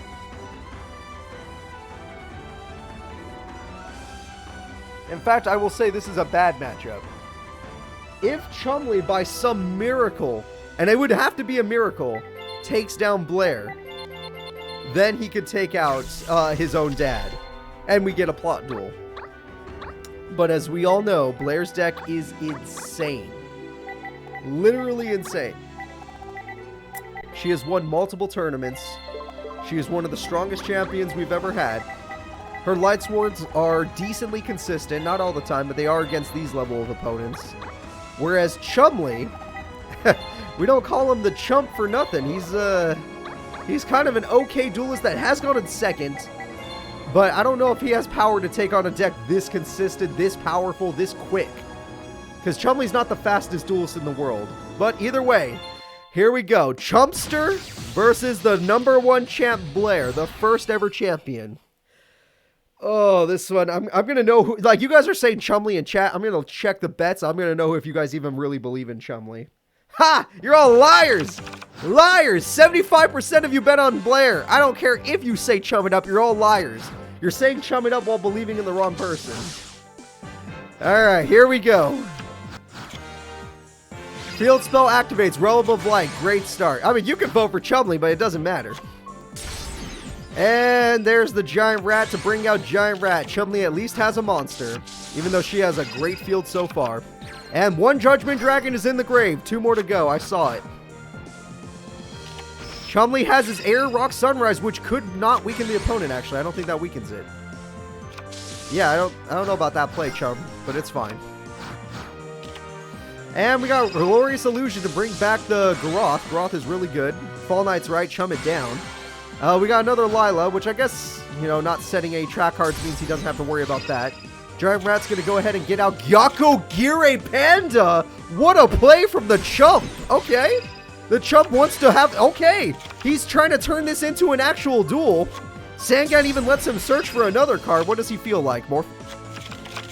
You be careful with those. Unless she has the card in her hand, you be careful. All right, let's see. He's losing... She's getting really buff. Her field spell is buffing her like crazy. And they... Oh, God. This field is so bad. For Chumley, that is. Alright, this is looking really good for Blair. She's definitely going to be able to summon Judgment Dragon. One has to be in her hand by now. Like, this duel is over. This duel is as good as over. Unless he has Heavy Storm, it's over. Yes, he could destroy a few monsters. It would not make a difference. Destroying the monsters would not change anything. And her monster's stronger now. And he has no... If you put Morphine Jar down, that means his whole hand is spells and trap cards. And yep, we were right about Judgment Dragon. But is she willing to pay for it? And Celestia, he's not going to pay for it. He's not going to pay for it. That wasn't even Morphine Jar. That duel's over. The duel's over. GG. And that's why we don't put our faith in the chump. We love him, but we don't put our faith in him. Goodbye, everybody. Yeah, Blair is a freaking monster for a reason, guys. It's not like we don't talk her up enough. She's crazy. And there we go. Blair wins the duel. Top 8 goes to Blair. And just like usual, Chumley disappoints his dad. He's like, damn, Chump, you couldn't even make it to me in the tournament? I took down your buddy Jaden. You couldn't beat down some chump like Blair? Alright, we've made it to top 8 of the tournament. Top 8 means I'm willing to actually acknowledge the characters that made it this far. Top 8 of the freaking Outback tournament are Blair Flanagan, Mr. Huffington, Camula, Serena, Jinzo, Jaden Masked Heroes, Jasmine, and Alexis Cyber Angels. So, the only Jaden left is Masked Hero Jaden, funny enough. But here we go. It's time for Alexis and her Cyber Angel deck, the Shadow Game Tournament winner, or Shadow Realm Tournament winner, versus Jasmine, the friend of Alexis, is the best I can say. She's been top 4 before, is the best I can say. A Wing Beast deck versus a Fairy deck. Everyone, place your bets. Place your bets. I will set it up right now. We are in top 8. These top 8 characters are kind of funny and should be fun to watch, but Alexis is no joke. This is the winner of the Shadow Realm Tournament, the 250 character tournament champion, Alexis Rhodes, the #1 AI, versus Jasmine, a girl who's gone top 4. And yes, she beat Mindy, but honestly, she shouldn't have, so... yeah, I don't know what to tell you. I don't know what to tell you. I want to talk up Mindy, but I can't. I like her personally. I think she's a good duelist. I think she's fine. Like, if there was a chart from 1 to 10, she's a solid 6. Easily a 6, no problems. Maybe a 5, but she's a 6. Yeah, when it comes to dueling. So, let's go ahead and get this started, guys. Will Jasmine be able to take down her idol, or will the Alexis be able to take down her, her groupie? What is that thing? What is Jasmine?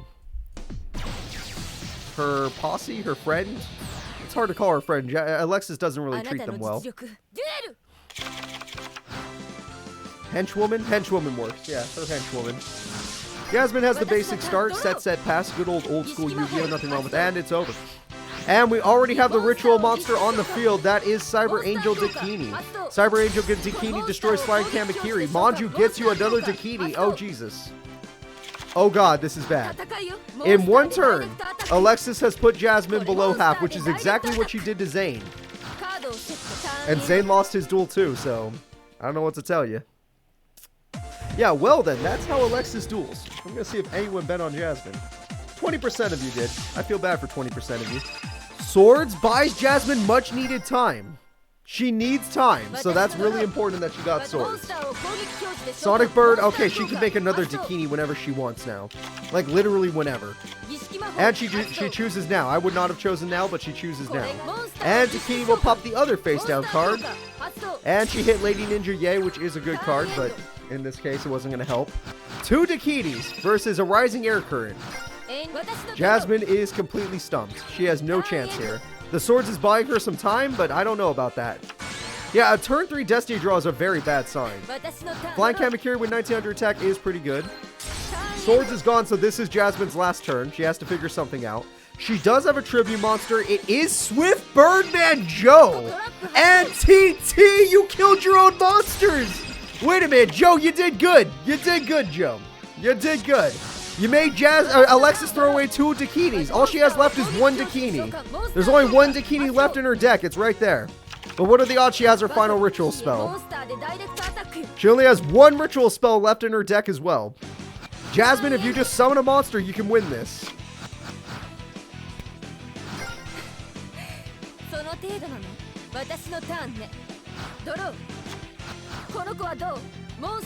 Shit. No, come on. You have a okay, wait a minute. She's not leaving. Swords. Okay, well now Alexis wants a few turns. She's like, all right, Jasmine, you're making me work a little harder. You're making me work a little harder. You're definitely not a 3 out of 10. Granted, Jasmine still has no monsters, by the way. She still has no monsters. Oh, there we go. We drew a monster. Harpies, brother. That's a monster right there. She has to outweight the swords, but guess what? Your opponent... Oh, no! She has break... Icarus attack! Go! Get rid of swords. Get rid of the monster. Leave Alexis with nothing. Yes! You're still in the duel, Jasmine. No! Draw a monster, Jasmine. God damn it. Where's your Harpy ladies? Draw a goddamn Harpy lady, you crazy person. Oh my god. You're killing me. You're killing me and you're killing any fans that voted for you. Okay, you're both killing me, but Alexis should be bricked because she kind of used everything already. MST pops the one card. It was Miracle. Holy shit. Holy shit, she hit Miracle. Holy shit, she's got buffs. Alright, that's why she was bricked. She had a buffing card in her hand. That's 2,800 damage. Alexis is in trouble. Valhalla, can she get her ball? Okay, she has Splendid Venus still. And Splendid Venus. And Bottomless! What? What? No, one more monster. No more monster. If she had one more monster, she would have won the duel right there. Alexis has one more chance to get another Splendid Venus out here. Alright, Valhalla, it is Splendid Venus number 2. Icarus attack! Ha! Oh my god, this duel. But she still has a Hecatrice. This duel is completely up to Jasmine top decking a monster or not. If she does not top deck a monster, the duel is over. Heart of the cards. She top decks Garuda the Wind Spirit. The duel is still on. It's not over yet. Alexis, I know probably Dakini's in your hand, so what is the other? No way! Alexis gets Monster Reborn! Monster Reborn's gonna end the duel! That's it! GG! You can't beat the Shadow Realm champion Alexis. I don't care how strong or how hard Jasmine fought. Alexis is your champ. Damn. Damn, Jasmine, you fought hard. You fought really hard, all right? That turn where she had top decked a monster, she would have won. That was the game. That was the last turn she had to win. After that, it was over. That top deck from Alexis, though, Monster Reborn, is crazy. That's like you, Jaden, in the first duel with Chaz. All right, Alexis, the Shadow Realm Alexis is going to top 4 semifinals. Will Jaden be joining her, or will it be Jinzo, the Jaden killer? Can Jinzo take out Masked Hero Jaden? Let's find out. Masked Hero Jaden is pretty good, though. This is the final time I'm putting Jaden versus Jinzo. I've had to write this so many times today. Wasn't supposed to be like this. Didn't expect this. Randomized brackets are stupid sometimes. Alright, there you go. There you go. So, Jaden versus Jinzo. Masked Jaden's gonna brick. I don't think he bricks that off. He doesn't brick. He throws away his whole hand. Then he's technically bricked afterwards. I guess that's true. That's true. He bricks himself by throwing away every option. Alright, Jinzo. Let's see how you do against Masked Hero Jaden. You took out every other Jaden except Neos Jaden. That was Chumley's dad. Chumley's dad managed to take that guy down. Thanks to Burn. Like, literally was super close. Alright, here we go. Jinzo versus Masked Hero Jaden. Let's get the duel started. Place your final bets while you have a chance. You might not have a chance anymore, but maybe you do. Who knows? Alright, Jinzo, where are you hiding from me? I need your face for the channel. There you go. Alright. We got Jinzo, we got Jaden. Let's get dueling. Ectoplasma is a weird start, but at the same time, it could be very good. Alright, Heavy Storm says no. Jinzo does not get to play. Oh, we lost Mirror Force. Stratos is here. Stratos is going to get him Element Hero Ocean. That is a good card. And we're going to go after Spirit Reaper. That will not work, I'm afraid. And we got Mass Change. Is there a monster that could stop Spirit Reapers? Divine Wind does not work. He just wanted a stronger card, I guess. And by getting Stratos back to his hand, he can just keep doing it again. Jinzo does not have anything that can stop this. Jinzo's strongest monster is Jinzo Lord at 2600 attack. So, yeah. Not looking good to be a Jinzo fan right now. And Jinzo will still tribute for Jinzo out of love. And Jinzo will destroy Stratos, but now he has to stare down Divine Wind and realize that he's lost the duel. And MST will destroy. Scapegoats will not be destroyed. Scapegoats will stall. So at least he has a little bit of stall left.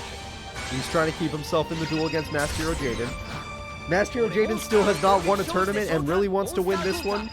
He wants to win the Outback tournament. And we got Shadow Mist doing its job to get Blaze Man. These cards are going to easily destroy Jinzo and the Scapegoat token. Though Master Hero Jaden does not usually use, what you call trap cards that often, except like Hero Signal. Mass Charge, he's more of a spell card guy. We got Mass Change, very good. And Element Hero Stratos, very good. Damn. And Monster Reborn, I'm going to get Jinzo, I guess. That's, 2,000 damage. If we're just thinking in terms of damage, that's fine. Your opponent gets to draw a card, but sure. I'm trying to think of a way you come back, though. Alright, Jaden, you got a huge-ass hand. You gotta have combos in there, right? Blaze Man gets you Poly. Fuse your whole hand. Put all of those cards together. I want to see a massive fusion. Play like Zayd. Zayd makes big fusions all the time. Okay, well, there's the Poly we were waiting for. And this fusion will be... He loves this Great Tornado guy. He really does. At the end of the day, in this case, it actually does do more battle damage, so I guess that's fine. Thanks to weakening Jinzo to 1,200. So yeah, 1,600 damage instead. And Divine Wind will help take down the Scapegoat token. And form change, we're not done yet. Battle phase hasn't ended. And Koga's here. Koga's like, give me that last token. And now Jinzo has absolutely nothing. He has nothing. He has to make a comeback with nothing. If he can, I'll be impressed. I just don't think he can. E-Emergency Call is here. E-Emergency Call will get Blaze Man as if it mattered. The duel's over. You just have to press Battle Phase. You don't have to do anything else, Jaden. Don't have to do anything else. All you have to click is Battle Phase and you win. He's tired of Jaden, guys. Give him a break. He's exhausted. He took down Supreme King. He took down Elemental Hero. He doesn't have the energy to take down another Jaden. It's not his fault. It's not his fault. Alright, there we go. Jinzo, who did more work than we thought today, will lose to Master Hero Jaden. Which means that Master Hero Jaden is in top 4. Yet again, he's been here many times, but he's never won a tournament. The next fight is Serena versus Camula. We got Monarchs versus Vampires. Both of these characters, a little surprised to see them here. But we'll see which one goes all the way. Serena versus Camula.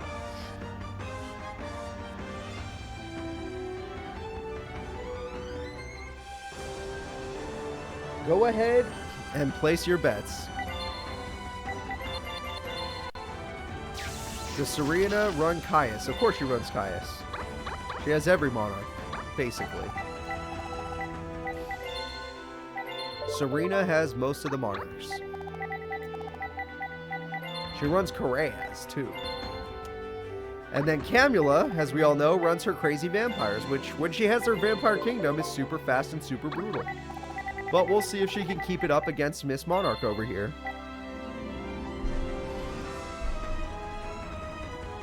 And here we go. Serena versus Camula.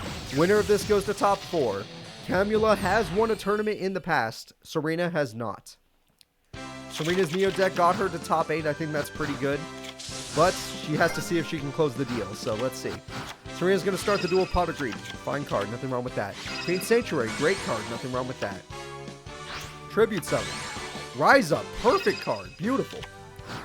Getting rid of Pyramid Turtle is huge. 2,400 damage is huge. So far, great play from Serena. And you're forced to play defensively. Yep, that would happen. So what are you going to do now? You're going to do Reflect Bounder, your Mirror Monster. That's way better. Pyramid Turtle wanted to die, though, because now we can get something better like Vampire Lord, which, if she has Vampire Genesis, is going to put you in a really bad position. So, Camula, your luck stat is not good enough. You did not get Vampire Genesis. Reflect Bounder will do 2,000 damage, so Serena's doing really good in terms of damage and in terms of field. Her field has the advantage. She lost Terraforming, but I don't think she cares. And Vampire Lord without Vampire Genesis is going to die. Reflect Bounder again just to show you can't stop her, but TT can stop you. And that is a huge play from Camula. She did the scary vampire face for a second there, kind of scared me. Let's see what she gets with her Destiny draw. She's going to get Vampire Hunter, which works against a lot of things. Book of Life, which brings back... That's a really good play. Okay, Camula, that TT from here is going really well. Vampire Lord hits a trap card. Goodbye, mirror card. Vampire Hunter hits you. Vampire Hunter is super good. Let's see if she can make a good play. Let's see if Serena has a comeback. Serena is screwed. Any AI that plays defensively is screwed. And is super screwed. We got Vampire Genesis. Vampire Genesis is here. That could beat all of the Monarch cards. None of the Monarch cards can stand up to Vampire Genesis. Granted, you could try Zaborg at least, or Karaz, or Caius, but you have to have a monster to tribute, so you're in a bad situation right now. Serena has the first Monarch. Okay, hold up. That's a monster to tribute.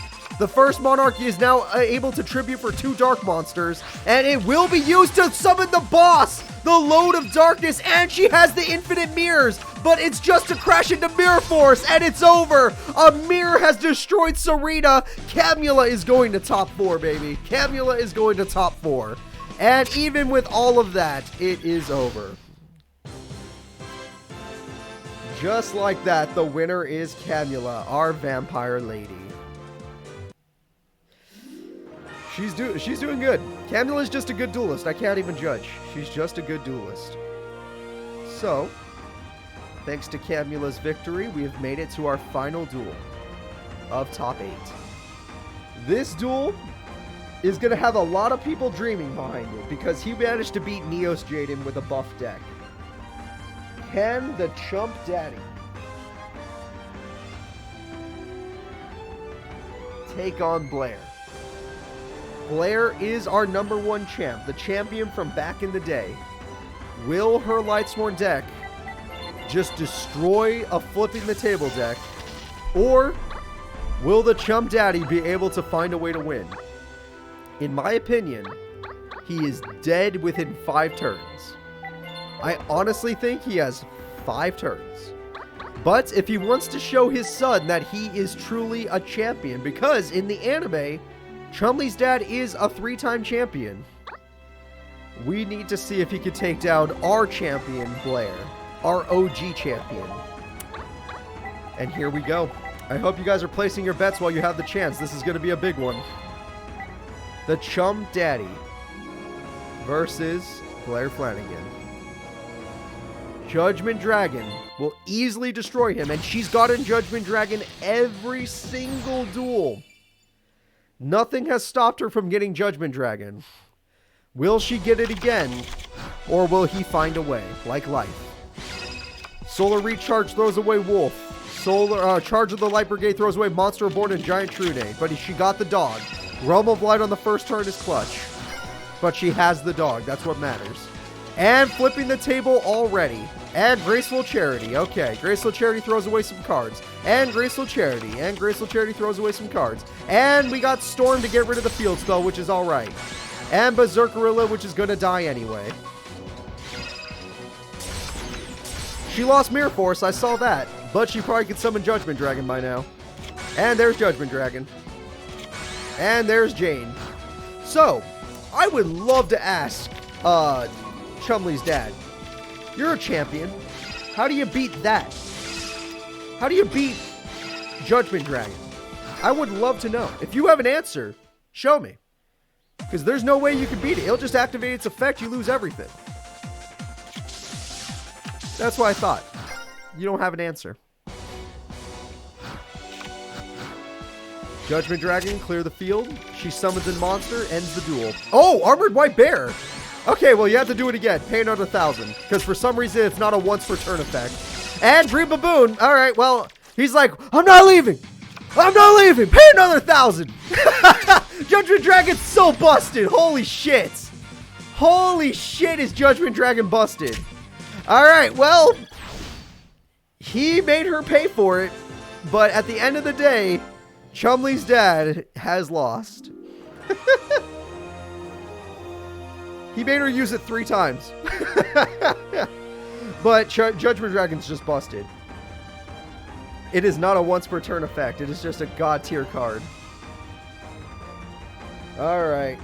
Blair had 81% of the vote. Honestly, I'm excited to see Chumley's dad in other tournaments. Maybe he'll do better against a wider range of opponents, not just GX. But we'll see. Probably not against Zexel, but, you know, maybe if he fought someone in Dual Monsters or 5Ds, he'd be okay. But let's move into a top 4. Top 4, we have Blair versus Cameo, Light versus Dark, and Alexis versus Jaden. Okay, I'm setting up for this one. We have the only we have Jaden Manga with no championship versus the #1 AI, Shadow Realm champion, Alexis Cyber Angels. This is going to be a fun duel.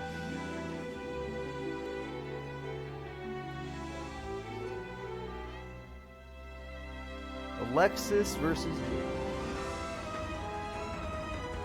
Everyone place your bets. We have entered semifinals. We are running out of bets, so this is one of your last bets of the day. And this is probably one of your best bets of the day, trust me. Jaden and Alexis are both very good duelists. They're both very powerful, and they're going to be very fun to watch.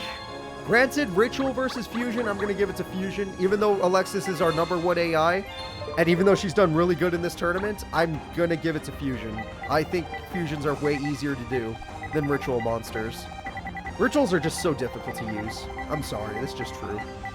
It's true. Rituals are just too damn difficult. But she became a champion with them, so I can't talk too much shit. Hell, she became the #1 champion with them. Alright, here we go. Time to start this duel. Jaden Yuki versus Alexis Rhodes. Manga Jaden versus... I guess technically there's a manga card in Alexis's deck. It's Splendid Venus, but it's not even hers. It's the other girls that she dueled. Alright, MST is going to kick in and destroy MST. Great play. Skills have changed. Thank you so much for following. I appreciate that. Card Trooper's going to throw away some cards, not hit Shadow Mist for once. And 1900 damage will be dealt. We're not done yet. Match change number 2 hits Diane. And Diane will do 28. Remember I said rituals take too long? I was right. I was 100% right. And Fall Knight, or Fail Knight, thank you so much for joining as well. I hope you enjoy our tournaments too. Valhalla is a good card if she has Splendid Venus in hand. There's the manga card I was talking about. Splendid Venus weakens all non-fairy monsters. And maybe she could even... Nope, she's out of cards. Okay. I was hoping she'd have a trap left over, but she doesn't. So, right now she has advantage due to her power. And she has Senju, which could get her ritual monster, which she desperately needs. She does not have the ability to summon it, though. Like I said, Shadow Mist is really good for Stratos, yep. Like I said, it's really hard to get ritual monsters out on the field. So the fact that she's doing it so consistently is great. And Pot of Avarice. What a great card from Jaden. Alright, Jaden, remember, you haven't won a tournament yet. Let this be your tournament unless Alexis puts you in the ground. Reinforcements can get you a Stratos or a Blazeman. Or an Ocean, really? I don't think Ocean's good right now. Unless you're fusing. Oh. Thank you, Phil Knight. I appreciate that. And Great Tornado. Are you kidding me? That's going to weaken her. Even though he's debuffed, it's going to run away. Yep. The debuff is gone, Splendid Venus is gone, and he is winning this duel. Alexis, unless you top deck a god card, you have lost. Sword! I did not think about that. That was not on my list of cards that she would draw. Oh, shit, she's out of everything. She lost everything. She lost Mirror Force. She lost everything. Oh, wait a minute. Does she have a Dakini? Does she have enough stars in the hand? She doesn't have enough stars, even with the monster. Oh, no. Oh, no, she doesn't. She can't make it happen. She doesn't have the stars. All she can do is set paths. Jaden's just waiting for a monster. That's it. Emergency call for game. Jaden's going to the finals. Jaden's officially going to the finals. She just didn't have enough stars. Why didn't you summon Manju? You had Manju. Just use Manju, get Dakini, summon Dakini, kill Great Tornado, win the duel. Okay, might not have won the duel, but give you a chance to win the duel. God damn it. All right, well, Jaden's moving forward. Jaden is going forward in the tournament. God freaking damn it. I thought it was a star issue. It turned out to be a skill issue. Oh my gosh. Jaden, you get to go. So, will this be Jaden's first tournament win, or will Camula or Blair stop him? Camula and Blair are both champions. Both of these characters have won tournaments. Blair has won a lot of tournaments. Camula has only won one, which is still better than most. And yes, this is light versus darkness. And no matter what, the final duel of today will be a plot duel. That is correct. So go ahead and place your bets. I'm going to set up this duel right now. We have our Vampire Lady. We got our Lightsworn Lady. It's going to be a good duel. I'm hoping for a good duel at least. I mean, Lightsworns can just completely destroy you, but a lot of Camula's monsters don't care if they're destroyed by card effects. Vampire Lord's like, oh, you killed me with Judgment Dragon? I'm coming back. And then Genesis can at least crash unless Vampire Kingdom's out. Actually, no. Camula does have a way to win this, huh? Interesting. Interesting.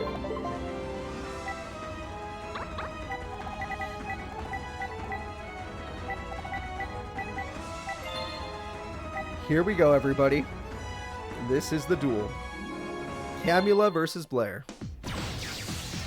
Lightsworns versus Vampires. My odds? I'm gonna go with Lightsworns. They're too easy not to go for. Vampire Kingdom, great start. Set, very great start. Great start for Camula. Blair, what's your start? Lila could get rid of... Oh, never mind. I was going to say, Lila could get rid of Vampire Kingdom. Great start. Goblin dying is great. You get yourself a Bazooki. Monster Reborn is great. Oh, you didn't. You should have picked Lila. That was one of the worst plays I've ever seen. I mean, yes, you get your effect off, but honestly, your opponent wants... Oh, she hit Genesis. That's the only card she did not want to see get hit. That's the only monster card you don't want to see get hit. Okay, I'll admit that was bad. But you still should have picked your monster and destroyed the field spell. That's on you. Alright, Mizuki is going to have to deal with Lila. Lila can still do her effect to get rid of Vampire Kingdom, like I said. There we go. The Kingdom dying is huge. Realm of Light. Alright, no darkness. We're going back to the light. But Mizuki is still stronger than this thing. Oh, I saw one Judgment Dragon go to the grave. But she ended up getting that in return. And she probably will have enough monsters for Judgment Dragon now. So we got Vampire Lady. She summons herself, but no Vampire Kingdom to buff her. Yes, she can at least get rid of that monster. Yes, she can at least... Oh, the dog! Oh, that dog of mine. Yep.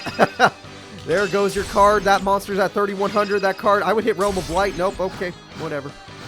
I would have hit Realm of Light. That card was not even that good by comparison.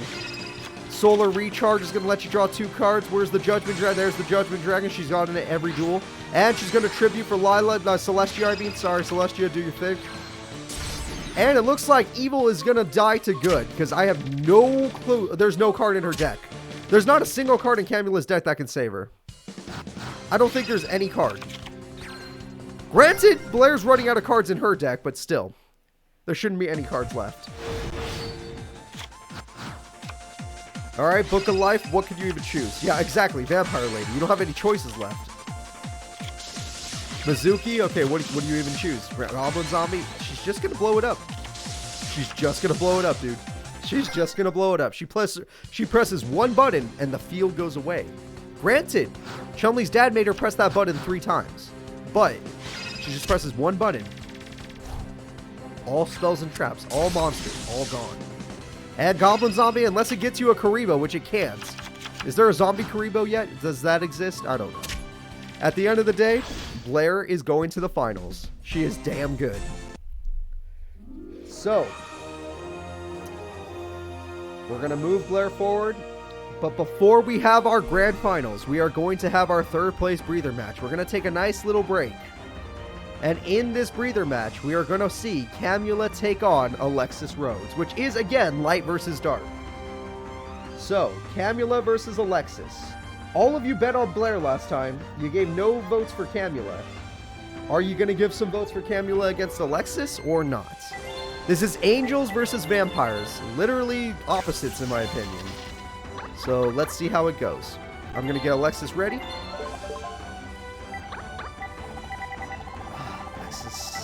Chances of winning. Ritual decks are a little inconsistent, even though she won the freaking 250 character tournament, which kind of proves me wrong.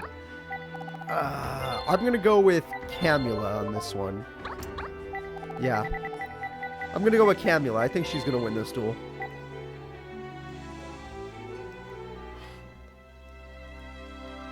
Here we go.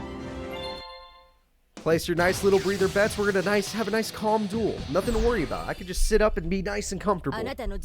Got nothing to worry about. The dark deck versus the light deck all over again. But this light deck is, it is better technically due to the, fact that she won the biggest tournament. But, Blair's deck's a lot stronger. Monster Reborn, you're bringing back Mizuki. Honestly, not the worst play to stop combos. That's actually not the worst. And we got Vampire Sorcerer. Vampire Sorcerer is going to get rid of the Senju, which is fine. You want to get rid of the levels on the field so that she can't get her ritual. And you got yourself a Hecatrice and TT. Alright, that's a shame. With Vampire Sorcerer in the grave, that's going to be very good for her because now she can summon Vampire Lord for free. And Vampire Lord hits the field. Vampire Genesis hits the field. Alexis is in a lot of trouble. 3k damage is pretty insane. And now we got Manju, but she already has a Dakini in hand. She needs the spell card. The spell card is what she's missing. Still missing that spell card. And Vampire Lady, she summons herself. So Vampire Lady will be first and destroy Alexis's monster. Alexis lost her ritual spell. Oh, crap. And Genesis does 3,000. Unless Alexis gets her ritual monster, she is about to lose this duel.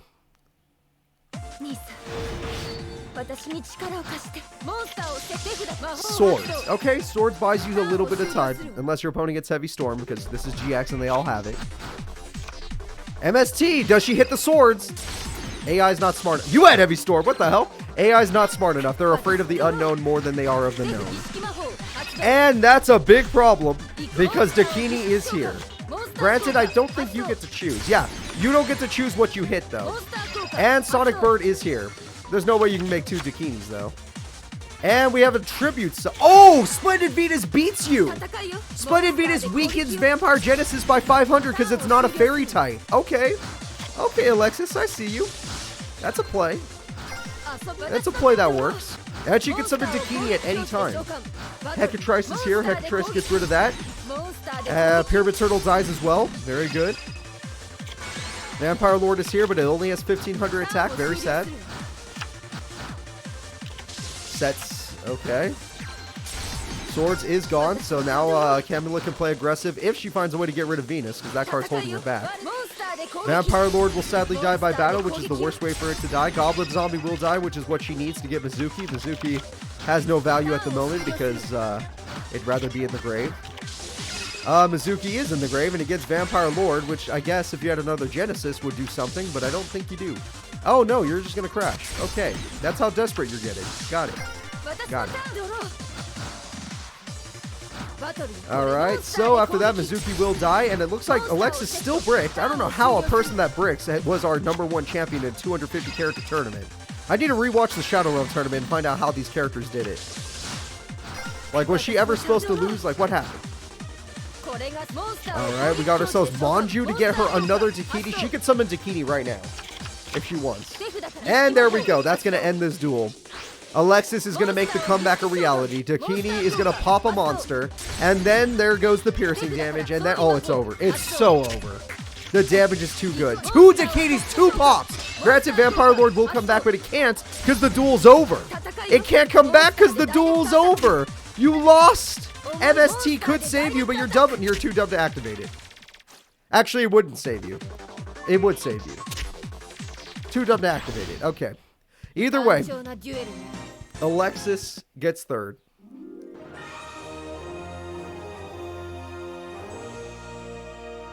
Alexis Rhodes will be receiving third place in the tournament, but now the breather is over. It's time for a real fight. It's time for 2 people to go at it. Will we have a new champion today, or will the original champion, our first ever champion, be able to earn another notch in her belt? It is time for Masked Heroes versus Lightsworns. It's not Neos, it's Masked Heroes. And until this loads, there we go. I can now do this. And we are ready to go. Everyone, place your final bets for the day. This is for all the marbles. Are you a Jaden fan or are you a Blair fan? Masked Heroes or Lightsworns?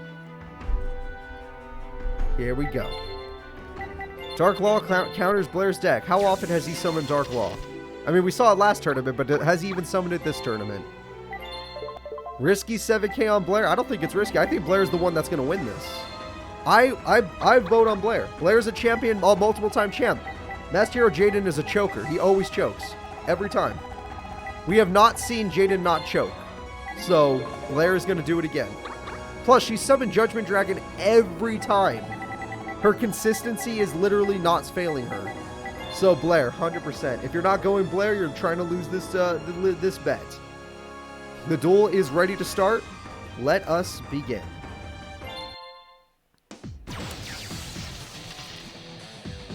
Jaden has not won a tournament. Supreme King Jaden did, but Jaden has not won.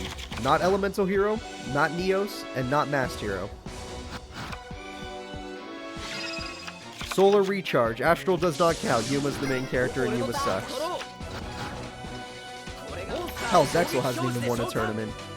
Alright, Elemental Hero Ocean's going in. Lumina Lightsworn Summoner is gone. Mass Change number 2 is going to evolve that monster into a Acid? What the hell is Acid?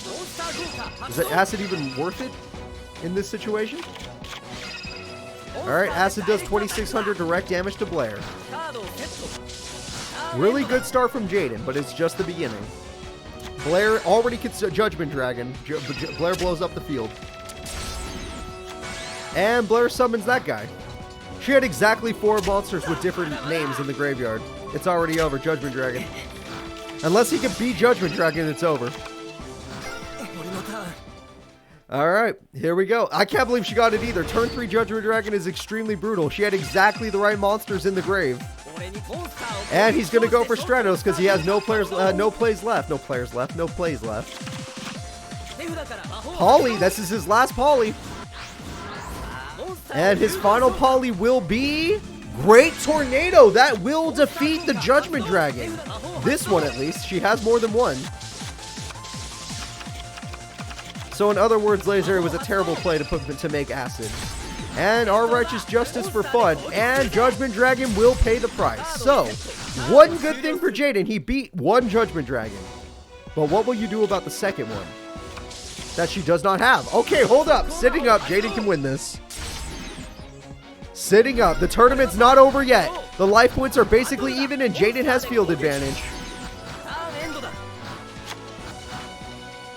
Set again. Alright, until he gets something. Until she gets Judgment Dragon, she can't win. Until he gets another fusion, he can't win. This could go either way. She got the dog. The dog. Oh no, his life points are so low. No way. Does Jane gain attack points when it attacks directly or no? It only gains attack points when it attacks a monster. He's gonna live, but barely. Okay, you are still alive, Jaden. Do something. He summons Card Trooper. He plays Mass Charge. Oh, wait. But wait a minute. He's going in. Mass Change number 2 is a huge card. That card's busted. He's doing it. Mass Change number 2 with 450 life points. He summons Diane. Diane wins the duel. Diane special summons a monster. We have a brand new champion, and his name is Masked Hero Jaden. Just barely on turn 10, he gets the victory. He becomes a champion. The Outback champ is Jaden Yuki with his Masked Hero deck. That's what I'm talking about.